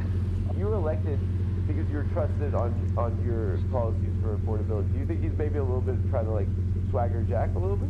Oh yeah. I actually think there are a lot of places of disagreement with the president. I think one of the things that was remarkable to me is I told him that our campaign started on October 23rd of last year. But the moment when a lot of people, or not a lot of people, some people started paying attention was after he won the presidency. We did the video on Fordham Road, Hillside Avenue. Yeah. We talked to Trump voters and we asked them why they voted for him. And it just went back to cost of living and it went back to cheaper groceries. Yeah. Okay, the first 17 minutes was like real, and now he's back to politician mode. Immediately, he just like locked in. I mean, Adam asked the question, like he like immediately brought it to the White House. Yeah. And did ask him. Now he's just hitting the, oh, well, this is the same response he gave on MSNBC, basically. And that was a lot of our campaign. And he liked that it was 1 in 10, right? That's like, yeah, 1 in 10. Did you see the guy who has the MAGA from Mamdani hat? Yeah. And then he did the... How'd that feel? The MAGA from Mamdani? Kind of badass. It was wild. I remember I was going to step on, everything is we. I was going to step on the stage at Forest Hills where we were doing our rally. Did you think it was a prank? Well, I had a member of the NYPD pull me aside and they're like, I just want you to know that there is a man in your line of sight with a red MAGA hat. We checked and he's actually sincerely here for the rally. Oh, no. But you really had to bring it. You had to bring the Trump-style rally. He's not there to kill you. We inspected the chud and found that he's actually for you, sir. Yeah, no, we asked him questions about affordability. We tactically ascertained that he has begun to see the light of Marxism-Leninism. How do you check that? You're like, what do you think about fast and free bus? Spread your legs, bend over. Like, I don't know, like. You had to really do. No, they were inspecting him. I'm telling you, they were asking him about his opinion on free child care. You had to do this guy's accustomed to some wild rallies. This guy's accustomed to a stadium full of just me and El Bizgar Church. Yeah, I mean somebody from MTV Lebanon. Did you expect him to like you as much as he did? I was trying to prepare for a lot of different situations. I know. It's like when you're on that plane taking that selfie. I mean, that could have gone in any direction. I mean, like, did that feel best case scenario, or like, were you like? It honestly felt like the most productive meeting we could have had. Yeah. I mean, a meeting where we talked about ULERP, we talked about, groceries, Con Ed, rent, childcare. That feels like the best meeting you can have. Yeah. Were Eric or Donald Jr. there? No. No, Did you worry that like to see that was maybe difficult for them? I wasn't thinking about that. Maybe it's like the hang has just been so bad. This cool guy came, and he's like, now I have to go back to these guys. Did he say, can you sleep over? Did he come up to New York and see you? He didn't ask me that. Oh man. I mean, it was one of the most surreal things we've ever seen as Americans. Robin Van Persie against Charlton, baby. What's the score? 3-1. What? Fuck! Who scored? Oh, What? did he do the pigeon from the halfway line? He scored from the halfway line? Yeah, he kept right. What? It was off his line? Yeah, it wasn't right as fault. It's largely just a great play. Why would you say that? Because they're not a threat. They're not a threat. Famous last words. What's this time? Okay. What time is it right now? Why would you? So why would you say that? What time is it? Did you watch the 4-4 Arsenal Newcastle? Yeah, we talked about it. It was the worst day of my life. This is an interesting moment for us because we have like an opportunity to have like a snapshot of you after an historic election and prior to the assumption of one of the most powerful positions in America. Co-host of the show. Co-host of the Adam Taylor Show. Yeah. What made you run for mayor? Like, what made you decide to run for mayor? I think one of the things was that I was very frustrated with the fact that Eric Adams, who was at that point running for re-election, was making it more expensive to live in New York City in clear ways that he had direct control over, and then pretending like he was just a bystander. He would write a letter in support of Con Ed when they wanted to increase gas and electric by more than $60 a month. He would raise the rent more than 12%. He would increase the water bill. He would. But like the conditions for you, I mean, for me, you're like, this is the time I'm gonna run. I think the thinking was that I wanted to make a case specific about cost of living. Yeah. And there were a lot of people who looked at kind of the swing of our politics and thought that the only way to beat someone heading towards the right is to head towards the right yourself. And you felt like you were going to win? I felt like I had a 3% chance to win. Yeah. And that's probably giving me an extra 3 points. Was there someone that you spoke to who said don't run? Oh, tons. Did your girl say that? No, my wife. Your wife? Oh, yeah, girl. She's your girl. She's always a girl. Your wife, she said run? She was down for it. So that was the final decision that we had. You're allowed, yeah. Is she mad at you for working so much? No, she gets on you? She is a little bit. She what? Is she a little bit? She gets, no, but it's annoying for her a little bit. She lets you work so much? Mine. This is all permission given. Mine doesn't. No, but I think, like, to be honest with you, it's... What work does he do? Well, you know, he's oh, like, man. if you, one fucking podcast a week at most.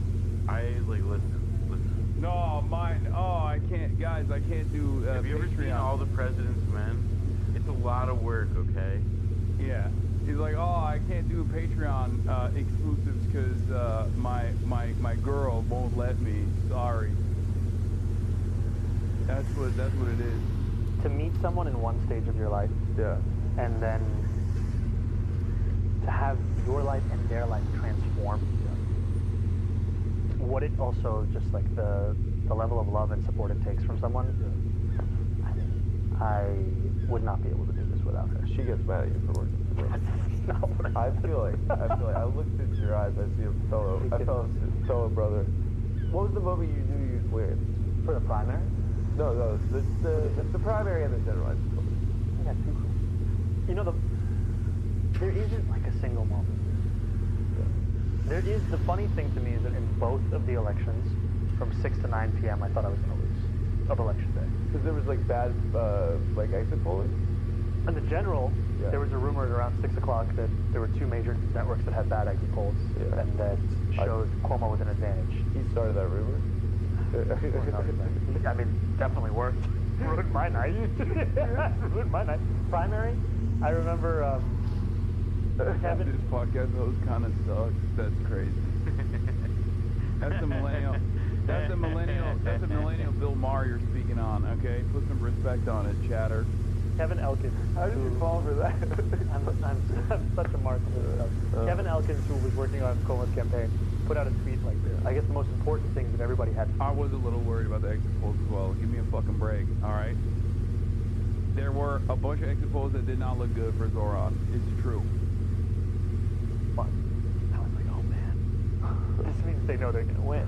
And he's saying that to us. He's in a room full of 4 guys as the election night party.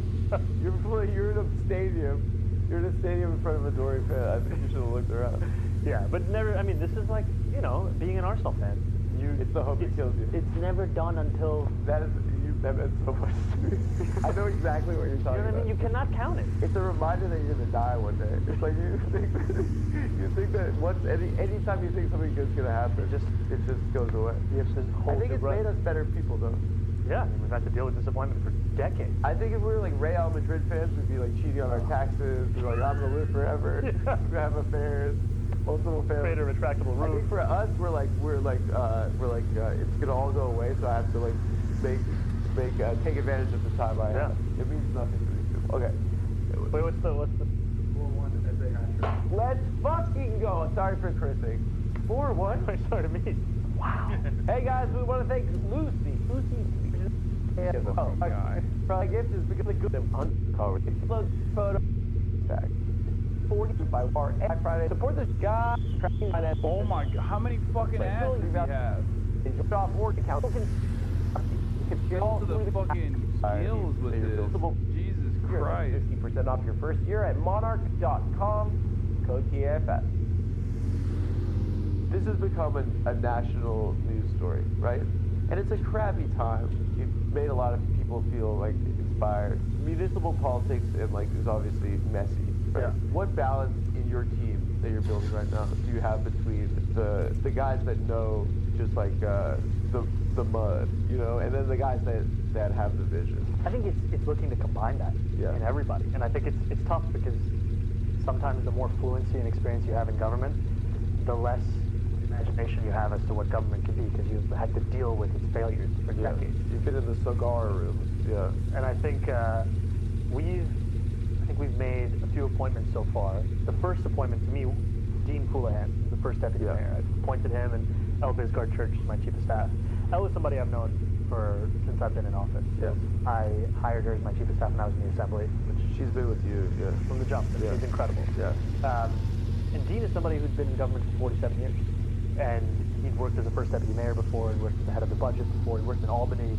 And the thing that I love about him is that he's worked through all of that. And still, his orientation is how do we make a no into a how when it comes to any political problem. Yeah. And that's, a lot of people lose that the longer they work in government. Do you remember the night Obama won? Like, do you remember like how, like, what it felt like? Where like America is different now. You feel like, to me, the first generational talent that's come out of the progressive side of politics. But what we saw was like he wasn't prepared, that popularity didn't translate to legislative success. Did you take any notes? Adam Friedland is also one of the few people with this orientation that will ask this question to Zoran Mamdani, I think. Because, like, no one on MSNBC is going to have this kind of perspective on Obama. Fair is fair. Like, as far as Obama promising a lot, being a generationally charismatic, generationally talented Democratic president who then also failed to deliver on a lot of his promises. Yeah, like a lot of how Zoran's positioned him, like they set up that org. Obama for America, but for Zoran. Right. But the idea is that like Organizing for America, which was the Obama organization, which was set up, you know, like that was essentially this, you know, the organizing operation that helped him get elected in 08. Once he got into office, he more or less like shut it down outside of the context of the OFA set up for the 2012 election. So bungler. But I do think that it's like, what's so funny, and I agree with you, that like Adam is like a lot of like outside of like podcasters or journalists, you know, like someone like Ryan Grimm, let's say, who's conscious of, or David Dayan, people who are conscious of this narrative, and are conscious that people, you know, it's like how people in like our generation exactly think about this stuff. Would think to ask it, but I think Zoran and his people have explicitly, you know, whether or not they succeed at it is a totally different question. But it seems to me that like they're also like that is, you know, I mean, it's a generation thing. Adam's right to frame it that way. Like clearly it's on their minds as well. Like how do we not blow the fact that people are enthusiastic and want to do stuff? Yeah. From that, did you learn from that? I mean, I'm trying to draw a parallel here. No, I think look, I think the thing, the next challenge now is fulfilling the agenda. Yeah. Like this excitement, inspiration, this hope, it will carry us through the beginning of the work, and then you have to start to deliver on the work. And I think that is actually what makes me excited, is that I actually see a path on each of the 3 key agenda points. And every time you win one of them, it validates people for believing. Because there are a lot of people who, they don't know if they should give themselves permission to hope again because of how many times they've been disappointed. Yeah. And you have to prove that they were right to believe. You have to give them, when you, like, if we spent an entire campaign talking about freezing the rent for rent, stabilized tenants, fast and free buses, universal childcare, the urgency of starting to deliver on that, it's what makes people understand that they were right to demand more. But is there a balance that you have to strike? Do you have to, like, those people that believe in you, do you feel like there's a necessity to kind of inoculate them to understand it's not going to be overnight, right? Yeah, and I think that's right. You have to be honest about a timeline, and that, you know, I'm not going to tell anyone in the first 100 days we're achieving these 3 things. Yeah. But they have to be able to see that you are working towards it, and that you can actually deliver it while you're the mayor. And that's, like, I've been a legislator, and the legislature is an incredible place for where you can craft bill ideas, vote on them, debate on them. So much of whether or not they succeed has to do with whether the executive wants to implement them. Yeah. Or you could pass it through both houses, and if you have a, you know, when I first came into Albany, Cuomo was the governor. And you knew that the implementation of the law could be completely different than what you intended. And now I will be the executive in New York City. Yeah. And that's also what gives me so much hope, is that you have the ability to follow through on something. And we've been told again and again what politicians can't do. It's really what they won't do. Yeah. And that's why I'm here on the Adam Friedland Show. Yeah, thank you. There are plenty of ways they can fuck with you, right? Right? Like, and it's not only City Hall, it's like, but it's, you know, Albany, it's DC, and it's like, it's you going out to see the president, like, showing face and showing abs, maybe. I don't know what you did. I didn't know you did in that room. Oh, yeah. Are there contingencies in place? You know, are you prepared for the fight? Because they're going to try to fuck with you. Yeah, I mean, you have to be ready for it. You know it's the worst job that you have. I don't think it's the worst job. Why are you doing this? Because you get to represent New York City. No, it's the worst job. You get booed everywhere you go. Well, you know they're matching each other. I thought I get booed anyway. I saw de Blasio get booed at a Paul Tyler concert. No. And it was like, how are you still discussing Mamdani? I don't know. Maybe because our friend Adam Friedland is interviewing him finally. This is a podcast that Noah's also been a producer on as well. That's part of the reason. I had moved on from the Mamdani segment in the morning. Our parent family, they're like, go fuck yourself. I was like, what? The mayor, you have to get booed. I mean, no, really, what it is. I mean, but like, that's also what I love about, like, to be a New Yorker. You're going to hear a lot of people's opinions. Like, I went to the Wu-Tang concert a few months ago. You got booed? Well, most of the reception is, like, great. People are, like, cheering, waving. They want photos. And this one guy's like, yo, come take a photo of me. I'm like, yeah, what's up, dog? And as soon as we take the photo, he pulls out the selfie, and then he just flips me off in the selfie. That's funny. And I'm like, respect. Like, you do your bit, though. Yeah, he likes you. I do that to my friends all the time. Yeah. No, it's not that. It's what it is that it's a slog. I mean, it is definitely a slog. You have to do it your way, I assume. I think a big part of it is you have to keep yourself through it all, and you have to balance between the demands of what the city will require from you and how you don't lose yourself in the process of it. When I started in local politics, the first organization that I joined was the Muslim Democratic Club of New York. And one of the founders, her name is Alia Latif, she gave me this advice of, whatever you do, make sure you can recognize yourself in the mirror at the end of the day. Yeah. I think that's a big part of how I'm thinking about this. That work as hard as I can and do so to fulfill the vision we've had, not to comport yourself for a box that's been created. I met Lena Khan, she was on the show. She's great. 4 minute warning. 4 minute warning. And can we get a score update? 4-1. Domination. You ever watch watch the Fox. Hasanabi, stop being parasocial. Just because you watch Compound doesn't mean they are all our friends. It's by far my least favorite bit. Wrap it up. You're right. I don't know Adam Friedland, and I hate him.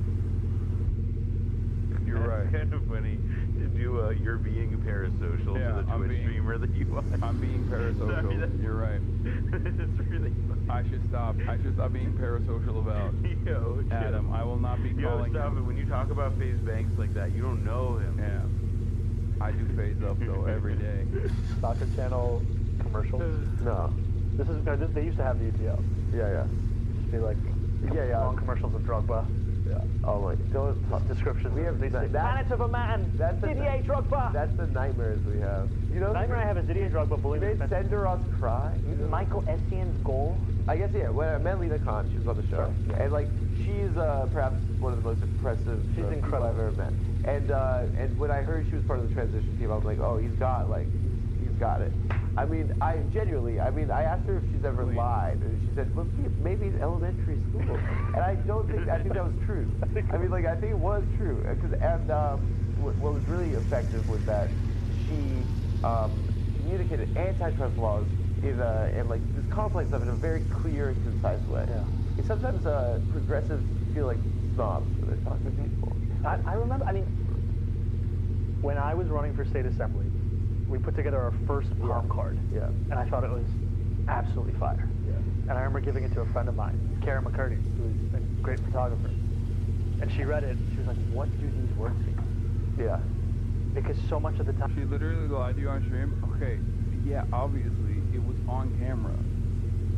And it feels like we're just speaking to ourselves. I mean, I think that's one thing that is going to be important, is like just communicating not above people's heads. Just actually speaking with them. With people. And I think that's the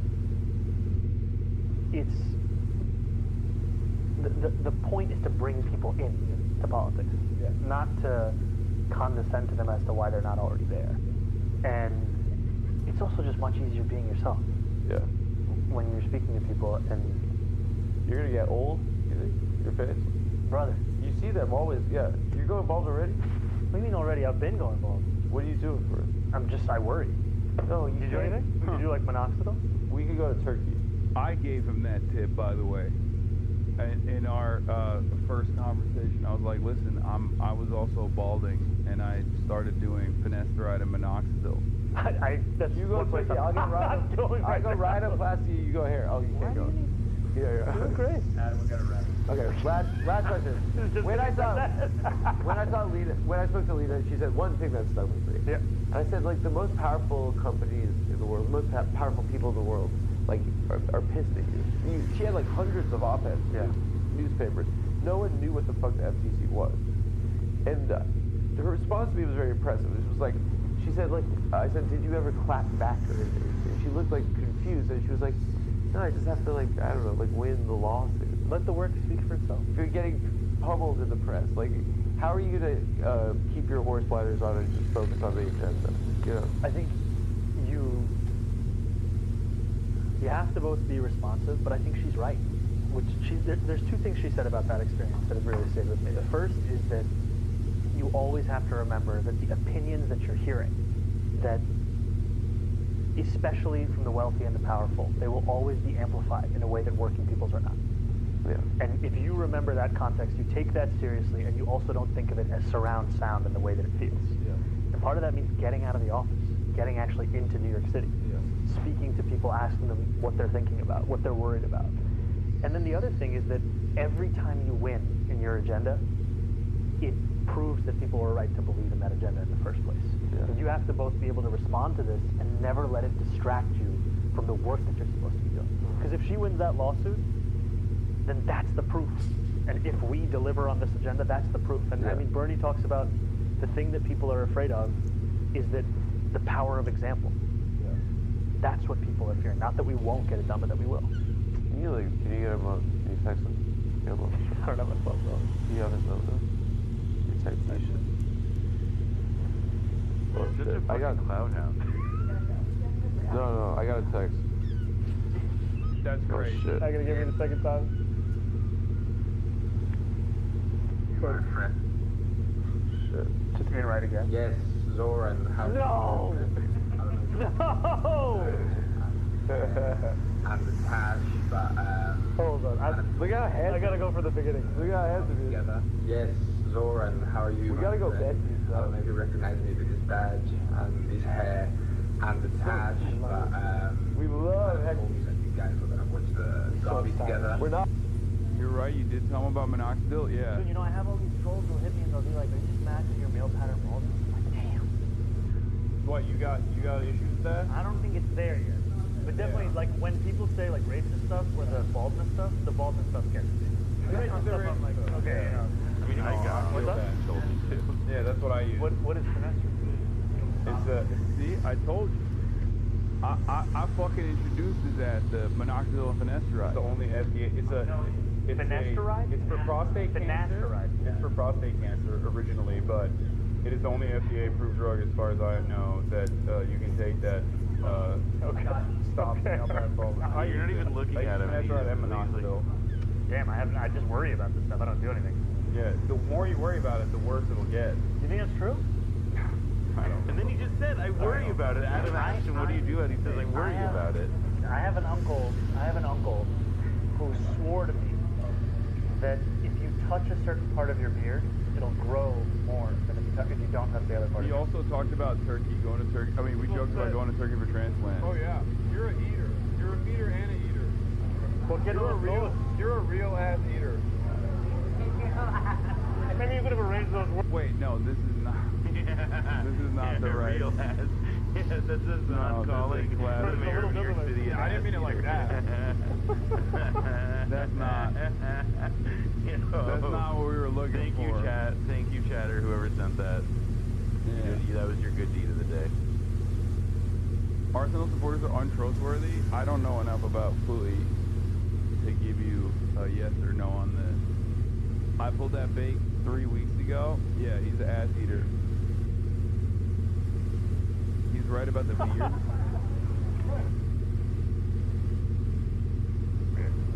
Did it work? Did you touch your beard? Use your beard? I haven't done it, but he said that he did it and it did work. So that's what I'm also hoping. I can keep touching like right here, hoping that it'll just stimulate growth. Thank you. Thank you. Gooner has a bad connotation for a long time. Yeah, I did crack jokes about flying to Turkey. That's real. We did do that. But anyway, maybe this is before, after, or halftime, but I'm sure that we win it somehow. Also, I wanted to say, I always had this theory that being an Arsenal fan is heavily linked with being a fucking cool person. That my theory is really truly standing right now.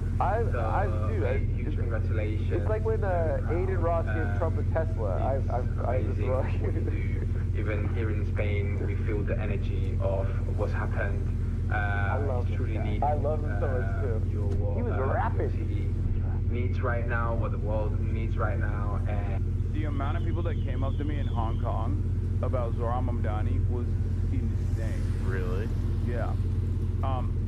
I was genuinely shocked at how many fans I have, like how many Chinese fans I have straight up in mainland China, because there were mad people that would show up when we were live streaming. And there was even one that said I pulled him out of the alt-right pipeline. I was thinking to myself, like, in China? Yes. And I was like, oh, so you must have gone to college in America or something. He's like, no, born and raised Chinese. I was like, God damn, you gotta fucking fix the goddamn firewall, brother. There's an alt-right pipeline in China that's unacceptable. Yeah, man, that is a pretty big hole in the fence. That's crazy. And there were also hella people that came up to me in Hong Kong being like, the Zoran interview that you did was so amazing. Like I couldn't believe how many people were tapped in Hong Kong. It makes more sense for Hong Kong, obviously, but there are people being like, we need a Zoran style candidate here. Big fan. Big fan of COVID, and thank you for hooking me on the alt-right pipeline. Bro, they got the alt-right pipeline out here? You live out here, or you? Yeah, born and raised. That's crazy. Holy American brain rot is so here. That's just I'm gonna be honest. No more VPNs. They need to cut it out. No, you need to cut off internet. They need to cut off internet. Put the firewall up. Nope. Put it up. That's crazy. I mean, it's cool. There's like a lot of people. know, get to watch me, but that is crazy. This is James. That's me. No, maybe don't fix it if you're actually the one that pulled him out. I'm just saying. Yeah, but it's for, you know, he pulled the one guy out. It's for the safety of all Chinese, okay? The next generation of Chinese to not have to encounter any American brain rot, in my opinion. Yeah, Top Shi needs to fix this, okay? 1.4 billion people. Anyway, there was, but yeah, the China trip was amazing, dude. It was so fucking awesome. I'm jealous, man. It was so amazing. It was everything that it was basically seeing everything that I have talked about in action. Like high-speed rail, insane development. Going from mainland China to Hong Kong was like going through a chamber, basically. Like I time traveled back into the past after, because like that was actually kind of shocking to me, because I would assume that like Hong Kong also continued developing, considering that it's like, you know, supposed to be this like Western enclave, right? It's a Western outpost, but it straight up is backwards in comparison to mainland China, at least the cities that I went to. It was beautiful. Hong Kong was beautiful. It was very cool. It was very nice, but it blew my mind, the difference between like Chengdu and Chongqing. I would also say that like the people in mainland China, super fucking super duper welcoming, as opposed to people in Hong Kong were like very rowdy. Well, those are like kind of also, I mean, at least like in Hong Kong, it's like separate, like even like prior to like the rise of the Chinese Communist Party or the Civil War, like that was Hong Kong's reputation as kind of like a wild frontier merchant city. But listen, man, I buy it based on both what you posted and what friends who've been to both places say.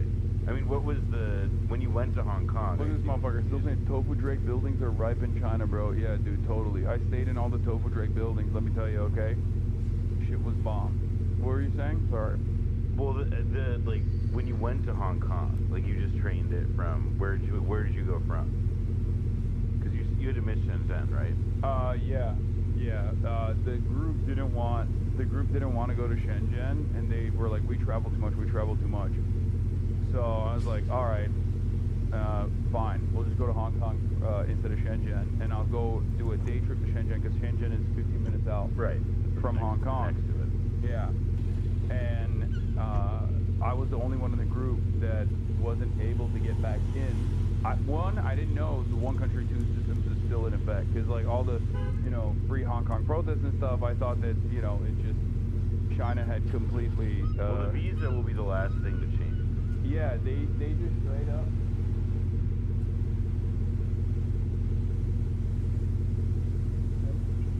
Want me to check?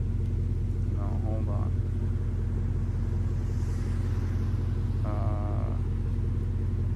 Anyway, he's what was I gonna fucking say? No, he's not at the door. Yeah, Shenzhen is it was gonna be like a day trip, but I didn't realize that you need immigration. Like you technically are leaving mainland China in the eyes of the state if you go to Hong Kong, and they only had a one-day visa, or single entry visa for me. I was the only person in the group that got a single entry visa, so I wasn't even able to go to Shenzhen. And I had all this stuff going on in Shenzhen where I was supposed to get on a flying car, go to one of the factories, and I was not able to do any of that stuff. Next trip. Yeah, but it's all good, you know. Yeah, save more for the next trip. We're putting you in those like convertibles that can also become speedboats. Yeah, exactly. You probably had to take them to Hong Kong to teach them they don't want to go back. Yeah, I mean it was still Hong Kong's fun. Awesome. Shenzhen, yeah, people say it's boring anyway. Like so I get that. I get that part that is like people were like, I get why someone who hasn't encountered any of that stuff would want to not go there. But it was a long ass trip. Yeah, I'm glad we went to all the cities. Chengdu, Chongqing. Shanghai Beijing. The Beijing portion of the Beijing portion of the broadcast also was like it was a little bit too boring for the rest of the group, I think. But yeah, we needed to spend more time in Shanghai too. Like, we didn't get to spend enough time in Shanghai. I can't believe there's still motherfuckers who do this. Look, didn't want to see the suicide nets at Foxconn. Like, keep coping, chatter. Didn't want to see. Yeah, keep coping. Keep coping. Oh shit, we don't have wet silverware. Yeah, hold on. Hey, can you give me silverware? Oh, no. Thank you. I was just joking. Oh, alright.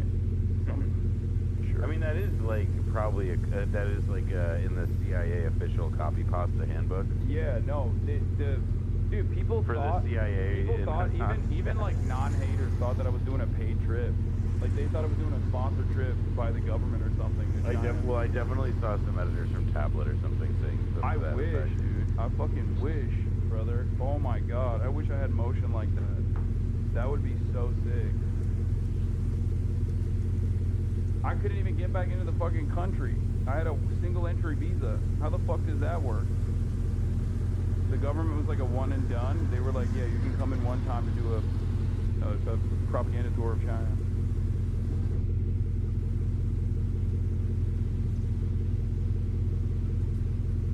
They tried to cancel you for going to the DCM clinic? Wait, what? Why?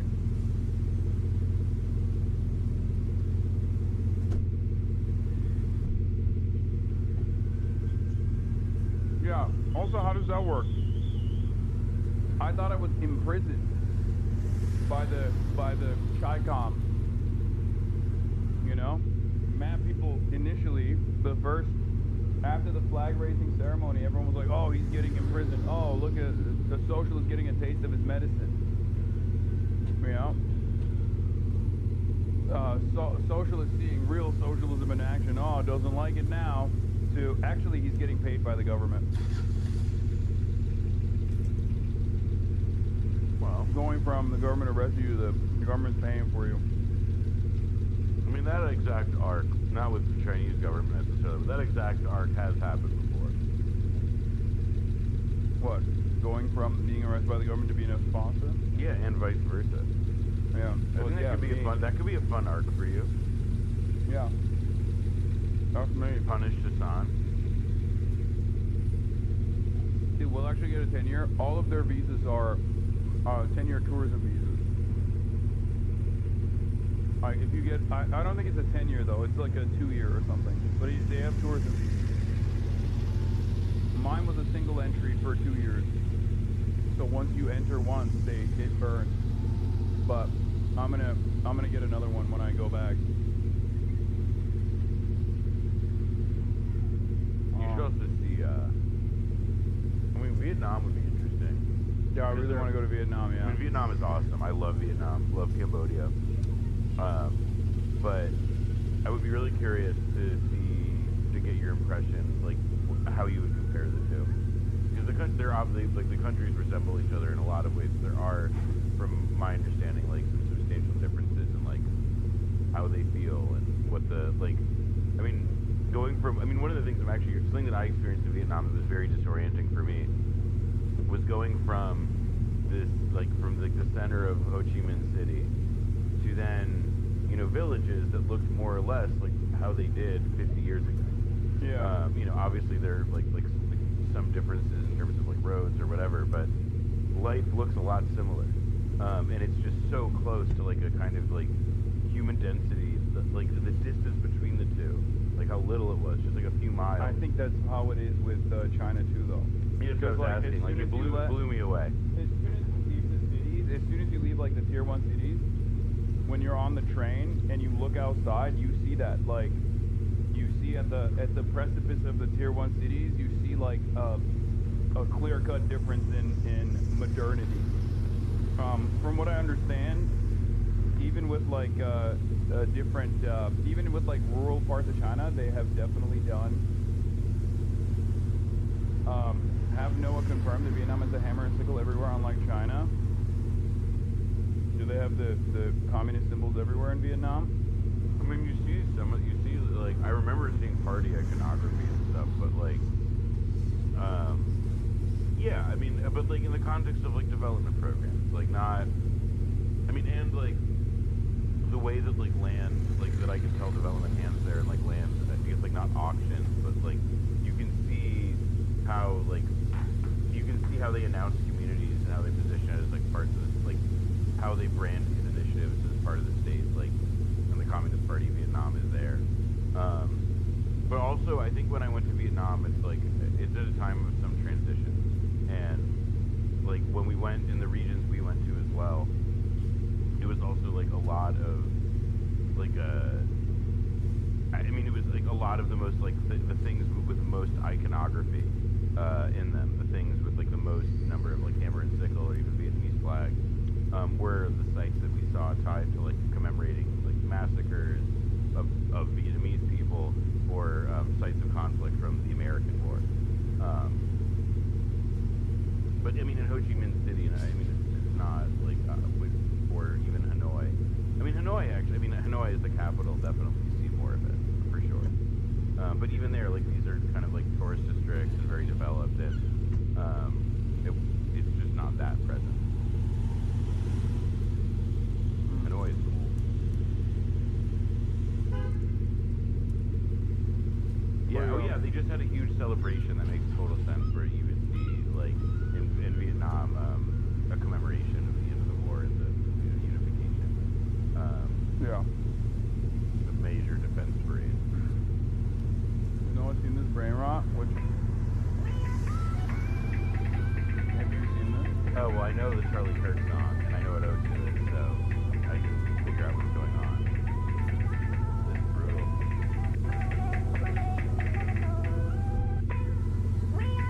Yeah, I really do want to go to Vietnam. I want to go to Vietnam, I want to go to Singapore, I want to go to Thailand. And I definitely want to go back to China. You've never been, right? No, I really want to go. It's fucking sick. It's definitely number one on my list of places I want to go to. If you're a Western leftist who's not, like, immediately anti-China, it's basically proof that you get to see the proof in real time of, like, the successes of central planning, the success of, like, competent governance, and how much broader you can spread your money around when you are actually interested in doing public investments. I mean, the infrastructure stuff just seems like, that's one of the things that I, like, because it's also not just, like, China. Like, when I was in college, I had a professor who liked to tell a story about how he had a grad student who worked with him, who I think was from, like, Chile. And one day, this grad student came in and was like, I need you to explain something to me. All right, what do you need to know? He said, I don't understand transportation. He's like, what do you mean? He's like, I'm from Chile. Like, our country, you know, is like free market miracle, whatever reform, but like it's substantially poorer than the United States. And like getting around is not as like fraught or bizarre relative to how wealthy we are as it is for you guys. Like, it's a total fucking mess. And this is like obvious, and you know, I think for a lot of people, like, European train systems are probably like a positive point of comparison that people would have made, right? But now there's something that's even, you know, like far beyond even that, that just is like that is like the future we never got. At least in that, you know, dimension of it, transit. So yes, I would like to see the future. I would like to see the future that was denied us because we need to have Hummers. Yeah, you will come back insanely pissed off. Like, even if you have no positive feelings towards China at all in your heart, okay? If you go to mainland China, you visit mainland China, you are gonna come back so fucking mad. Because it is impossible not to fucking compare. It is impossible not to fucking compare, like, what America has not done. It just immediately exposes how shitty our government is in comparison. Straight up. There's no other way to look at that situation. You're like, how the fuck did these guys do this shit? And they have much less money than we do. We're the wealthiest nation on the fucking planet. How are we not doing any of the basic amenities, basic services this government is able to offer? Anyway. But yeah. Every day, I lit up the Rand Foundation and all the fucking Heritage Foundation dipshits, apparently. They were very, very upset at the China trip that I did. The Rand Corporation, whatever it's called. They were consistently fucking talking about it. Consistently talking about you know, how I was doing propaganda for China and how it was unacceptable. Apparently, including the thing that I posted. Where's the Drew Pavlov tweet, chatters? I mean, he was the #1 like angry person. I don't even know how I mean, his life sucks. Yours rocks. That one's hard. I can't even see his shit because I fucking he blocked his ass, so I can't. So annoying. Yeah. Yeah, this one was funny. Literally burn in hell, Hassan. Oh man, no, that's awesome. You think he Sorry. thinks this is a real photo? Yes, he does. And then but then somebody pointed out to him it's not real, and he's like, I don't care. You know, he's like, it's actually, he's one of those guys who like he gets caught in the thing, and so he's like, that actually, because I could have believed it's real. Yeah, this says a lot about you that I thought it was real. Exactly. I took one with Mao too. Yeah. Well, I mean, look, it's I really thought that was real. God, he's stupid.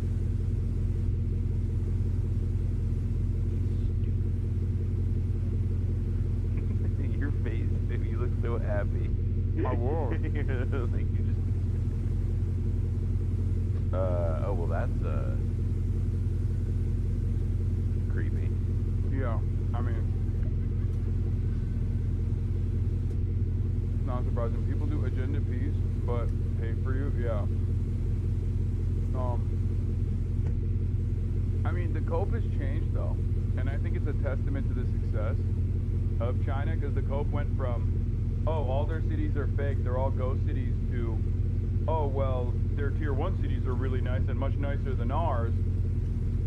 But how about going to the rural areas? And I guess in the next 10 years, they're going to be like, okay, their rural areas are much nicer than our rural areas, but how about this or that? They need to find a new thing.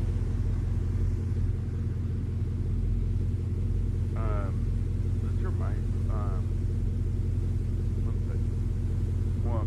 There's a thing with Rand in the news recently. I want to make sure, before I like talk about it, I want to make sure I'm remembering it. Yeah, there's like Rand recently. There's basically this like there's a recent Rand report that I think may have been pulled, but I'm not sure if it was pulled or not yet. Yeah, I was right. Rand withdraws report advising USA to rein in China rivalry. So while you were in China, becoming Chinese, Rand published this report that was essentially arguing that China, like the contemporary like the existing American strategic outlook, right, is that China is not just a country minding its own business, whatever. It's that China is actively seeking to export both its ideology and to entrench its economic dominance around the globe by entering into exploitative to the point of usurious, quote unquote development deals with the third world and whomever. And they are also backing this up with like an increasingly expanding global military presence. And that all of this is, it can be called expansionist. And that's the American position. It kind of has been, really for like 15 to 20 years now, has been the position we slid toward and now pretty firmly adopted since the Obama years. And this paper suggested, actually, what we mainly see in China is this, that's, you can call it a lot of different things, but it's not this expansionist impulse. Like, really, they're interested in, like, domestic expansion and improvement. Yes, see this. Rand have apparently now withdrawn for further review their extraordinary paper in which they advocated that the U.S. should accept coexistence with China, and in which they accused key influential figures like Kevin Rudd, Rush Doshi, and Matt Pottinger of systematically mistranslating key Chinese expressions to make China look more threatening, and to favor a more negative view of China. I guess they must have ruffled a lot of feathers with that one. So the paper, so I think that this is, like, it's obvious that this paper got pulled because of the politics of it. But, you know, we are reaching kind of the end. Like, again, you can, like, people can be critics of, like, Chinese policy in Inner Mongolia or Xinjiang or whatever. But the idea that those criticisms can scale up to the critique of China that, oh, China's trying to do an America, essentially. Yeah. That China's trying to do a United States. It's just laughable. And I'm not really sure how you can do much besides, you know, this kind of shit, which is, you know, very Trump. I mean, obviously, I don't think Trump got this document pulled, although his administration certainly might have. But it's like you know, to just be like, oh, well, we'll pretend that the problem isn't real by yanking the papers, you know, I mean, we'll see. I'm skeptical that, like, this grand strategic antagonism can be maintained anymore. I really don't think America even has the dog to, like, sustain the pretense for that many more years. Yeah, I mean, not against China at least, so we'll just keep looking for smaller villains to fight. And therein lies, like, the aggressive posturing against Venezuela. Iran. Yeah. But I don't think we don't have any capacity to do this against China, specifically. And I think the U.S., there are going to be leaders who are going to come to the same conclusion as Nixon and others did, which is that it's a lot easier to have China in your corner. And they'll start to figure out what are the shared goals that we can have again with China. Like, once upon a time, there was countering the Soviet Union. So the question will be, what does the next generation of the American ruling elite view as the potential points of... What do you mean? Cancel job report, inflation report, and now the GDP report. I'm sure it's all a coincidence and everything is fine. I think we're doing great. The American century of prosperity. If you don't know, I mean, this is literally the Trump approach to COVID.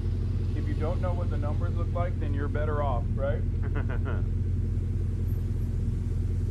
I guess. It's better not to know. It's just so goofy because I also don't believe, like, we would know, there would be a lot of other, like related or, like, adjacent measurements that would tell us if, like, I don't know, like, the economy's transmission broke and we're, like, about to go off a cliff or whatever. So there is, like, a part of me does wonder, is, like, did they, like, break stuff during the shutdown? Like, really, did they actually break a bunch of measurement stuff? I mean, Scott Bessent literally said there's recession in parts of the country. Right, which is just, but you, like, anybody who is, like, they're managing attention with that, but what I mean is, like, you know, I don't think, like, oh, the complete collapse is imminent. Yeah, like, it just, like, that's not what these numbers would tell us. But it does, to me, like, what I do wonder about is the extent to which, again, because there was some reporting to this effect that, like, yeah, when we did the shutdown and they stopped the measurements then and stopped releasing data then in BLS or whatever, they, like as a consequence, like, they may have, you know, done some permanent damage. In the same way that, like, cutting off, you know, scientific research funding before it was restored busted some shit that you can't fix. Or will take a long time. I don't know, though, if the economy is actually... I mean, yeah, there's also this. The only reason we aren't technically in a recession right now is that 7 tech companies keep passing around an IOE $10 billion note, IOU $10 billion note, and for some reason we're counting that as real. What do you mean? NVIDIA, OpenAI, and Microsoft?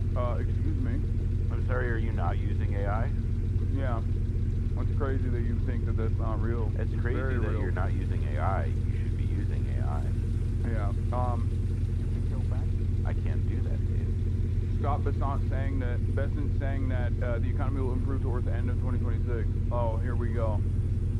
To the non-inflationary growth. But we are working on this every day, and my prediction is that I knew Steve Mnuchin. Steve Mnuchin was a friend of mine. And you, sir, are no Mnuchin. It is curving down, and real income, the other side of that equation is real income growth, and we are going to see this from all this investment. Would a $2,000 tariff dividend check going to people be inflationary?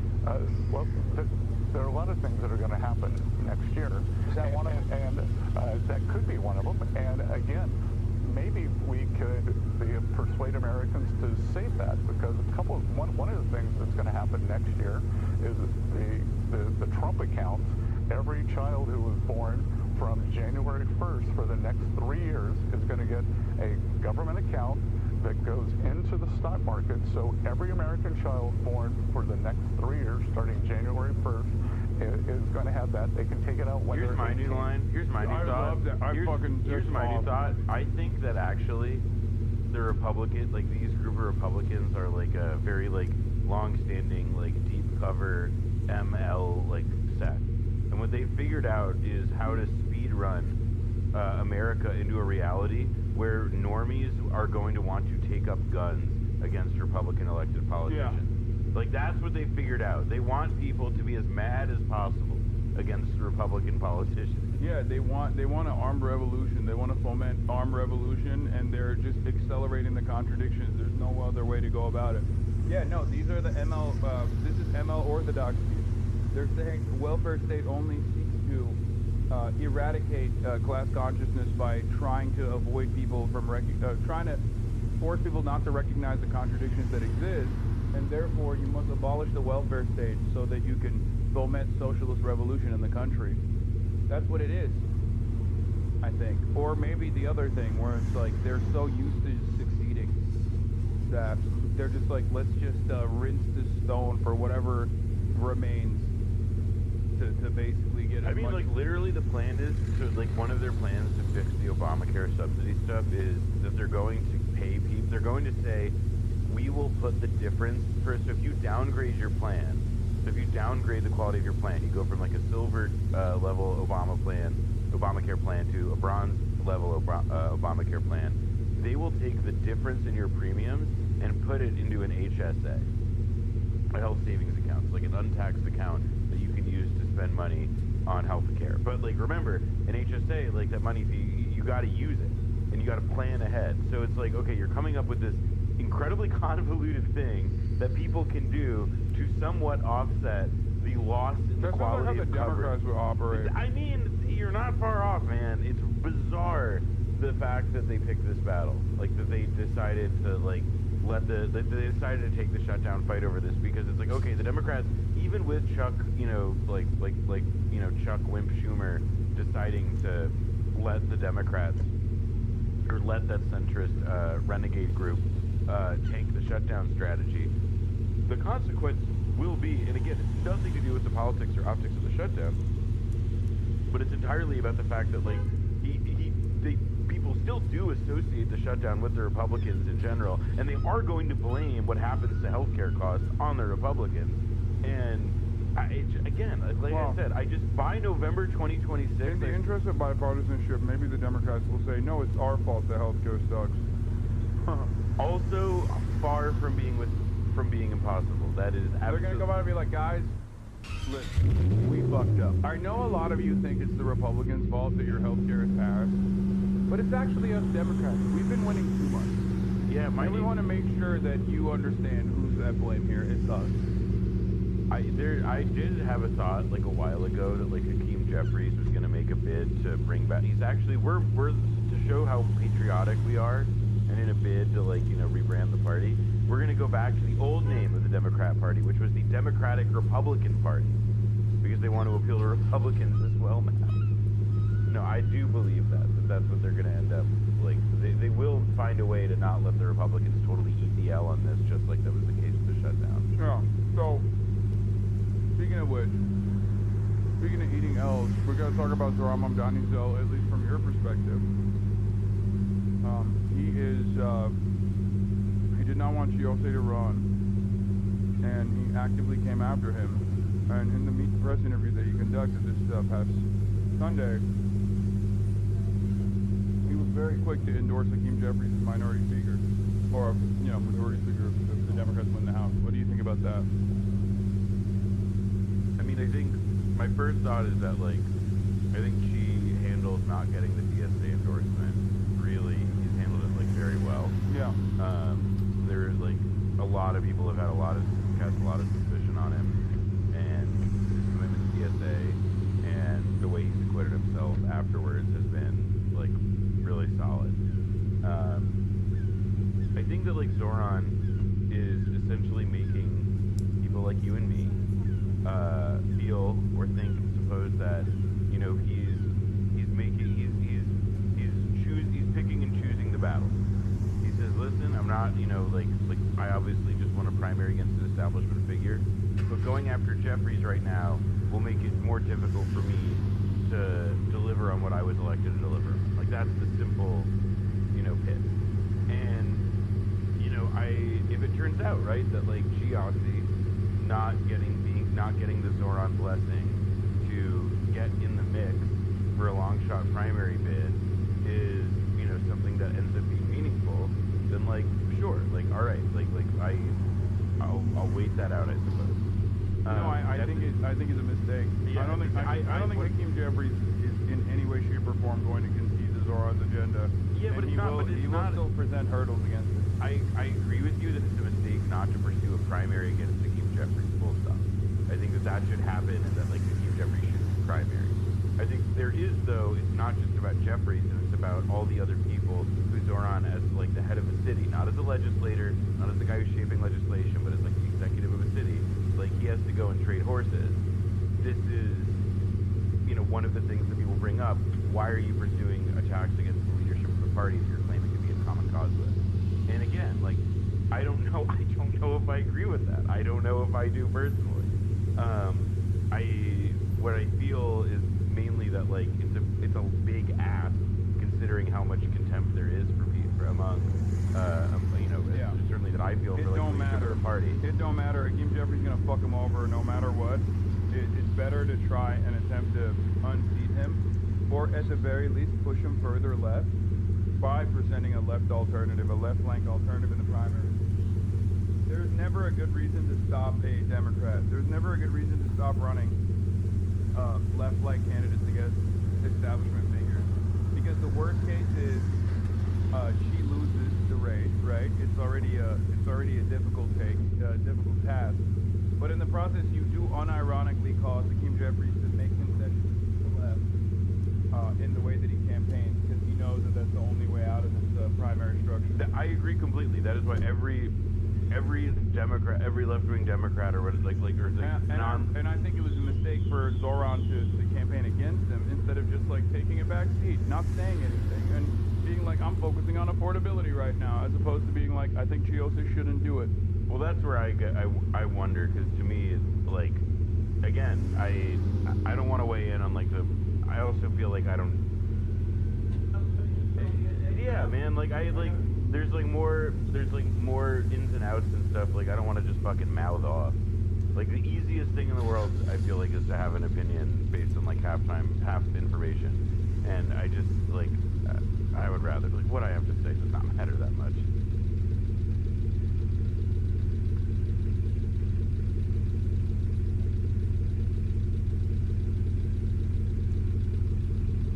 I still don't understand why he went and campaigned as a DSA against G. I mean, it's weird. Not that I think it's weird that he went, but it's a weird split thing. I think on the one hand, the fact that he takes DSA seriously enough to go and say, hey, don't run against this person who I don't want you to run against. It's not, to me, that's not suggesting that he's keeping DSA at arm's length. At the same time, was it the right call for him to go in and say, hey, Chi, don't run? I don't know.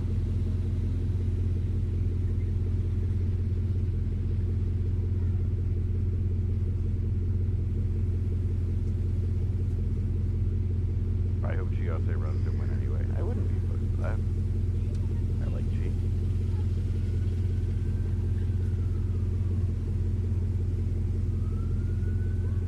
Jeffries being nearly 80% popular in the district is very different. Yeah, I mean, that's the thing. He's not Joe Crowley.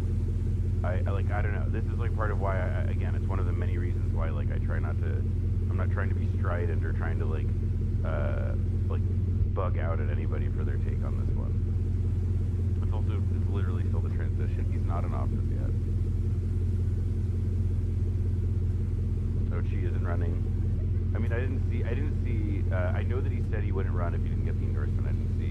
I haven't caught up on the latest.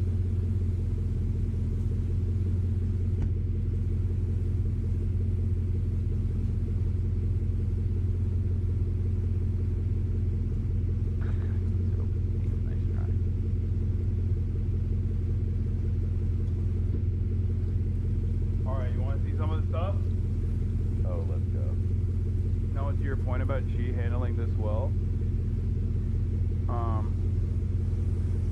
Oh wait, just say you don't have to spend.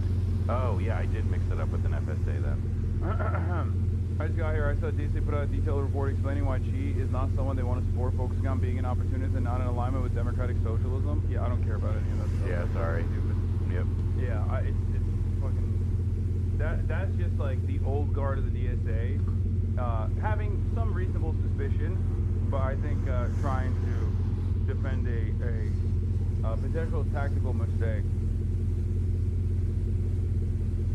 I mean, I also support primaries because I think that like something, and this is like a more like woo abstract take of mine, but like I believe that campaigns and like running for stuff is just like an especially good task structured to like the political environment. When you run for stuff, it draws. I mean, like it was the Bernie campaign, a failed thing. Yeah. That, you know, in 2016 was incredibly, it's just the nature of this stuff.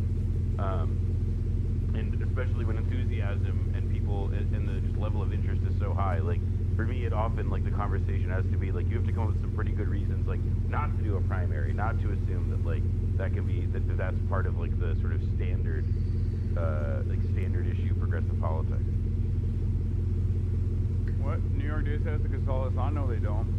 I'm not a part of New York City DSA. They don't have to consult me for anything. They make their own decisions. How do I square Mitchell Robinson's politics and love for lifted trucks with your undying love for the Knicks? I need to know for science. My friend, the conservative politics of professional athletes have no bearing on my support for my team. Yeah, it never will. It's like saying, how do you support any professional sports whatsoever when their owners are all billionaires, many of them also pro-Israel as well. Like, it's just not gonna, like... Yeah. What do I think about Mitchell Robinson? Love those sports. Give me more. Look, you want to see some of the shit I got from China? The China Hall? Yes, please. Oh my God. This is from Tiananmen Square specifically. I got a bunch of buttons. A bunch of Mao Zedong buttons.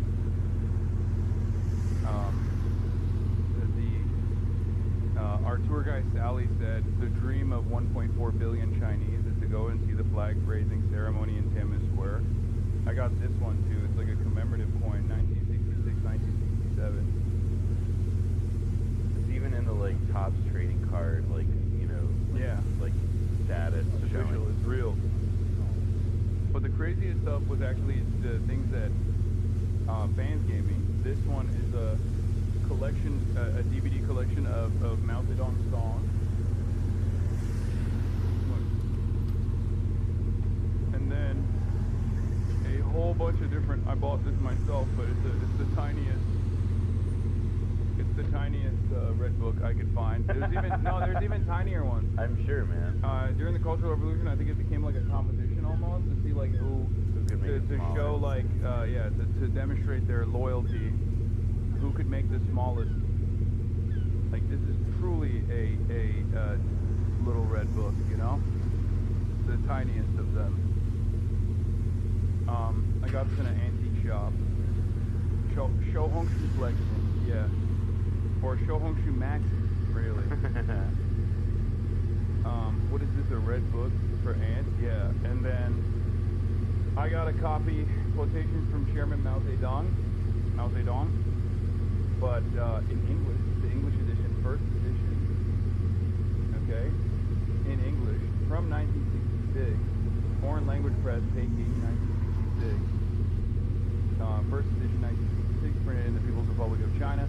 It even has like the, This is like very common. In all of the red books, you have like a wax paper in front of Mao Zedong's face in order to preserve it. Given by a chatter, and it even has the first page removed. The Limbiao. Oh my God! No revisionism allowed here. I couldn't say. I was uncomfortable saying it, but like there's it still has the foreword to the second edition of quotations from Chairman Mao Zedong, but the first page also has like Limbiao statements that were initially removed because, well, the claim is that he had betrayed the chairman, and then he mysteriously died in a plane crash. And post-mortem, it was found out that he was betraying the chairman, but he was also seen as like the, what's the word for it? The best comrade initially, and a brilliant tactician, from what I understand, a very good general, and he was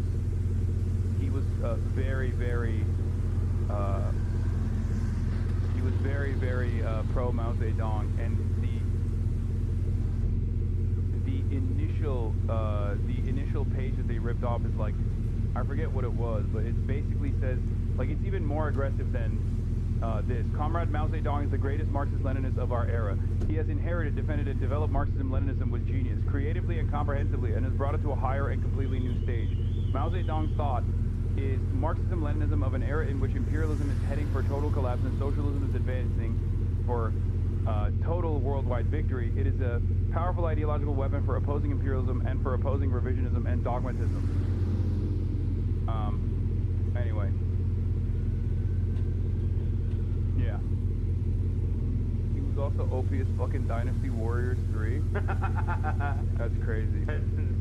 Oh yeah, the first page is, I think, yeah, it says study Chairman Mao's writings, follow his teachings, and act according to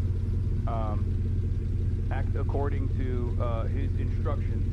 And I think that was taken out initially because they thought that was too that was like far too like single great man focused than Marxist-Leninist thought was supposed to be. Then I have another 1966. This is the actual first edition, but this is in Chinese.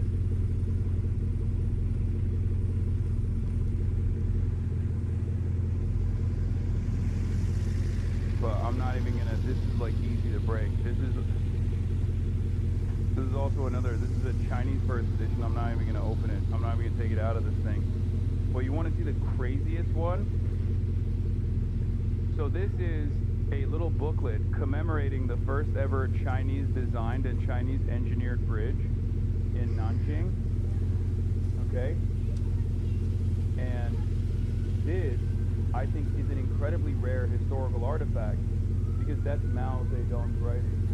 What? Yeah, that's his signature. And his handwriting. And it's written in like, it's literally written in ink. Like it's not like a copied point of his like calligraphy or anything. A fan gave that to me when he intercepted the high-speed rail that I was on going to Shanghai from Beijing, and yeah, I don't know. I mean, I didn't know what it was initially.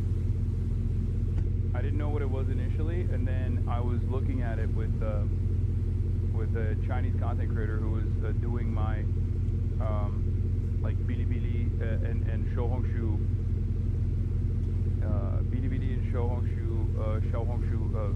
Q&As, and she read it, and I forget, it's about like development though. Development and the fuck? Did y'all see that? Yeah, lights went in and out. That was weird.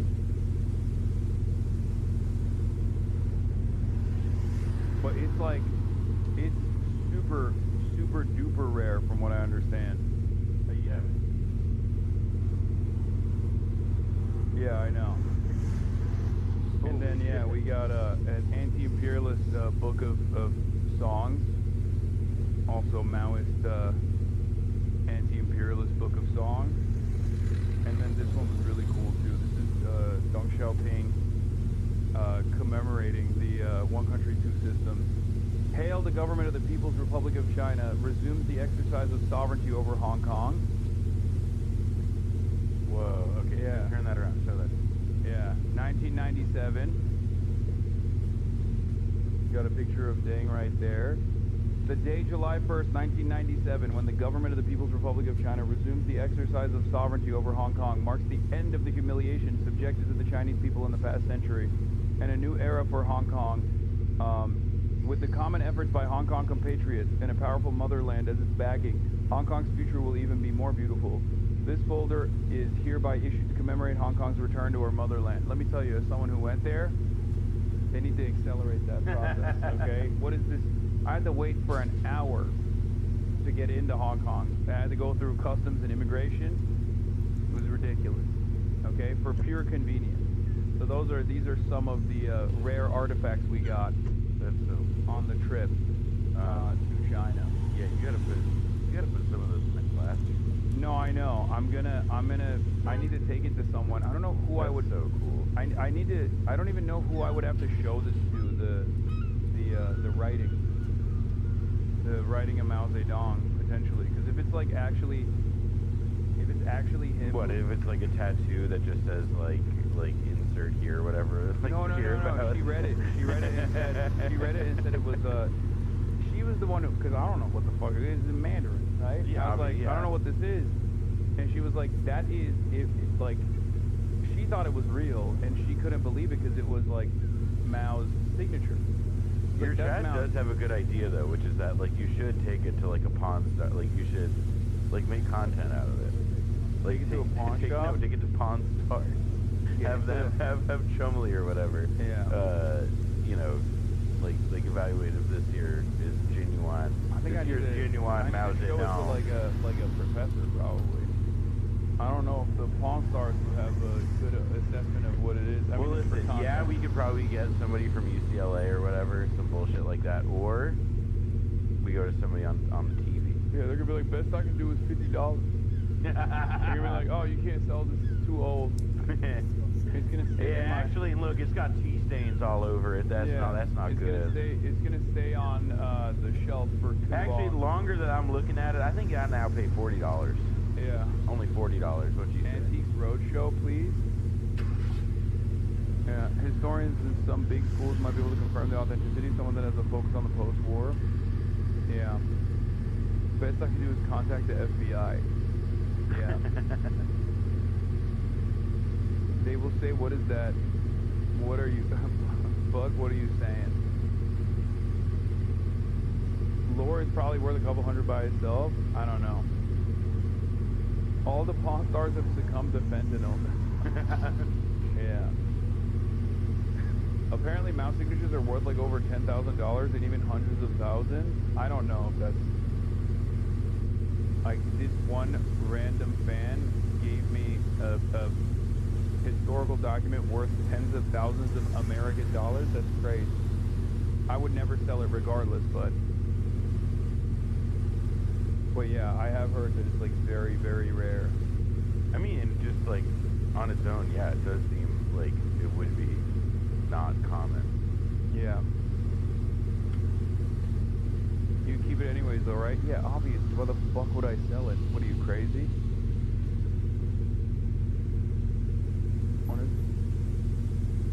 Did you ask the fan if he's in chat? I don't know. I mean, he was a Chinese fan, so I suspect he's not up at this hour.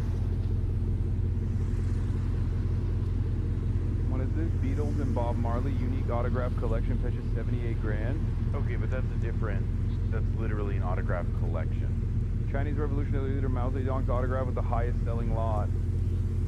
Oh wait, A signed first edition copy of poetry book selling for the same price was a piece signed by former Chinese leader Deng Xiaoping. Wait, what? Wow, the exchange rate is that Jim Morrison goes for Deng Xiaoping. Hold on, keep going down. Alright, where's Mao Zedong then? I don't think there is a Mao. A collection of autographs from 20th century. Oh yeah, no, it's fetching 22,000 signed by Chinese Communist leader Mao Zedong had the highest selling price, fetching 22,000 pounds when it went under the hammer. When's the story from? This sold for 300,000? 310,000? I mean, you know, let's make sure that it's not like something a tattoo artist wrote, you know? That's all I'm saying. What the fuck? Wasn't it your tour guide that picked up on the signature? Yes, that was me. Oh, wait, you're in the chat? Wait, is it actually straight up Mao Zedong's signature, chatter? I can't tell if this was actually him or not, but... Was it actually? He says he's from Shanghai. No, he's not from Shanghai. He wasn't from... This chatter was not... No, he just that. Love from Shanghai? No, he wasn't. Then it's not him. Because the chatter was from Nanjing. That intercepted my travels on the high-speed rail going from Beijing to Shanghai. Unless he moved. They said it was printed on, not hand-signed, I thought. No, it looks... It looks like handwriting. Yeah, it looks like handwriting. It doesn't look like it was a print. I asked what drip he got on.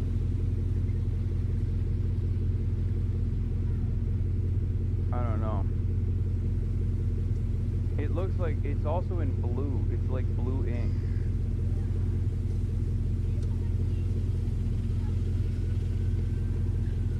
Did you realize that owning legit Mao Zedong stuff that's worth 300K is the ultimate test of whether you're a true socialist or a capitalist after all?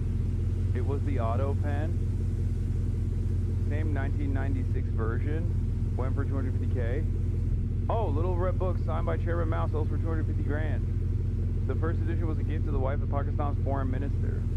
Yeah, that's a little different though. This is the one that I have. This is the book that I have, but this one is literally signed by Mao Zedong. That's the exact same one that I have. Mao only signed in red ink, somebody said. This is literally not signed in red ink. Also, this is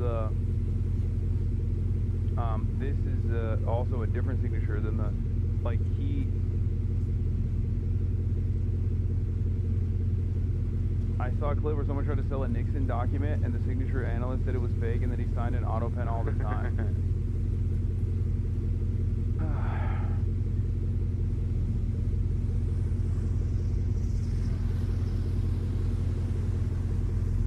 Anyway.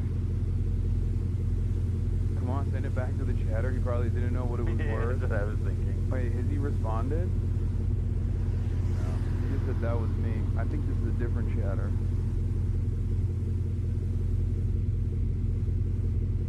Enough to verify.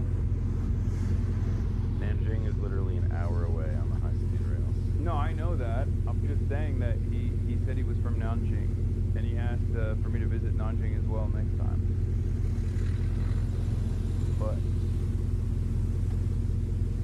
you should get it authenticated. I mean, it literally does not look like it just looks like it was written by pen. It doesn't also have like a... It could just be like a recreation or something, or it could be just... I mean, like, that was my initial thought to me. Like, it just seems such a... Mao signing something seems crazy. But it's like, it's a different handwriting than what you said, like a signature thing that looks like a... No, this just means Mao Zedong, like that's his name. No, but the way it's written is like, it looks like somebody like carefully took their time to like... Write it. Exactly, like, which is to say they didn't just autograph it. Yeah. Can you see? This?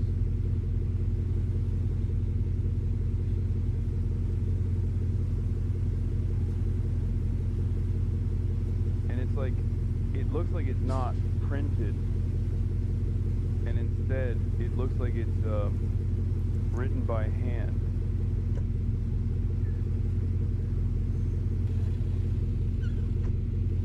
I love everybody saying him. Stop touching it. Put your hand behind it like those beauty influencer products. Yeah, maybe someone just like wrote it and said that it is a Mao quote maybe, and then wrote Mao Zedong underneath it instead of signing it. Have ChatGPT analyze it. What the fuck does ChatGPT know about this? Yeah, Chat. That's a really funny suggestion. ChatGPT, is this Mao Zedong's real handwriting?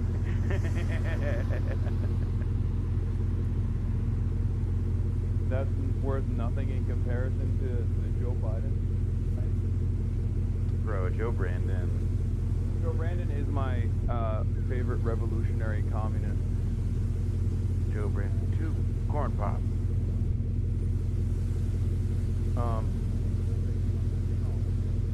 Grok Hasan is woke. Chinese here, I think this is just someone writing a quote by Mao, to be honest. Yeah. It's all in neat Chinese print. No flair on the name would that would indicate a signature at all. That's what I No, it just says, yeah, it's not a signature. It says Mao Zedong at the bottom. Oh, somebody has a thing, like, hold on. Is that what it says? As for why, that thing that begins as for why? What? The guy with the Mao quote. Like somebody posted the Mao quote. As for why we should change what is promising for me, this question must be clarified. If it's not clarified, it's very dangerous. We must be thorough and genuine. Mao Zedong. I don't think that was a quote, but maybe it is.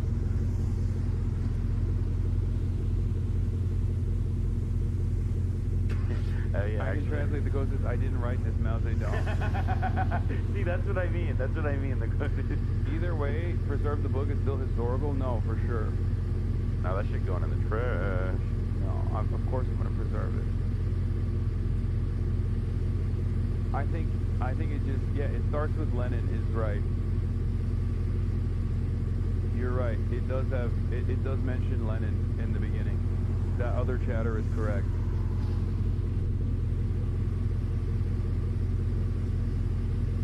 Apparently translates this. Why did Lenin speak of exercising dictatorship over the bourgeoisie? That is the actual quote. Yes, that's what I remember. Why did Lenin speak of exercising dictatorship over the bourgeoisie? This question must be thoroughly understood. Lack of clarity on this question will lead to revisionism. This should be made known to the whole nation. And then underneath it says Mao Zedong. I like the idea of carrying that quote around in particular. It's like a thing to wrestle with. Yeah. Does your friend know you abuse animals like horses and dogs? Yes, we do it together. That's why he's here. So we can abuse more animals together. We just had some chicken too. Specifically chicken that was abused.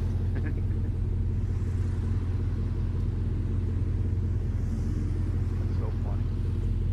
It seems like someone was quoting him about the bridge, I guess. Let me buy one.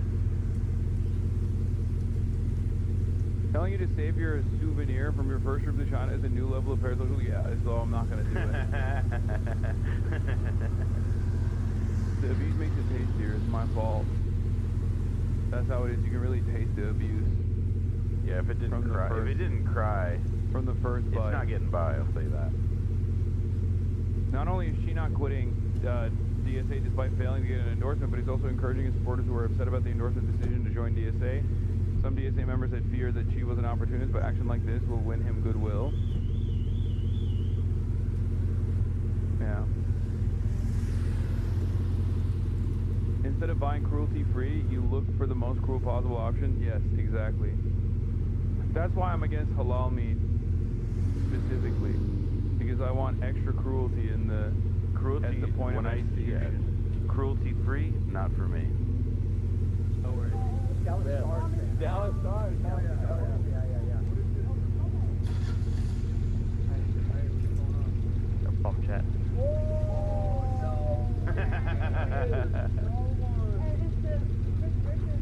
It's the first wait. Is that a Bible?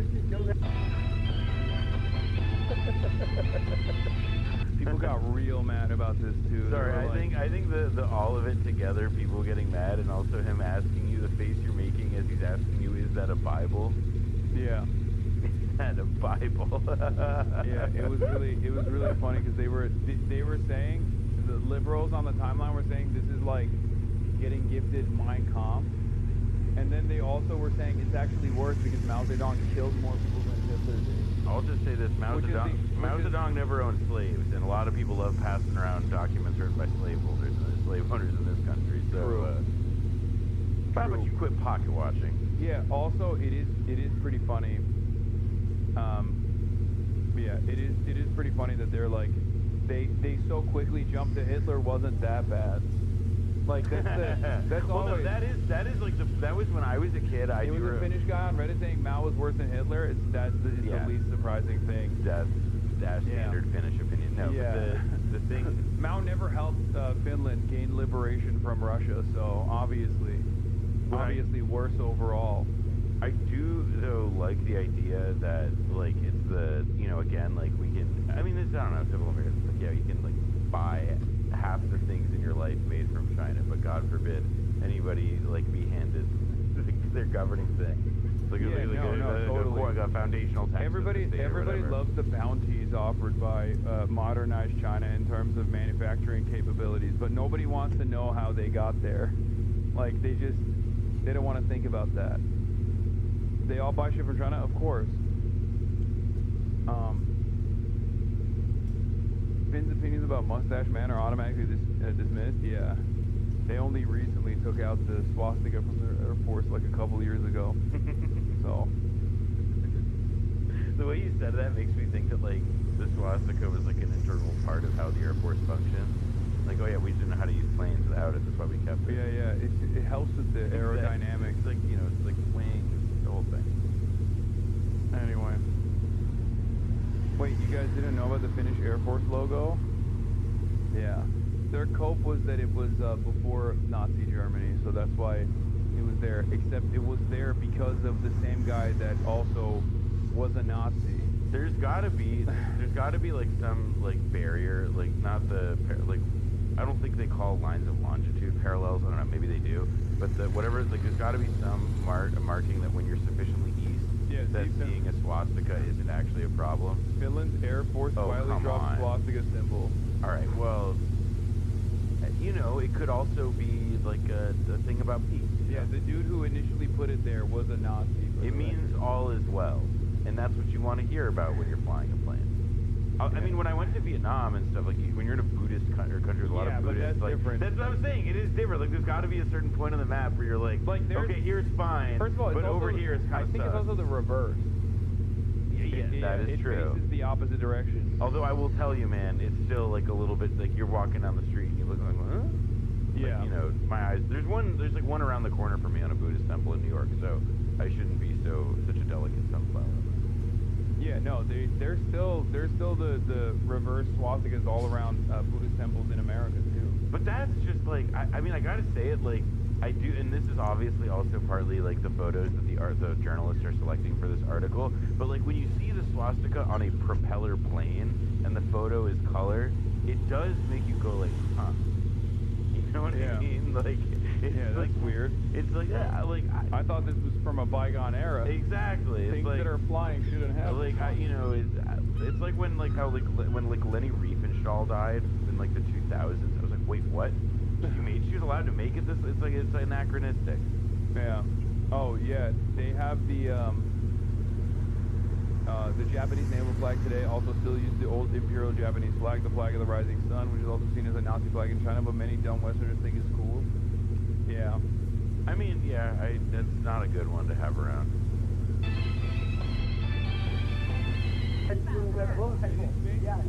You little red book? You little red book?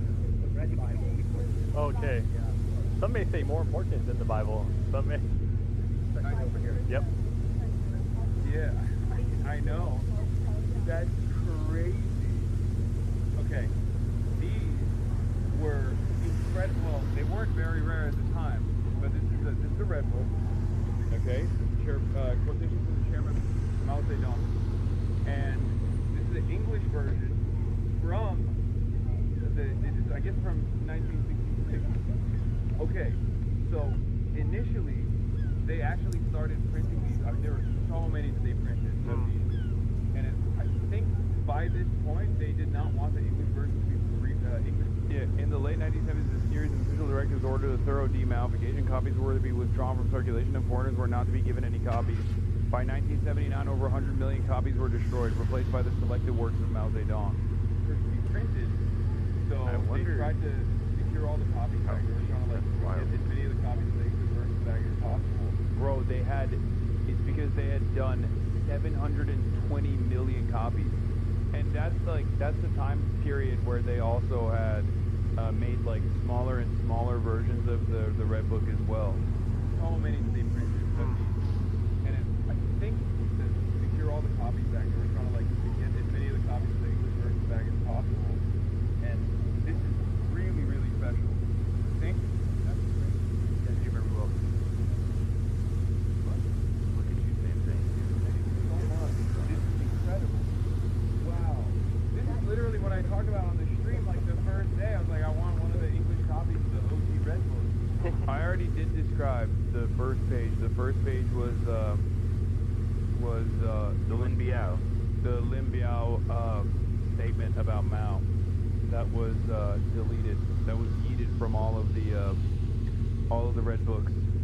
I actually want to get if it's even possible, I want to get It's so crazy that every time you reference oh, I was just saying this, your fans immediately are able to get fucking chapter and verse. Yeah. I'm like, oh well, here's where he was where he expressed the other day he said he was hungry, and here at 1:46:32, here's him describing his hunger. Jesus. You're missing. No, I have the foreword of the second edition. There's another page on top of that. This. Study Chairman Mao's writings, follow his teachings, and act according to his instructions is the first page. So they've got... They ripped that page, but the Comrade Mao Zedong is the greatest Marxist-Leninist of our era that still exists in the foreword. The foreword still exists, but the calligraphy of this is ripped from all of the books. Lin Biao wrote an endorsement in calligraphy exhorting to the people to study Chairman Mao's findings, follow his teachings, and act according to his instructions, promoting the Little Red Book, added to his luster and prestige. And by 1969, he was named as Mao's successor. Also, you got that from I think it was the Alexander Cook book, The People's History of the Little Red Book, is where this quote is from originally, where it traces the history of the Little Red Book and how it became an international phenomenon. Yeah. But that's Holy Nerd, how do you keep this? Sniped Lamau, yup, yeah, that's a passage from that book. But yeah, that's where I found out about, that's where I learned about the deleted page and everything. Lin Biao, the perfect comrade, the perfect marshal. Anyway, seems like you're doing commodity fetishism, sweetie. It's true, but yeah, people were not commodity fetishism when you do it for stuff that you like. Okay, yeah, that's how it works. So when that one girl in Hong Kong showed you the Chinese edition, you said there was something you couldn't talk about it then. Can you talk about it now? No, that's it. That's what I was saying. This is the passage they ripped off. Bro, you came on such short notice this time. Before you arrived, there was almost no word on Chinese internet about your trip to China. My friends and I in Shenzhen are all eagerly looking forward to your next visit to China. No, I'll be back. It's a regular visit.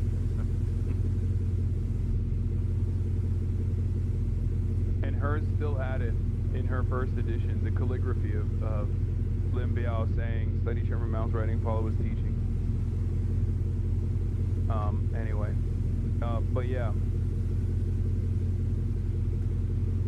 What? You asked ChatGPT? Why would you I don't also, I love the way, not sure how much stock should be put in this. Yeah, I don't Let me tell you how much stock.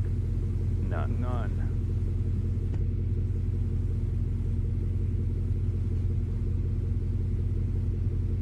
ChatGPT, here's this blurry video of my favorite streamer showing off his book. What's the provenance of the text in it? Yeah, he went from giving me an actual quote from a book to fucking giving me a ChatGPT response. I think he knows. Something tells me this person knows what they're doing. Yeah, they didn't ask DeepSeek, bro. What's up?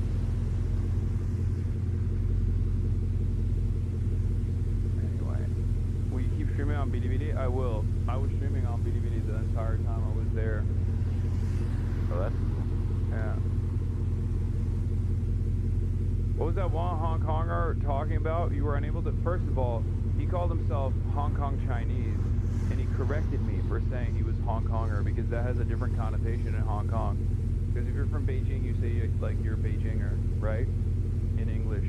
But when people say they're Hong Kongers, that means that they are, like, separatists, specifically. What do you call it? He was saying that that's not the case. That he says he is Hong Kong Chinese. And then the other thing was, like, he was just telling me about the history of Hong Kong, like the colonial history of Hong Kong. And the bodyguard literally tried to stop him from explaining shit to me, and I was like, don't do that. I don't know why. The Chinese bodyguard from Hong Kong literally tried to, like, put his hands on him when this one chatter from Hong Kong was explaining to me, like, the separation of, like, the Chinese, and how the island was, like, the mainland part of Hong Kong that's connected to mainland China was where all the poor Chinese lived, and they were all basically servants to the colonial outpost that was on the island side of Hong Kong. Because Security doesn't want fans to linger? No, I don't think that was the case. Or maybe he didn't understand. Maybe you're right. Shout out to Calvin. No, it wasn't Calvin. It was the other bodyguard. What's the bodyguard state assigned? No, if he was also assigned by the Chinese state, I don't think he would mind the Chinese chatter talking, singing the praises of mainland. I think he was just he didn't want anybody disrespecting the legacy of white people talking to you. Yeah, no, that wasn't the case. What was the big deal with Mao? When I was in school, he wasn't described as well as you act towards him. Oh, you mean in the United States of America, people don't sing the praises of Mao Zedong? That's so crazy. Yeah, no shit. Same with Stalin. Yeah. Or Lenin. Or even Marx, really. They say Marx. They act like Marx was single-handedly responsible. They're like, oh, Karl Marx and his ideology killed 700 billion people. Well, yeah. Well, and, like, I mean, the whole, like, victims of communism thing.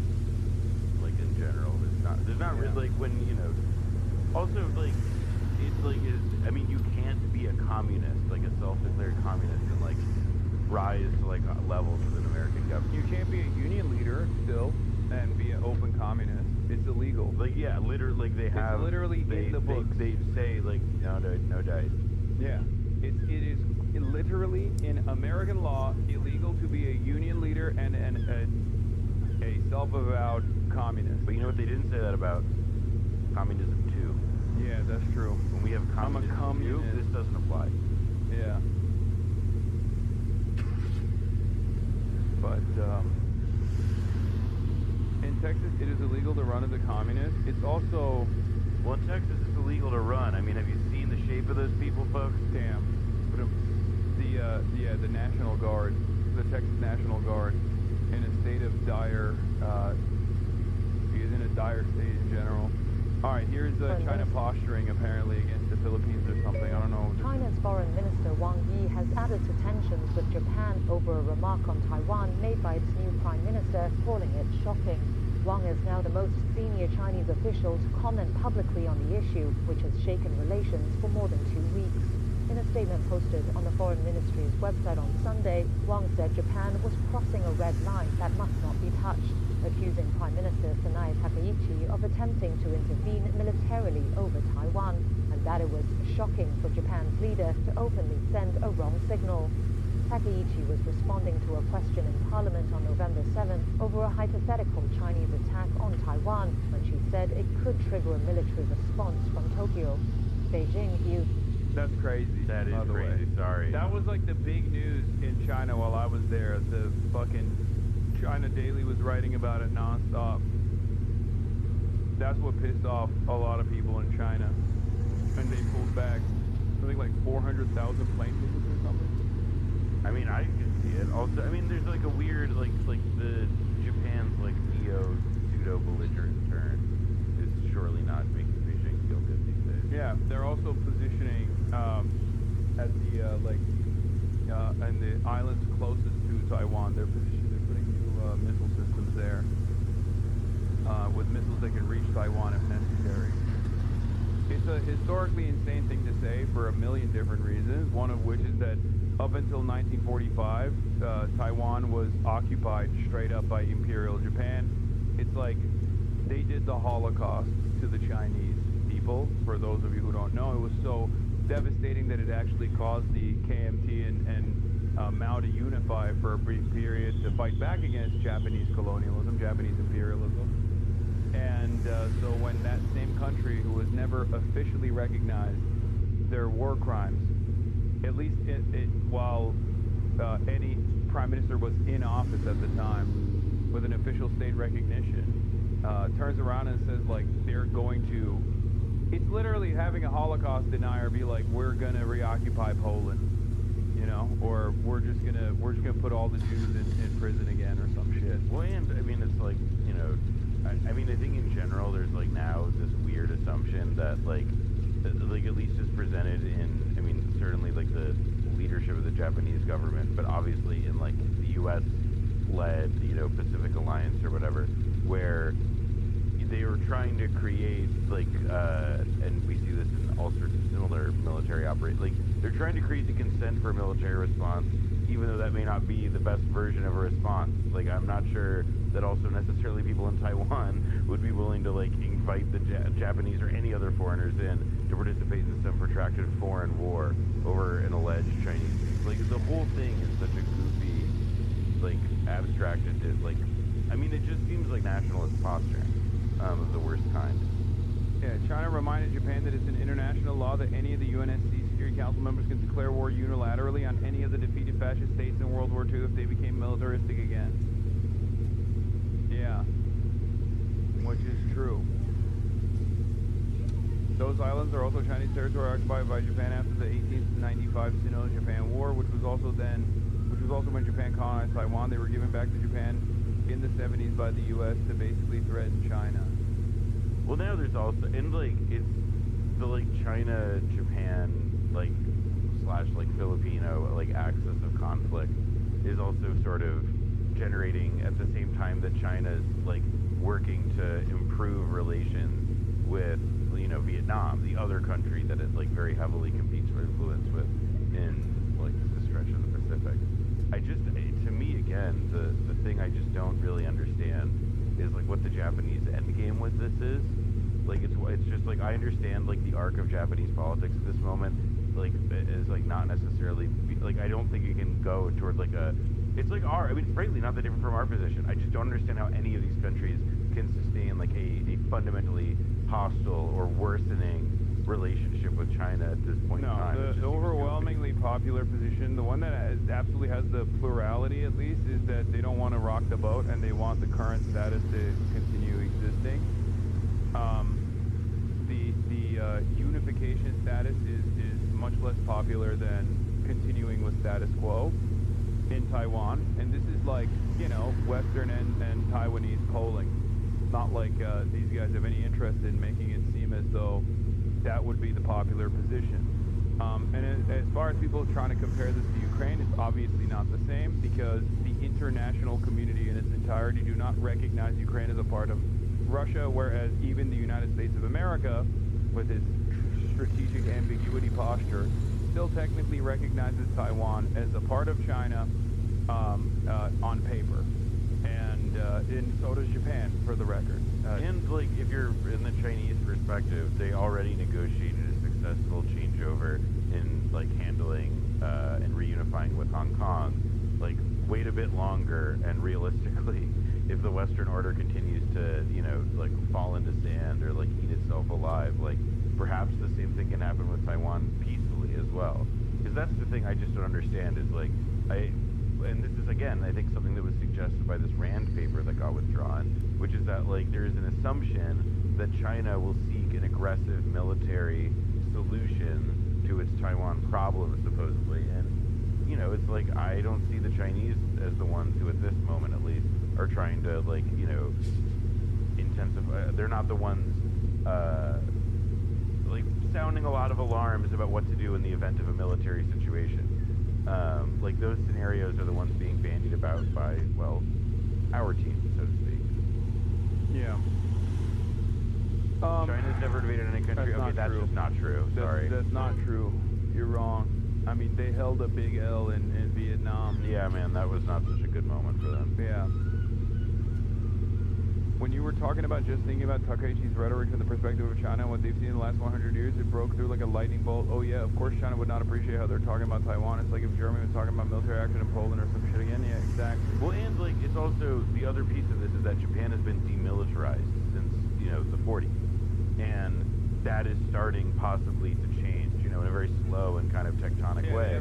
It's illegal in their constitution that we wrote for them to have a standing military, but they do have a self-defense forces.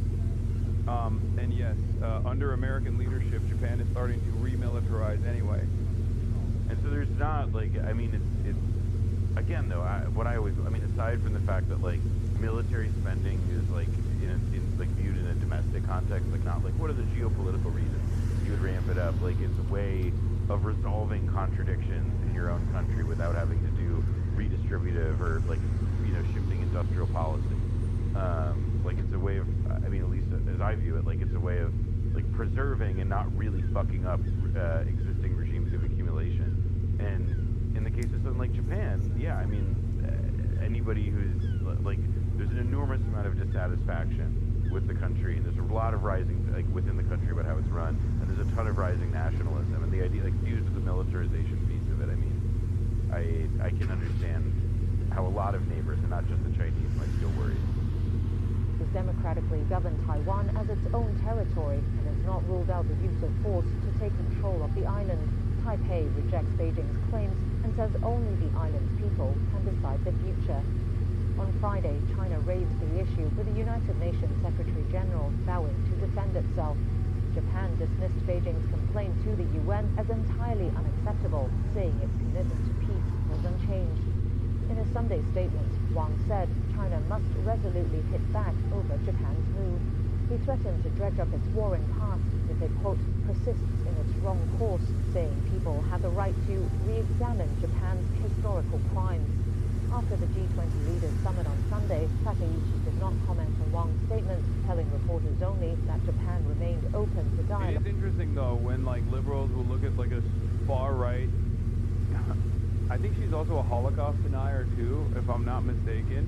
Like the Japanese... Yeah, a total freak and be like, no, she's, her embrace of defense of Taiwan is actually brilliant and beautiful, and also fuck China. And it's like, that's just like a psycho far-right figure that you're riding for. What the fuck? It doesn't seem like Japanese people are also especially co-sign this stuff, let alone... I mean, frankly, like, I have a funny feeling that the Japanese political establishment, especially the visa stuff, because China can issue, you know, it's not like, this isn't like all symbolic, or, you know, like they can do stuff to each other, especially China.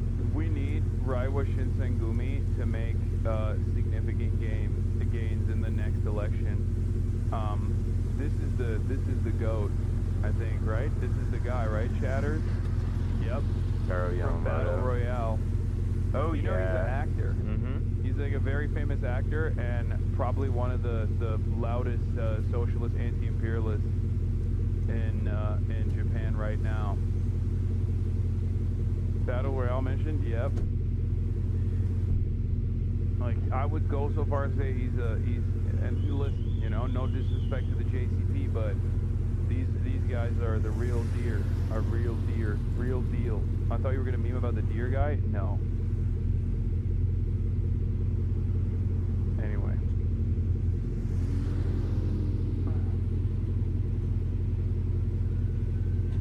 That is a very Zoran-coded slogan. Protecting Japan starts with protecting you.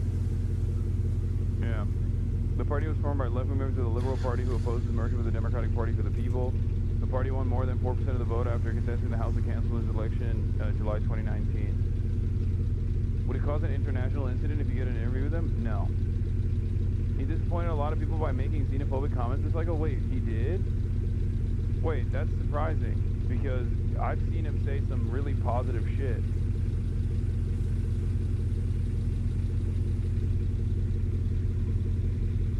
He was the one who, I saw recently making a big fuss about like waging war against China, saying that it's like stupid. Back to boring stuff. Yeah, this is the one. The opposition leader Taro Yamamoto. If China imposes a parts embargo, Japan could suffer losses of $343 billion in just 2 months. That should never happen. Which, by the way, I mean, the liberals are also on board with this. Like, all the party backers, like, all the big, from what I understand, all of the big business owners in Japan are super pro-China. And so is the governing party. And the reason for why is because they do a fuck ton of business with China. Yeah, well, yes, they're like, China's the largest trading. I mean, this is what I mean about no country in that region, to me, has... JCP, Japanese Communist Party, very anti-China, by the way. I straight up asked them. Really? And they were like, yeah, no. They are not. Like, he is more pro-China than JCP is. Is it like, what's the JCP argument? JCP argument, I mean, they are a revisionist social democratic party that still holds on to the history of communism, and like they just carry on the name, but they're not exactly a real communist party at all. I mean, was in the American Communist? Well, no, ACP is a different thing. The ACP is real. They're not revisionist. They're not revisionist trash. Yeah, the CP. Like the fucking social fascists of the DSA. There we go. That's right. Finally, the truth comes out. Yeah, I saw Jackson Hinkleding is also in China. He's trying to be me. He's also doing a China tour right now. We never crossed paths with one another. You didn't Lincoln Bills? No, we did not Lincoln Bills. Jackson Pimple.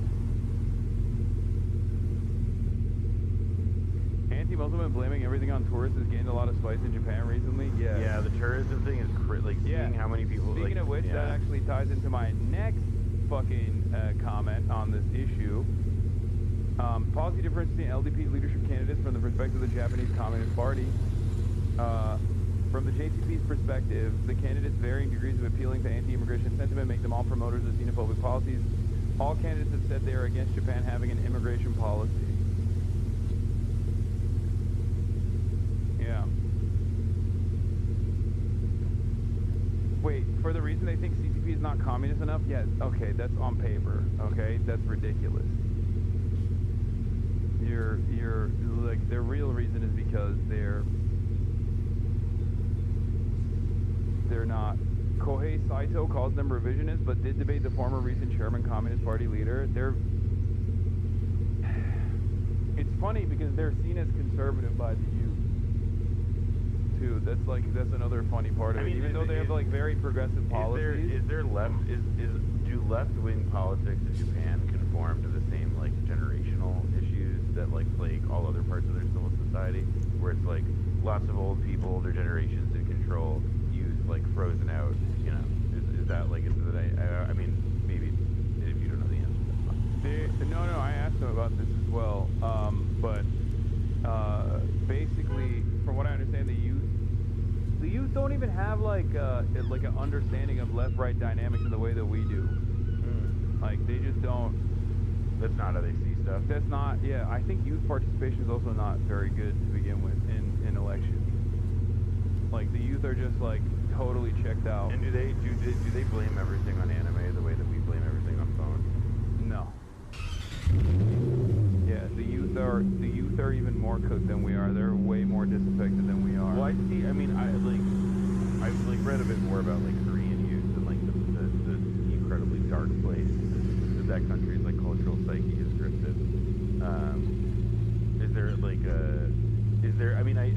And I know the stereotypes essentially, like the very broad impressions about like the difficulty in getting ahead, high cost of living, like careers being frozen essentially, like no ways to advance.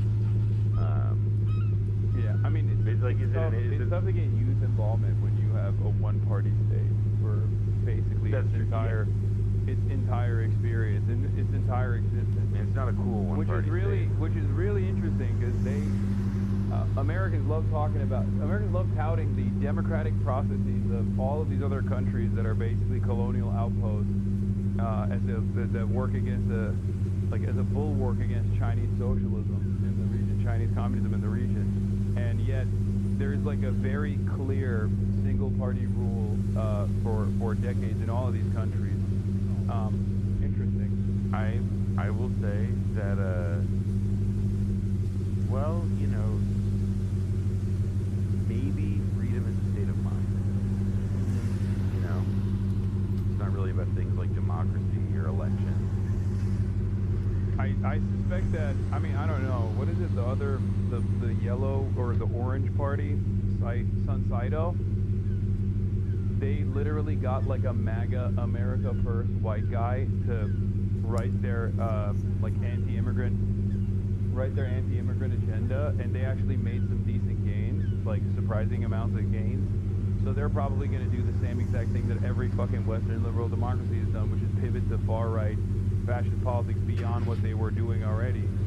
Like, instead of like the neoliberal xenophobia, you will have fascist xenophobia in a country where the immigrant population is 1.3%, I think. Yeah, no, I just don't understand that. Because also, like, again, it's like they also have like real crises.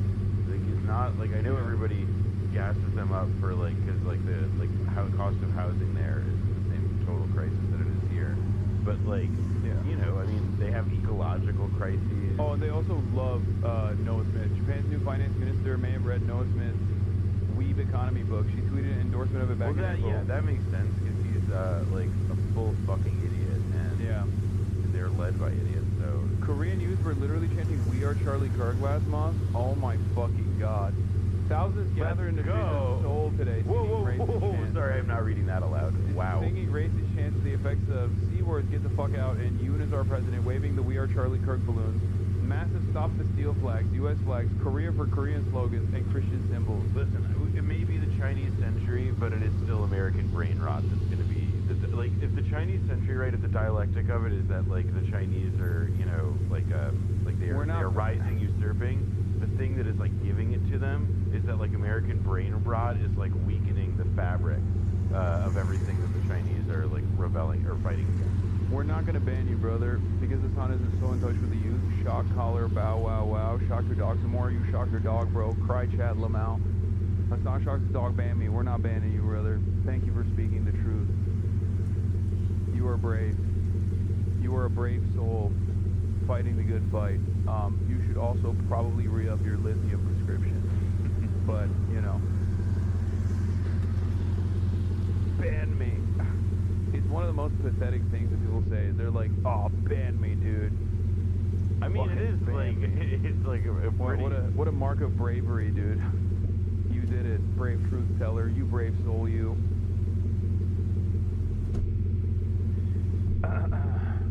We are Charlie Kirk balloons were fake. Make Yoon great again. Oh my fucking god. Make Yoon. MIGA? Yeah. MIGA. There's a Korean streamer duo that used to be big back in the day on Twitch. They go to these protests and support their super anti-communist as wild. It's not surprising. Yeah, I was going to say anti-communism is actually something South Korea has in common with America, is that anti-communism has been a great way for them to deal with the fact that they don't, like, there's a very credible other for them to go after. Yeah. Please don't shock me, Dad. Hasan's dog probably. You already moderate this hard, you baby. Just let people speak that truth then. What do you mean? It's already happening for you. You're able to do it, King. You're able to do it. What's up with this O key? I think it's because it's auto modded. People used to spam it non-stop, so he's like trying to get around the auto mod. You know? I guess. Yeah, I think that's what it is. Let me speak while speaking. Yeah. They're silencing me. They're silencing me while talking to this microphone to a room of thousands of people. Yeah. They're silencing me. You got the mic, little pup. Go wild. They're calling President Lee Check his logs from 2023. Oh, God. Jon Stewart supports lab leak. Also, Japan shocks their jaw. You are gay. Japan uses shock collars. Shock collars. Ma, check your messages, Lamau. Wow, what a shocker. Badum tisk. Oh, that's why. So yeah, it was about the auto blocker. Very nice. Thanks, Obama. Jon Stewart supports lab leak theory. Obama covered up Bush illegal wars and torture programs. You are gay.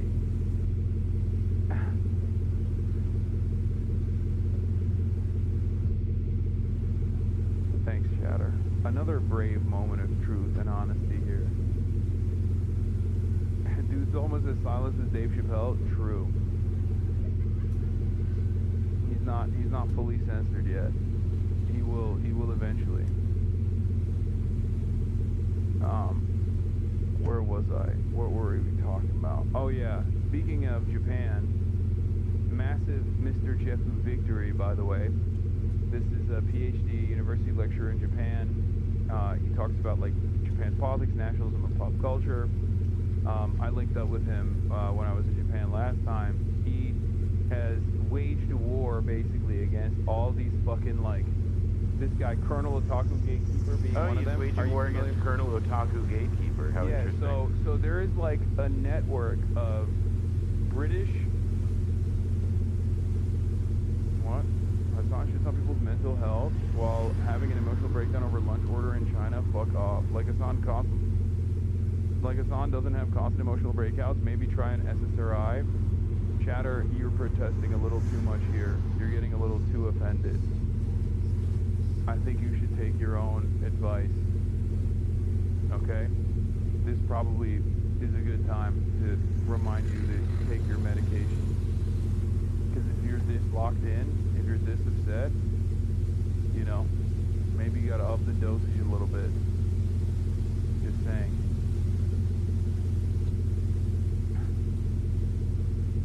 Chatter doesn't realize he's projecting, of course. So Colonel Otaku Gatekeeper. So Colonel Otaku Gatekeeper. Gear character. Yeah. Colonel Otaku Gatekeeper is like one of these accounts that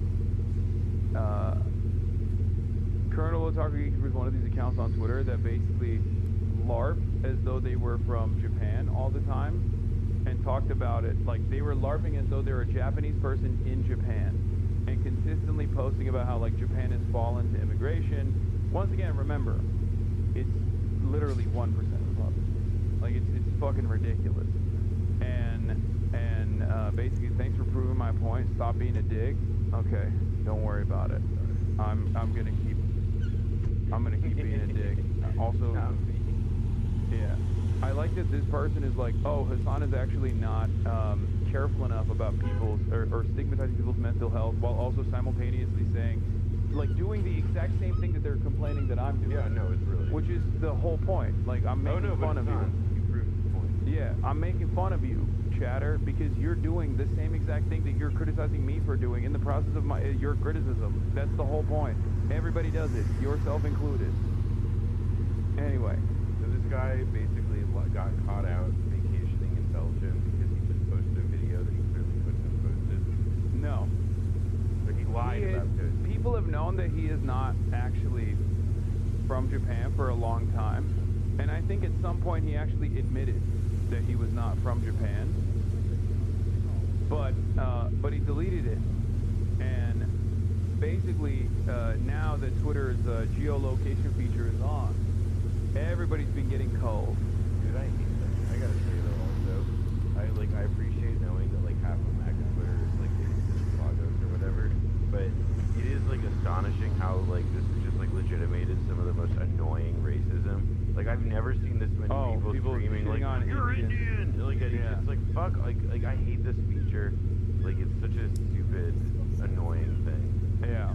No, I agree with that. There's been a lot of that, like, everyone's Indian. Except also, there are a lot of Indian people that well, I mean, look, the blue check feature. There were a lot of Indian people. Because Elon Musk did it. Elon Musk, like, created, like, a mechanism now, where... the reason for that, and I've talked about it before, the reason for that is because, like, you know, a $50 payout goes a much longer way in a developing country than it does in fucking America, which is why a lot of people are responding to like the demands of Elon Musk that there's more right-wing white nationalist and Nazi sentiment on the timeline, and they're just filling the market demand, or not even the market demand, but the demand made by the owner of the market here. Exactly. Like that's. And so they're just like responding to that. If it was like woke, if woke was in high demand by Elon Musk, and that you would get an algorithmic bonus, then yeah, all of those accounts would be fucking woke as shit. Yeah, that's right. We would be hearing like nonstop like SJW posting for Uttar Pradesh for sure. Yeah.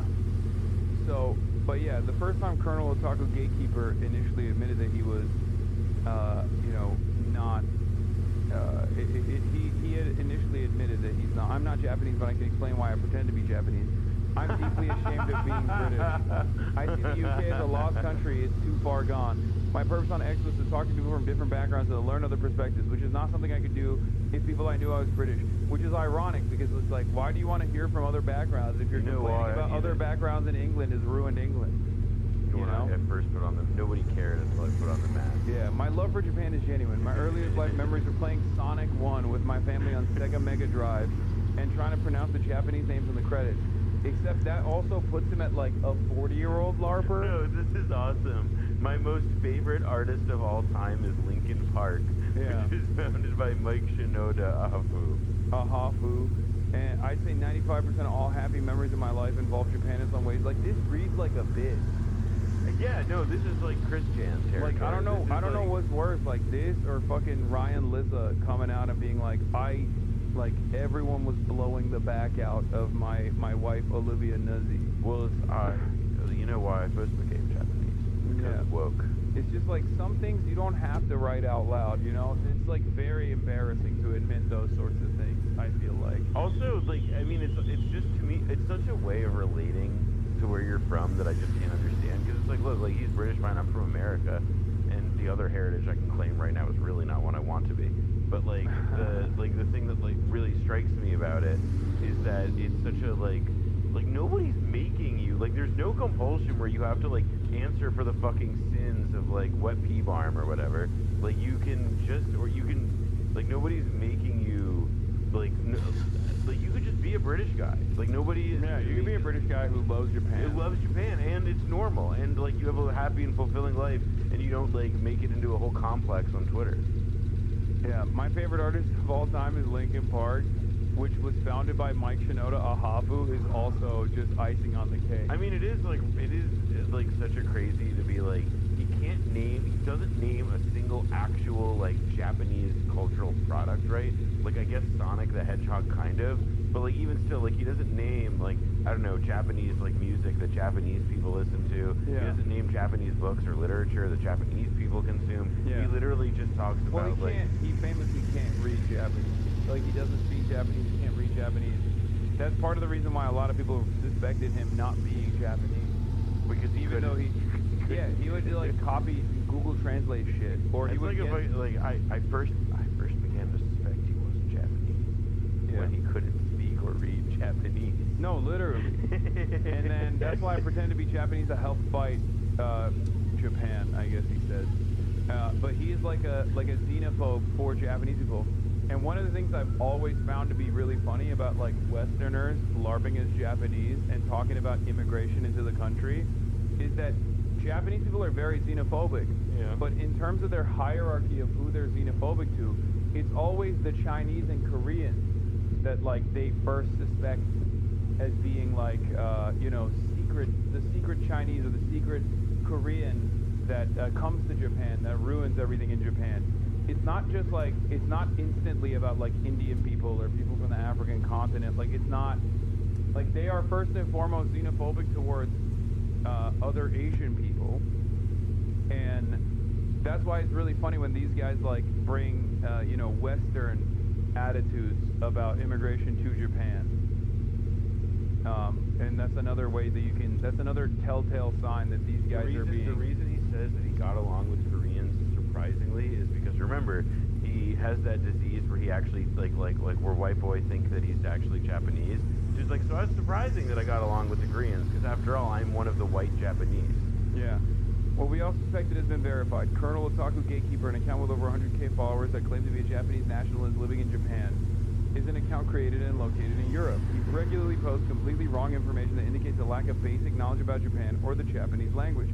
However, because it fits with the expectations of immigrant-hating overseas netizens, the misinformation he often posts goes viral internationally. His account recently helped spread a completely false story about a Prime Minister Takaichi directing the government to begin mass deportations. The story went so viral that the Japanese media had to react with stories pointing out it wasn't based on reality. You know? Also, yeah, people are being like, well, they're doing this.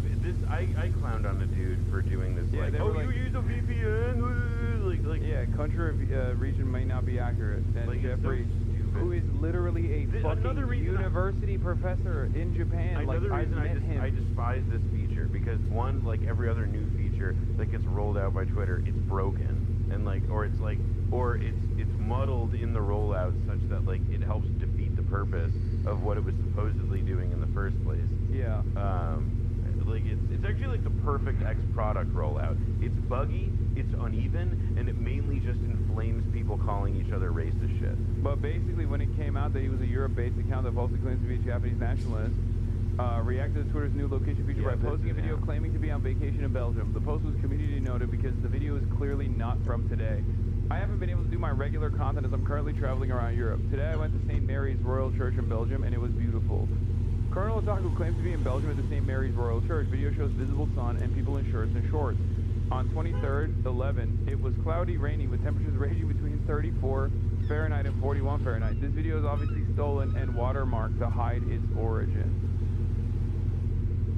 It's awesome. Where do we think so he says he's British, but I also don't even know if that's true. Yeah, your account was created via European Android. You are in Europe. Stop pretending to be Japanese. You have never once provided reliable proof that you are actually based in Japan. No, he actually admitted. Jeffrey, you're a mainstream media journalist from America pretending you live in Chiba? Wait, he tried to do a no you? I know for a fact that Jeffrey lives in Japan. What the fuck? He is literally a college professor in Japan. I have met him in Japan. He is an American living in Japan. Yeah, but like, you don't understand. You see the red line on the graphic that says...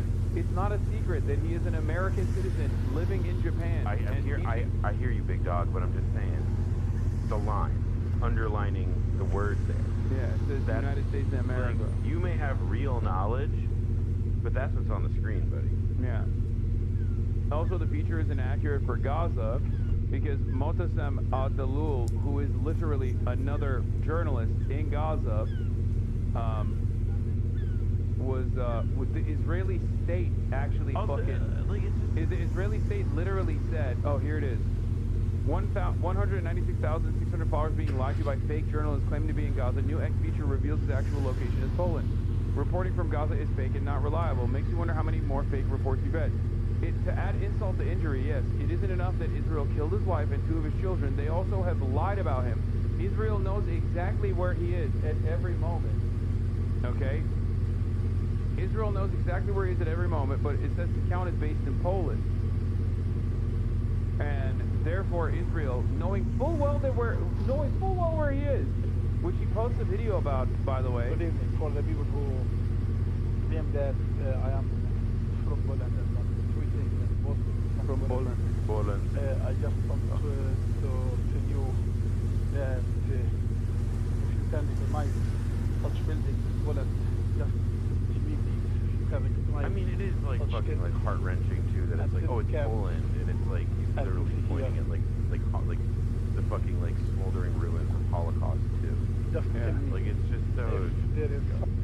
It's also the state that literally like killed his whole fucking family. Yeah, here's Mr. Jeffu and I in Japan. Wait, don't say that. No, there's the U.S. No, wait, am I? Yeah, see, these are British. That's English. Oh yeah, the United States is closed. Don't go with him like that. It's over. You better get on the next flight out of here. No more 9 days, okay? But anyway, so the U.S. occupation authorities wanted to reduce the influence of communism as much as possible because. Yeah, this LA Japantown. Don't lie, it's true.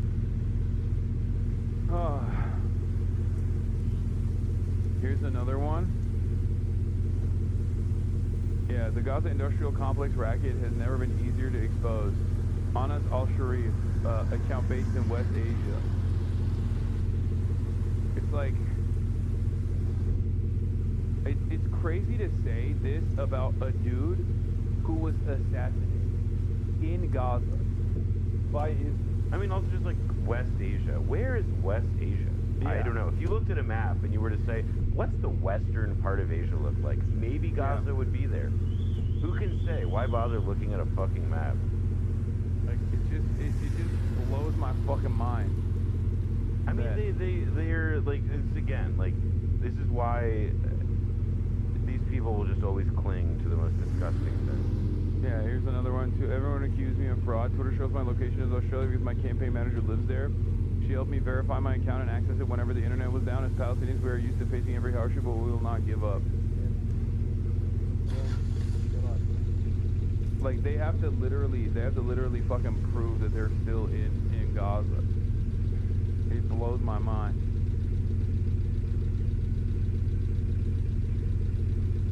Israelis accusing people of being from Poland as jumping the shark.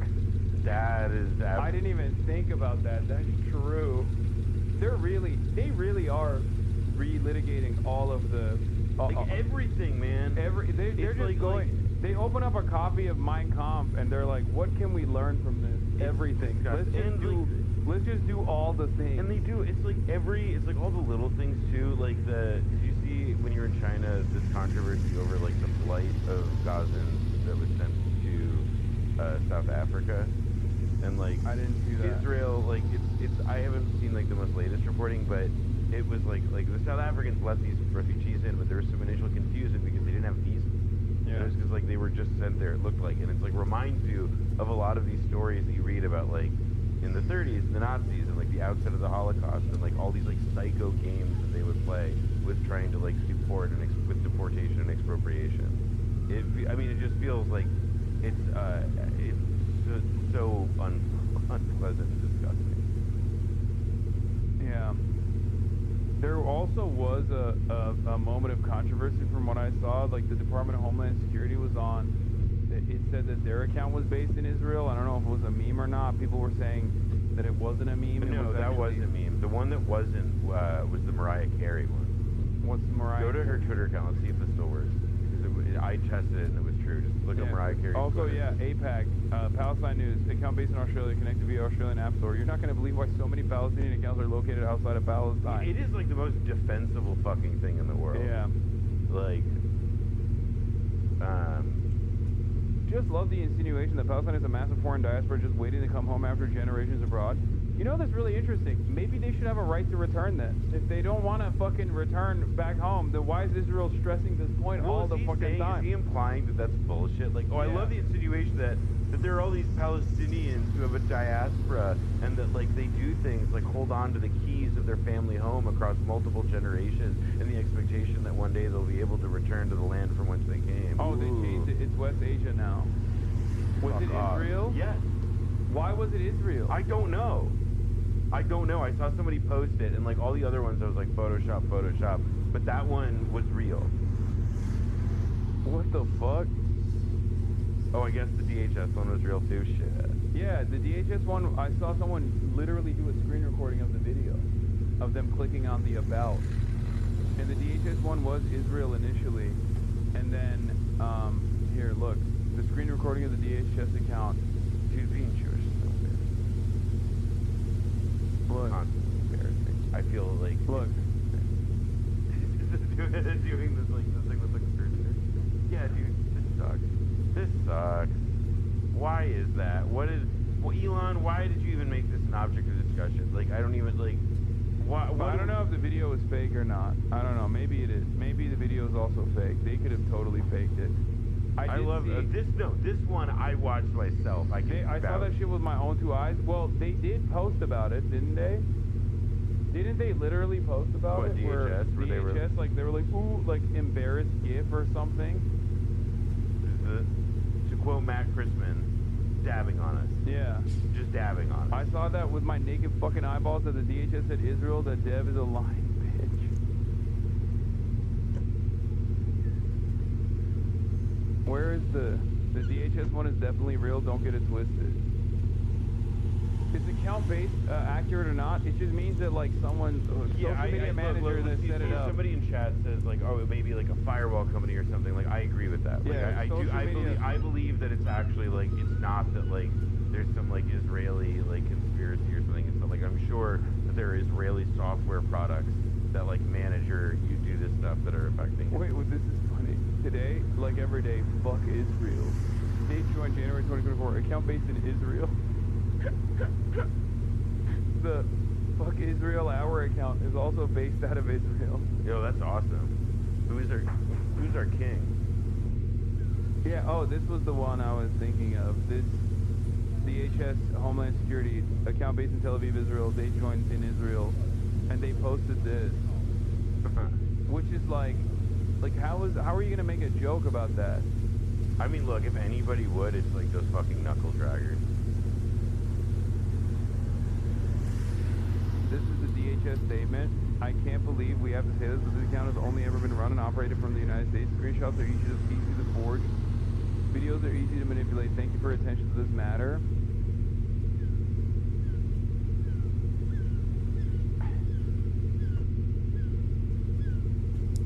What is this? X seems to appear to have suspended the Ivanka Trump news with over 1 million followers. The account constantly posted by American politicians who claimed to have voted for President Trump based on its location.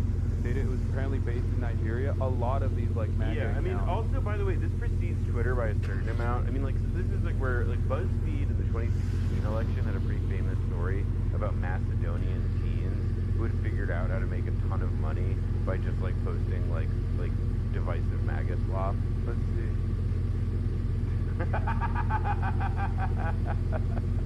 I mean,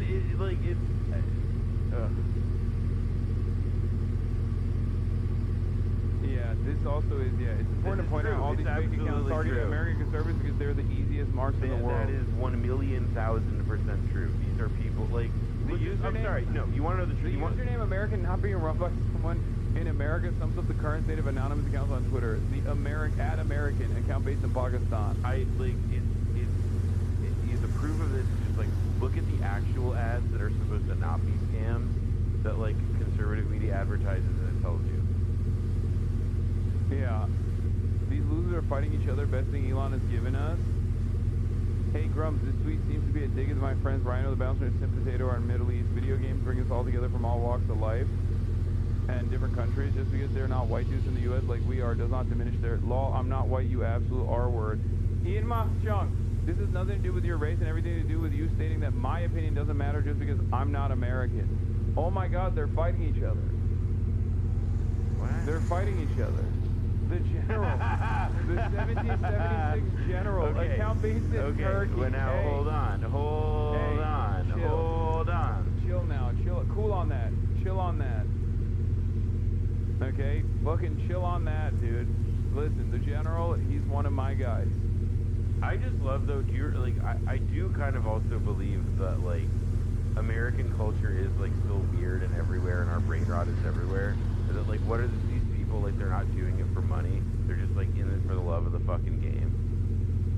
Yeah, they just like Ian Miles Chong. Like Ian Miles Chong. Like although I mean maybe he's made money. I don't know, didn't these things show that he's in Dubai or something? He is in Dubai now, yeah, no, he's been living in Dubai. Still never been to America, by the way. I'm shocked. Yeah. This is my shocked face. We are Charlie Turk. Oh no. Yeah, Ian Miles wrong. LARPs as though he is an American, and in my headcanon he does it because he wants to believe it. Like he wants to do the secret. He wants to act as though I want to be a real boy. Yeah. Wait, what? Ian's having a rough one after the rumor spread that he was about to be Laura Loomer's baby daddy. What? That's just... Laura Loomer is reportedly pregnant with Ian Miles Chong's child. I don't need... This is just bullshit. This is slop. Sorry. I don't need to see that. Is this account based and feature newish? I'm not on Twitter much anymore. Yes, it's new. It was a big point of contention for the longest fucking time. So now they have... Yeah, I mean, this... Yeah. Like, he oversteps his boundaries often. I mean, also, like, look, I want to emphasize, like, Ian Miles Chong is, like, beyond stupid. Like the man, it's such a great, it's like part of this is like to make this kind of fuck up. Like I understand it when like the accounts that like don't go by their real name and are under said I don't know like Groiper Madness or whatever. Like I get it when the mask was with them or when they blow it, but like you have like one job, dude. Yeah. Imam Sean got chased out of Malaysia for being too pro-Israel, so he went to the. Oh, that was really funny. That was really funny when he got in trouble with the Malaysian government. He went to the Islam Israel. Because Malaysia is like one of those countries where it says in the passport, like this passport is valid for every country except for Israel. And America too, I think, right? Or no, maybe it is valid for America. It's the most like anti-America country on the planet. I'm not. Based on the people I've met there, I'm not surprised. Yeah. Well, that and Turkey. It makes sense why he didn't fit the fuck in. Yeah. It's just got to be so strange. Like if they only knew who Ian Miles Wrong was in Malaysia, they'd beat his ass all the time, I think. Oh yeah, there was an execution trend, if you remember. Yes. People online are fantasizing about Malaysia cracking down. Yeah. Malaysian right-wing commentator and social media influencer Ian Miles Strong was quick to dispel rumors spreading. Also, I just gotta say, man, it was such a weird world we live in where there's like articles from like Henry Luce's Time magazine, once the most like popular and influential magazine in like print publication in the entire world, and now it's just like this week on Ian Miles Chong's Twitter account. Yeah. Well, Newsweek wrote about me fucking being stopped by the police That's true. Although Newsweek has just been owned by crazy Christians for like a decade and a half now. Joey Manarino, U.S. Wait, what? This motherfucker is also not from. Wait, I thought this guy was in America. This guy's not in America either. Manarino is like that's. Wait, what? Wait, what's he U.S. saying? Click on his account. What is he? This is not my America. Deport them all. Yeah, but what's he saying in his profile? Important context. This user is not from America, as their profile shows that they're from Europe. Let's see what his excuse is. American citizen born in Philadelphia. Okay, well there you go. Born in Philadelphia. I mean, it makes sense. Manarino, like the Pittsburgh crime family, the Pittsburgh mob was the Manarino family. Like it's a conservative, working with conservative movements in the U.S. and EU, remigration. So he's just in Europe. Wait, but his people at a certain point were being pushed out. You know, Laura Loomer on the allegations. Stop lying. One, I'm not pregnant, and two, my boobs aren't that big. Wait, what? That's kind of funny. That's a funny way to respond to this accusation. But leaving room for the idea that you did like have sex with him. Well, that's actually the thing you want to leave open in a conversation like this. Is you want to leave open the possibility in everybody's imagination that you, Laura Loomer, had awesome, back-breaking, like sweaty, like fluid-filled, disgusting sex with Ian Miles Chong. Yeah, war hamster, America first, common sense, critical thinking, son of liberty. Call me old-fashioned, but I don't think folks from foreign countries should be allowed to vote in our election. All right, new game show that I just came up with. Somebody shows you one of these accounts, and you have to guess which country it's from. I mean, this one I wouldn't have thought UAE. You know, it's awesome. Do you see Erica Kirk talked about her hug with JD? What? People didn't understand the hug that you and JD had. Dude, don't they realize addressing this stuff makes it way worse? No, because they are stupid. It gives it legitimacy. Like because they are dum-dums. Every conspiracy theorist believes this now, you know? Wait, oh fuck, I lost it. No, it's to the right, to the right. To the right. You're on their far right now. Wait, forgive me. Wait, oh, what's the no, wait. Hold on, let me close all these fucking tabs. I opened too many tabs. When you're a Charlie Kirk. Also, what? Isha was caught not wearing her wedding ring? Oh, yeah, that Usha. one I saw, but that doesn't mean that, like, yeah. If you know married people, then, you know that doesn't always mean something. People didn't understand the hug that you and JD had. They went to the weirdest places, Erica. Oh my gosh. You guys. Please. So for those like crying all the time, what's happening? Those of you who know me, I'm a very, I hug is yes, like. You're an intense hugger. Whoever it's awesome. is like hating on a hug needs a hug themselves. I will give you a free hug anytime you want a hug. My love language is touch. If Bro, they put the photo. They put the photo up of her grabbing his head. His hair. Can I grab your head when I hug you? No, that would be gay as hell, bro. That love language is touch. Okay, you're caressing his hair. His hair is rubbing through the inside of your fingers. That's crazy. You will, but seriously, that hug. Bro, So I will give you a play-by-play. I feel like I'm walking. They just played the emotional video.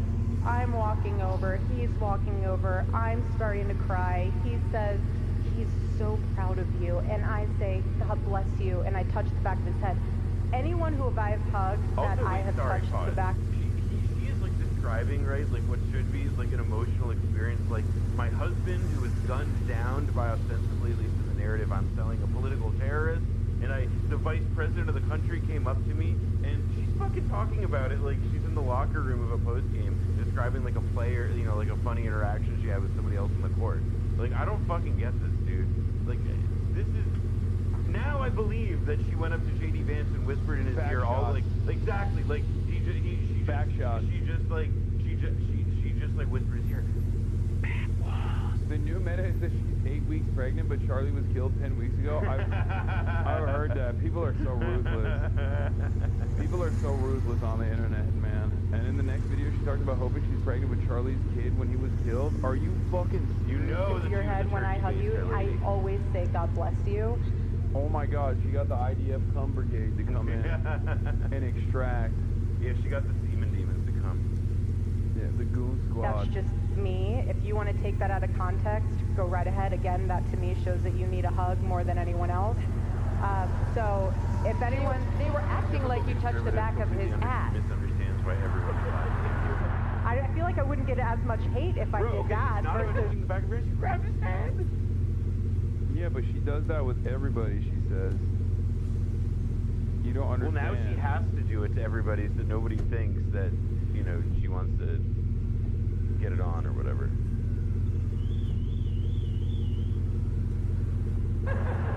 But no, seriously, so now when I go and hug people, I'll bring them back in and be like, I obviously didn't give you the right hug. Like, come, let me touch the back of your head. Go? I don't know what to do with my hand. Can't touch the head. What can I touch? I know. You must be desperate for subs to watch this. Wait, what? Why? What would this do for subs? I'm confused by this line of reasoning. Doesn't explain the couch leather pants. I mean, it doesn't explain a lot unless you assume that there's, you know, sexual intercourse taking place. But also, maybe she got emotional after seeing JD sing like this. You've seen this, right? Oh yeah, of course. Forgive me. So you did?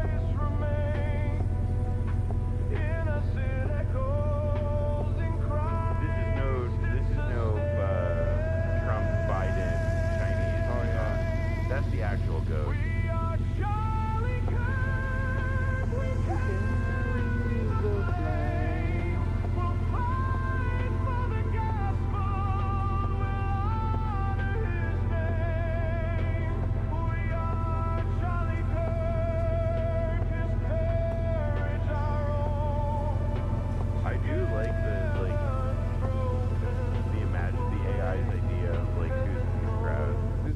Bible on fire, Noah. Did you see that? Yes. He's lit the Holy Bible on fire. He's like, I'm the Antichrist. You mean now. the Holy Bile? Yeah, the Holy Biole. The Holy Biole. I went to Publix a few months ago. There's a dude that had the "We Are Charlie Kirk" on the back of his shirt. No, I will one up you. I remember 2 years ago.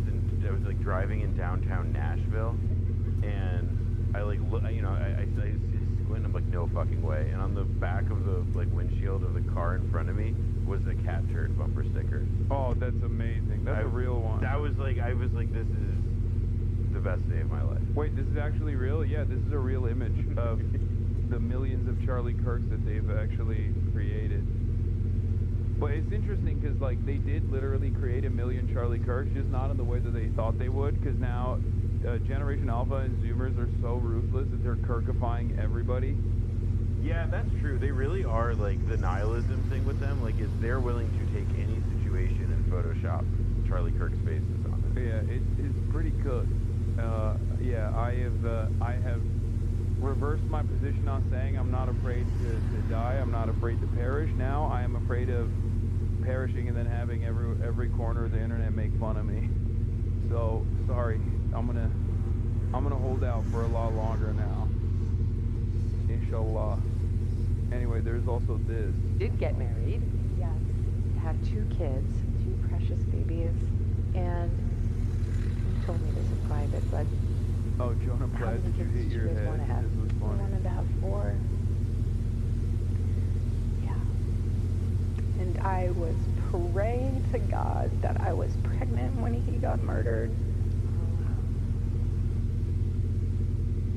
It's weird, right? That's like a weird thing to say, right? This is like Goyim shit to me, sorry. This is like where I'm like, this is like when I learned about like... Bro, like, this is like when people told me like, oh, we do open caskets. I'm like, that's fucking weird. You said this is Goyim shit, except this is literally also Israel shit. This is literally... Israelis are Goyim to me. Yeah, this is post-October 7. Post-October 7, the Israeli cum brigade coming out and being like, it's like, look, these are not the Semites I know, okay? It's just, it just like doesn't make bad, man. I don't understand it. I feel like this is a very strange thing to do. I thought of that once. It's just like whether it was meant to be or whether right, though. Unless it's embalmment, which is the communist way. I mean, I guess. No, communist embalmment is goated. Wait, did you see Ho Chi Minh?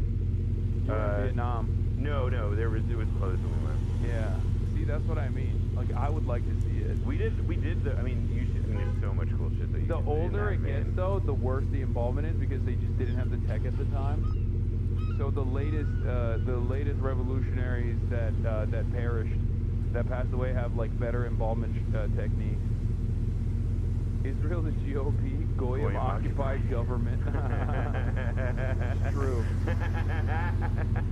True.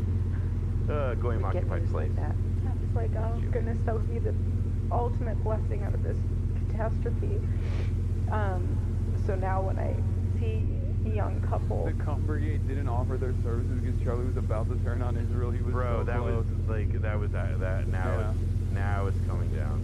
Now I see. I tell them, please, like, don't put it off. Especially if you're a young woman, don't put it off. You can always have a career. You can always, go back to work. Pause. You can never just... And this is important, chat. You never know when the love of your life is about to get shot to death in a public assassination in front of a ton of other people. You just never know. Your career, the thing that you're working towards your whole life, and that like is gonna, be in your life regardless of what happens, that can go on the back burner. What's really important is to act before the love of your life gets domed in the most televised assassination, literally in the history of humanity. Something that will make the JFK assassination feel like it happened at the fucking time of Attila the Hun. Yeah. It was filmed by. There was no Zapruder footage because it was like there everyone. was literally everyone is the Zapruder. Well, of and that. it was this horrible thing too of the weird, the gnarly thing too, where it was there was a really gross version of it that showed exactly what happened. And I saw it. Yeah, same. I mean, it was all. I mean, it was I mean, if there's something I feel bad about, it's that his kids and his wife have to see the footage of him dying over and over again. But or evidently, the million Charlie Kirks that has spawned. No, that I don't mind. That is go back to having children everywhere. And they he grow never left. so fast and so quickly, but I was praying, both of us were. We were really excited to just expand our family. He still hasn't impregnated Chatter. True, I apologize. Girl, I know. That one day they'll find out. Right now they're just, little loves, and one day they'll find out that they're...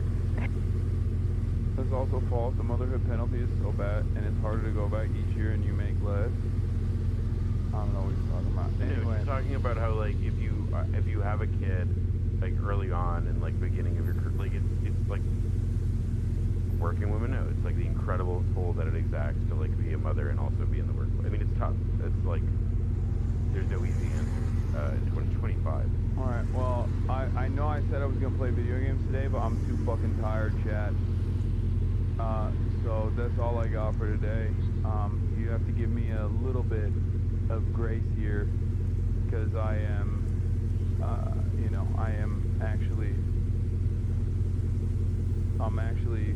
still nursing this jet lag.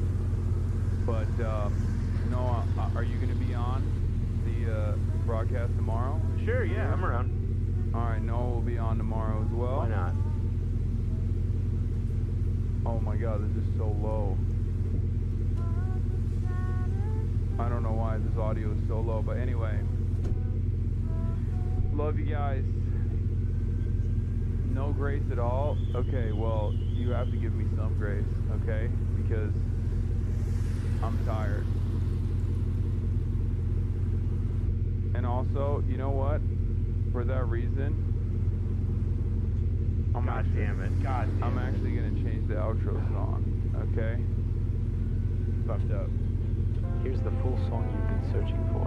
Or at the end. Alright, love you guys. Peace, everybody. See you tomorrow. Man of conviction.